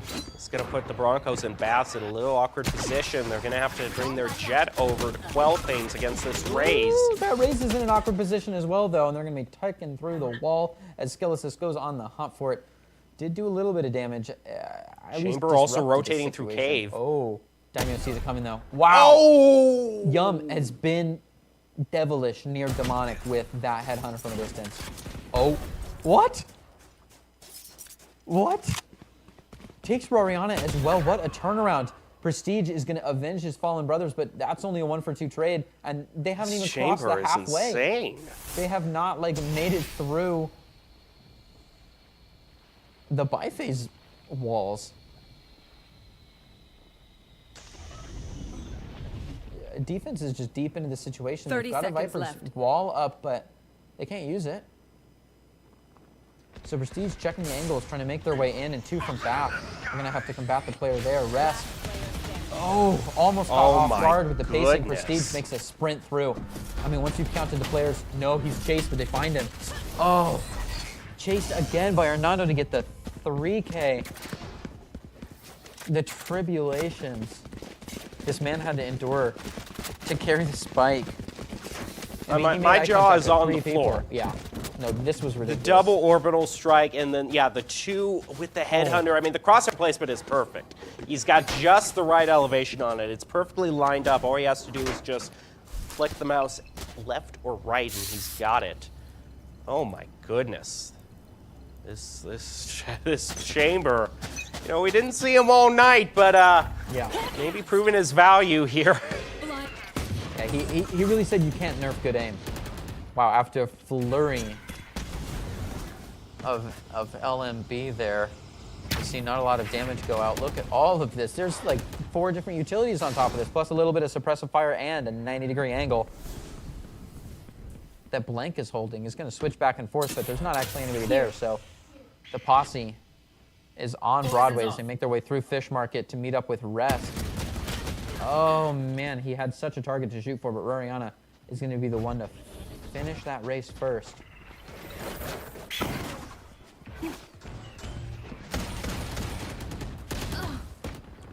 Daimyo makes a couple of shots into the air to let the opposing team know where he's at, and they come and pick him up from school. Grim to find 2, Hernando to get 1, and Grim comes back around for that 3rd. Bring a .4 for Rochester. It's looking tough. If you were a Boise State fan, this kind of the worst case scenario, kind of what everyone was worrying about was their peak haven. Yeah. Was that just simply their best stage, and that was the one that they manage to get the victory on. And once they go over to Bind, they're much more in Rochester's wheelhouse. But only 4 rounds have passed. It seems like it's a landslide, but there's a lot of time left. Still 8 rounds in the first half. Boise State is going to leave. Spike in the pocket. Look at this push up through to Fountain under the cover of the smoke. And it's going to be an even trade back and forth. Boise State comes back out on top of it, 3-2. The remaining 2 survivors from Rochester are going to be left on A. Ooh. And there's a very, very shiny prize in that op left by Yum. Of course, Boise State's attacking, so they might not even pick it up. They just might let it expire.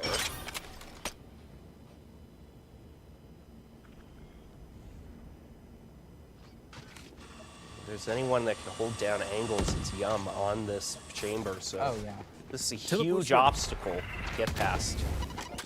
They do smoke him off. He has to bring out the shorty. Moves through the molly, goes right into the smoke. Oh, he tries to get the shot on the spike planter, but Boise State, they lose it, but they still manage to get the spike planted. Now they're going to move back. And the Viper's Pit spent by Boise State as well. They want to secure this round by any cost. I mean, you said it before. Trading an ult for a round is worth it every time. Ariana using that bubble to play around. Grabs that 4 kill, doing excellent. A good point to have. Can they snowball it is the big question. I mean, that's probably the creds they need, especially after a big buy round like that.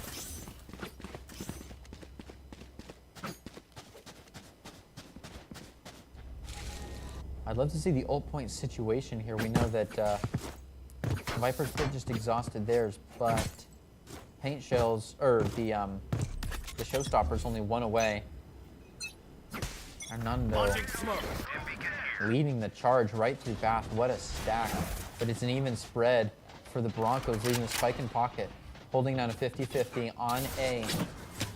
And just careening on in through B, maybe a little carelessly, as Yum is holding a dangerous angle with the tour de force. Waiting for Daimyo to misstep. Dangerous angle to peek with this Showstopper. Yeah, Daimyo playing this one very cautiously. Yeah. Good to see him doing it, though. Boise State, meanwhile, coalescing around A short for a possible push. Rest waiting in hookah should a quick teleport come out. Yum positioning himself closer and closer towards Daimyo.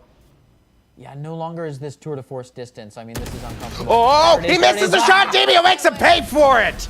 Woo. I've got your trail. And just like that, the round is changed. Boise State has a new spring in their step, but it's still a trade 1 apiece. Both of them are down to 3 apiece. Showstopper taken out, and Grim stops Boise State's Showstopper right in its tracks. Orbital Strike also expended by Boise State. Everything being used and the spike isn't even planted. Oh, wow. Daimyo Last player finds one standing. very nearly. Got Hernando, but Hernando had the cabbages on his side, and Daimyo was flushed out of there. Grabbed one on the 10 way out, but now it's to seconds. Fernandez and Grim. And Grim is going to close it up on Master. Wow. All of that patience from Daimyo. Just a ridiculous play, and all that patience paid off when he caught it, and he had the knives out. When he popped the knives, he was a menace.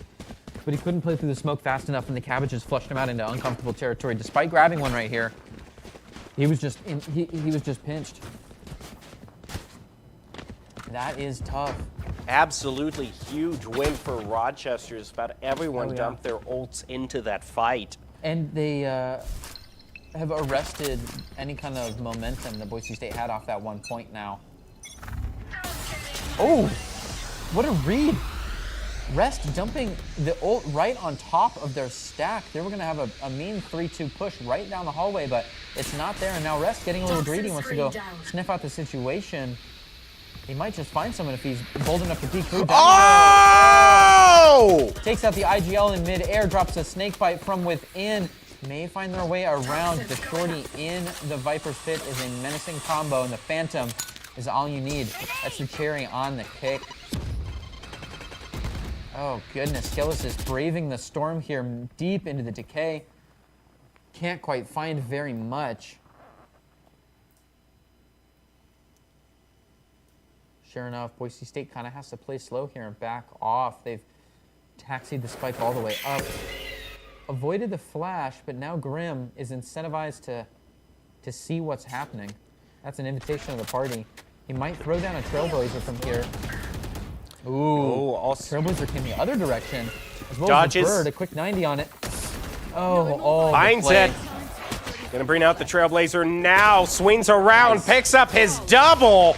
And my, it may be getting close to winter, but you better keep your air conditioning running because Rochester is hot right now. Warriors go up to a 6-1 lead, and very nice play by their Sky. Up here, holds the close angle, dodges the smoke, and very nice on the spray transfer, is able to find his headshot. Wow.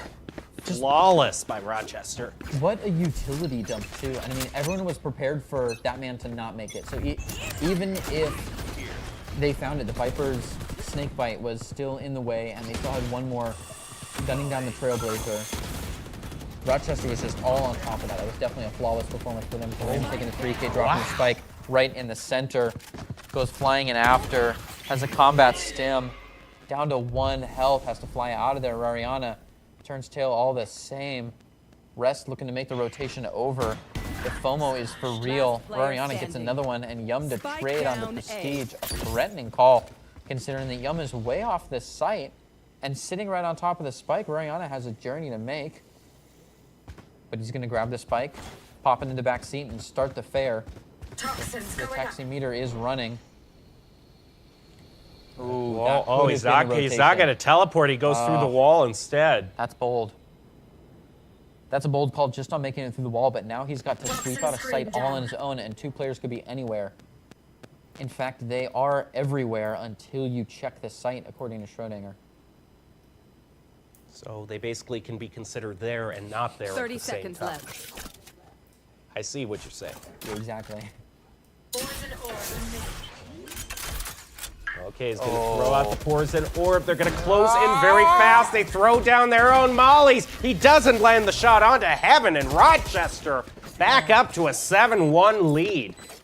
They want to move on, prove that the top-seeded team deserves to move on. Nice job by the Warriors. The Broncos are making the Warriors fight for it, but, like, sometimes the margin's big.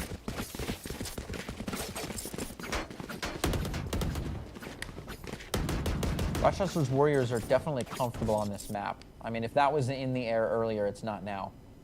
Boise State knows their way around, but they're not quite holding it together. And it's going to be another, I think, much-needed timeout coming from Skelesis on the side of the Broncos. We'll have a timeout, probably one of the most crucial, because this is the timeout that decides the Broncos season.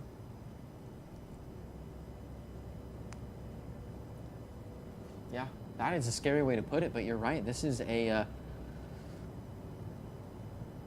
tournament where one loss means you are out of the bracket. I mean, heck, in the regular season, one loss was enough to take you out of qualifying for the playoffs normally.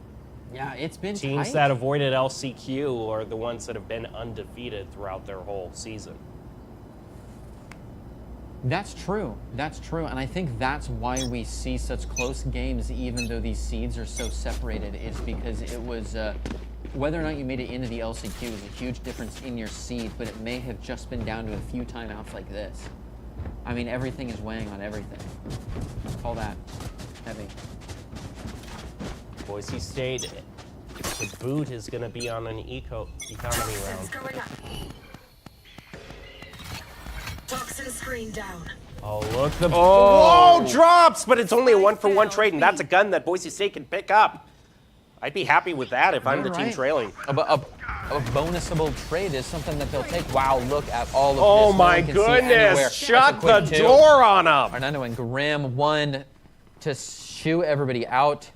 Stuck between a rock and a hard place. Grim will find you, or Arnando's shot will master. Is just waiting for this to go down, and as soon as it does, he's got him. No, the flick was almost there.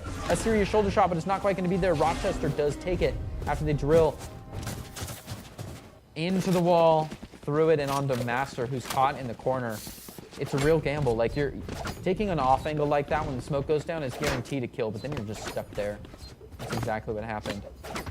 A tough thing to see. That was a quick round. That's 2 times now total that we have seen Boise State take a break.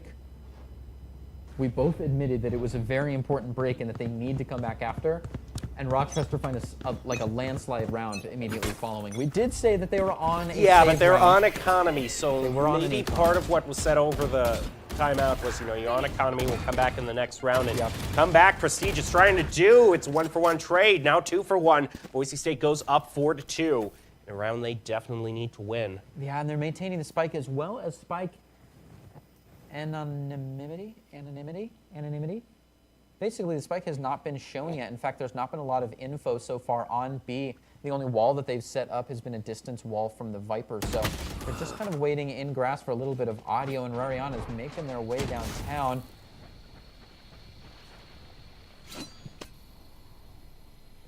Ooh, Rest foregoing the ult orb just to get a little deeper in. Clearly on a mission here. Nobody sprints past an ult orb with a knife. Oh, but it might be worth it. No, Prestige doing well to watch the flank. It has been a quiet round this round. Boise State looking much, much better here, as it is clearly a save from the Warriors. Looking to keep that Vandal, ready. whose buddy matches the skin, and I admire it.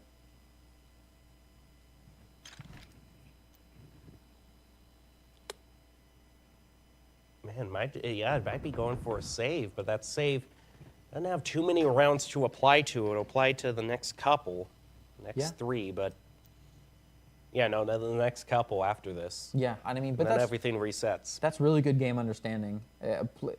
If your odds, if the impact you can do with that gun is more next round than it is this round, you should save it for next round.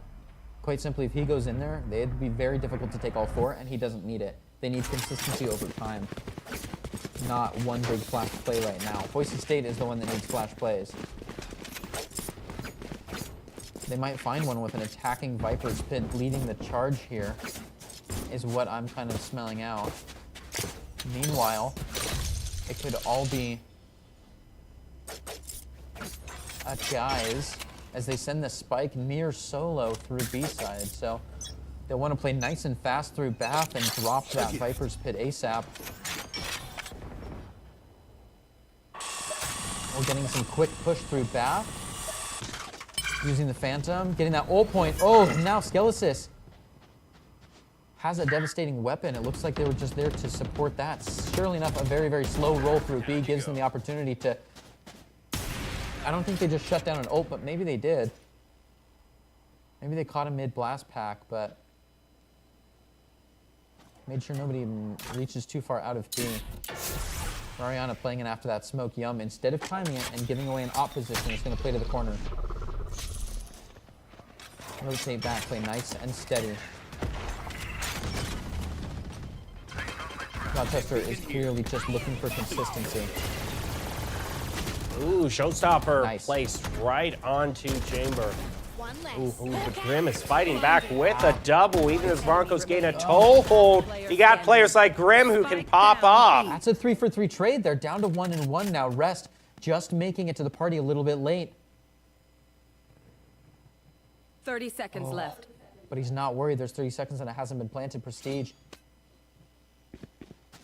Prestige, Oh, freshman. beats the rotate? Oh, I was going to say Prestige is freshman at Boise State. First competitive season.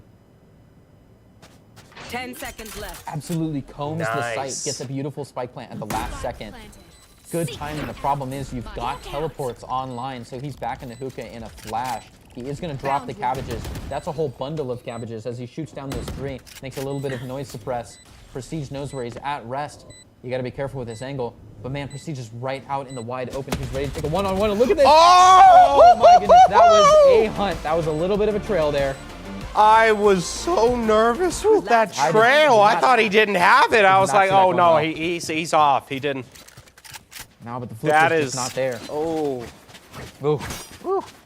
All right, Boise State. picked up 3. Take round 3. Yeah, they could be looking at a 9-3. They could be looking at an 8-4.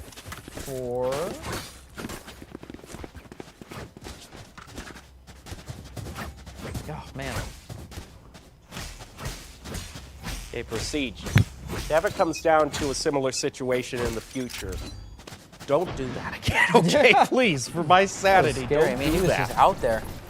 I mean, admittedly, it worked. It didn't give the defender enough time to survey the area. He just kind of forced the guy to gamble on an angle. Welcome to my world. Prestige with a very early planted. plant. They're feeling good. They own the area. They got that Viper's Pit down. This is their last chance to hold on to anything. Oh, Daimyo just under pressure from rest, just drilling through the smokes here. And they've got smokes on top of smokes. Grim looking to play a couple flashes in. It's not going to find very much, though, with all this sight denial. They're going to find something. I mean, man, you've got to be comfortable with this sight to get out of there in time. As the orbital strike comes down, it's not going to find very much, but it is going to make a big hole on the sight. Prestige trades places with Grim. Oh, does he know it's being diffused? He may not. Oh, man. Huge win. Okay, we're entering this in 9-3. Now, this was the exact same scoreline that Boise State had on Lotus, 9-3. It's true. And they fell quite spectacularly in the second half. Yeah, it was a flash finish by Rochester in the first match. So we'll have to see if they get flawless after flawless here, or if Boise State can fight back on the defense a little bit stronger than they did on map 1. A little under 30 seconds on the clock still.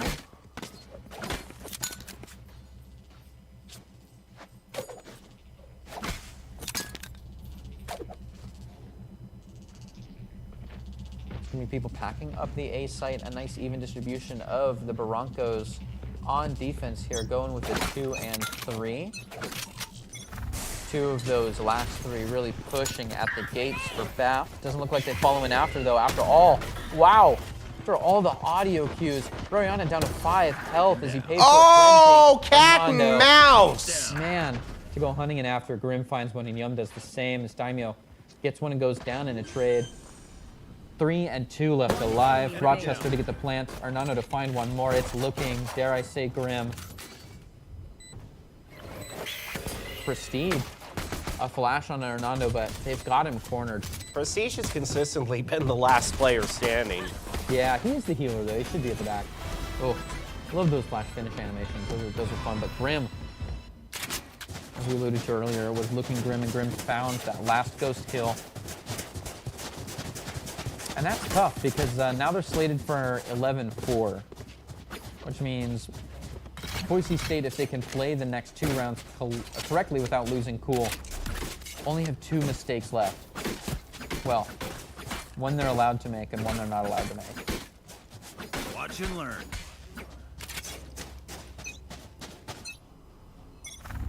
Stim beacon here. Stim goes on to a vast majority of Rochester. They're moving in past the smoke. Fully smoked. Makes their way past the teleporter. Has to get another wall. Prestige hanging out in tube. Just waiting, trying to have it lined up, and tries to right-click, but Grim is going to stop him right in his tracks. Blind thrown out through the smoke. Spike already down for Rochester. Master coming up through hookah. Daimyo is able to take out Blank, but Hernando locking it down from the point keeps Rochester with a healthy lead. Last player standing. 1 man left, Boise State. Looking to make a little bit more damage here before they give up the round. Just can't quite find it. I mean, they're playing a ghost against a judge in hookah. Just So he does go hard down. worker, standing in between us and victory.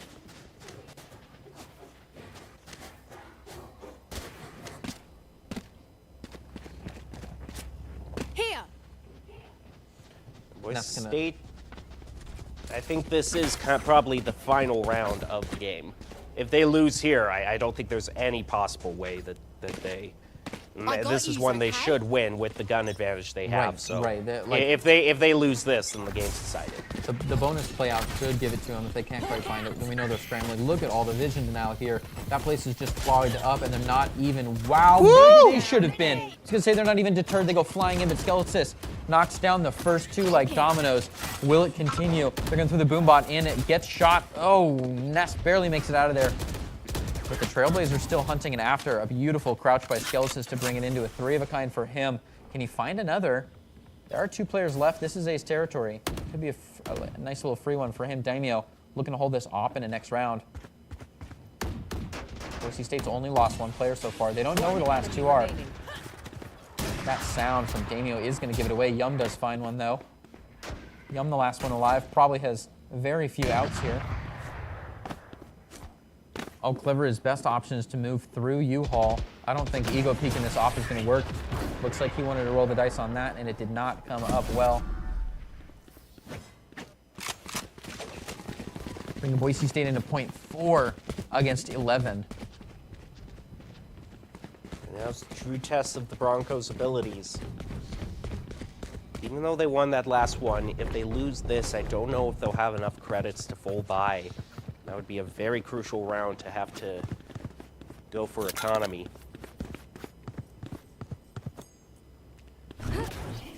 I mean, it's easy to say this when they have such a low margin of error, but I mean, this is a must-win round. Yep. Grenade!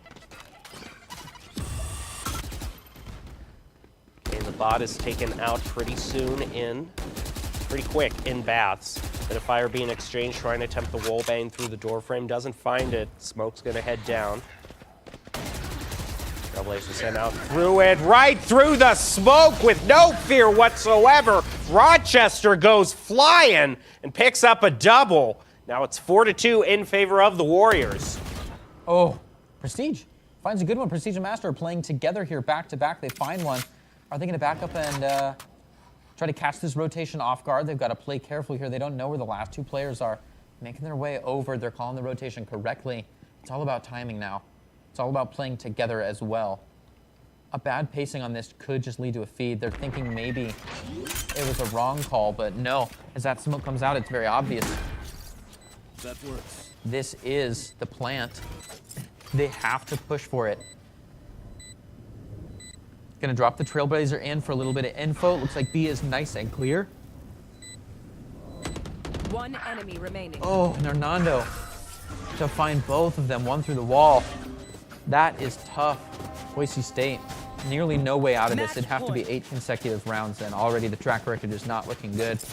Well, Rochester, your golden ticket to the round of 8 is dangling right in front of you. Just reach out, take it, and then we'll see you in the next round. They could be going up against potentially Fisher, if I remember correctly. Yeah, Fisher or Converse. Fisher or Converse, ooh. Man, these rounds are going to get so competitive. I mean, they're already so close, and we're just in the round of 16. Oh, I mean, you're going to have to yeah. tune in next. I mean, if you're an Ace Starlink fan, you got to tune in next week to see how the round of 8 is going to go, because this has been some of the best Valorant gameplay we've seen. All right, starting things off.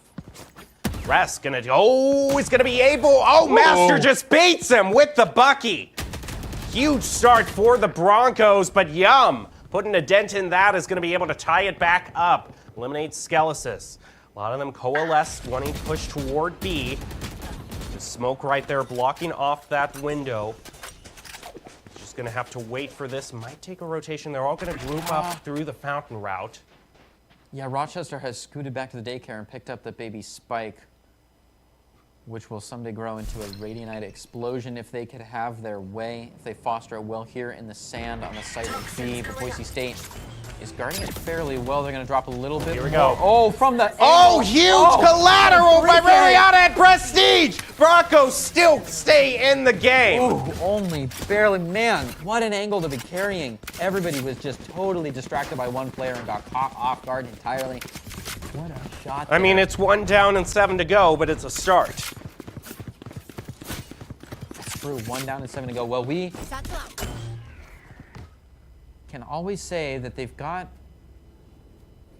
Yeah, they kept 4 players out of that, so they've got good econ to make it in the way through. They even got to pick up their skins of choice. After they walked over that absolute dog pile of fallen soldiers, now Rochester. Oh my, and a flash Scalasis! A little bit of back and forth. Scalasis does find one, but Rest goes down. Master is able to avenge him, bringing it to a 3 and 4 right at the start. Master makes a little bit of eye contact with some extra players coming around on a semi-flank. Smoke's down. Everybody's just holed right here in the A short. They can't really turn tail because then they'll just be met up with Prestige and company making the long way around here. Oh no. Huge pick by Graham. Absolutely that could massive. open it up for Rochester. If they but knew it. On They an own. economy round, no less. They're having to save for this. Gonna meet around the corner. Try to land the shot with the Bucky. Lands it, but Demio gets a double. There's just the chamber left. He has his tour de force, but he's got to go up against 2. And they're sitting on top of the spike, so his options are low here. He can try to flank, but they're at different angles. So even if he finds one, then it's down to a 1v1, and the tour de force will have already taken at least 2 shots. Oh, Daniel might catch him with the knife out. Oh, what a tantalizing taste of victory there. Oh, Daniel's it is so hot close. pursuit, and he gets him. It's just one-on-1. He breathes out the tour de force again. Can he land? He picks up the Vandal. That's huge. Can he take him out around the corner? Trying to get the tour de force. He lands a shot, and Rochester is moving on to the next round. What a spectacular finish from their chamber. That was insane. I thought it was either going to be with the Hedge Hunter or either the Tour de Force, and he picks up the Vandal. I'm thinking, oh, he's going to take that, and then he lands it with the Tour de Force in the end. What a spectacular finish. Down to the wire, just nail-biting, and we've seen so many nail-biting events today. That was overall a jam-packed day, but now we've got at least a couple of players that we know about going on to the round of 8, Yep. and a few fallen teams that have not quite made it out of the 18. Yeah, what an exciting finish. I don't want to say I'm literally shaking right now, because then I'd be living up to stereotypes, but you know, that was a very, very close match, and amazing to see the chamber, who we've been talking about was conspicuously absent throughout the whole day, is the one who closes it out in the end. Yeah, very exciting. I don't want to say I called it, but I was really hoping to see a little bit of chamber action to finish out the day. We saw some crazy flanks. I mean, talk about the mobility on this site. A lot of times you had to keep your head on a swivel throughout this match. It has been a tight one. Boise State fought hard and well, but Rochester is the one moving on to the next round. Yep, that's going to be it for today. But, of course, we want to give a thank you to all of our sponsors for helping to bring NASTAR League towards you. That's Extra Life, Dunkin', Pizza Hut, Alienware, Odyssey, Elixir, Monster Energy, the Los Angeles Comic-Con, ROTC, and, of course, Mavics Gaming Chairs, bringing what you're going to be seeing very soon here, the top 5 plays of the game, brought to you by Mavics Gaming Chairs. Mavics, feel the difference. And, of course, tune in throughout the rest of the week to catch all of the other playoff matches. And man, I'm so excited for next week in Valorant. It's going to be an insane postseason. But thank you for joining us tonight. We'll send you to the top 5 plays of the game.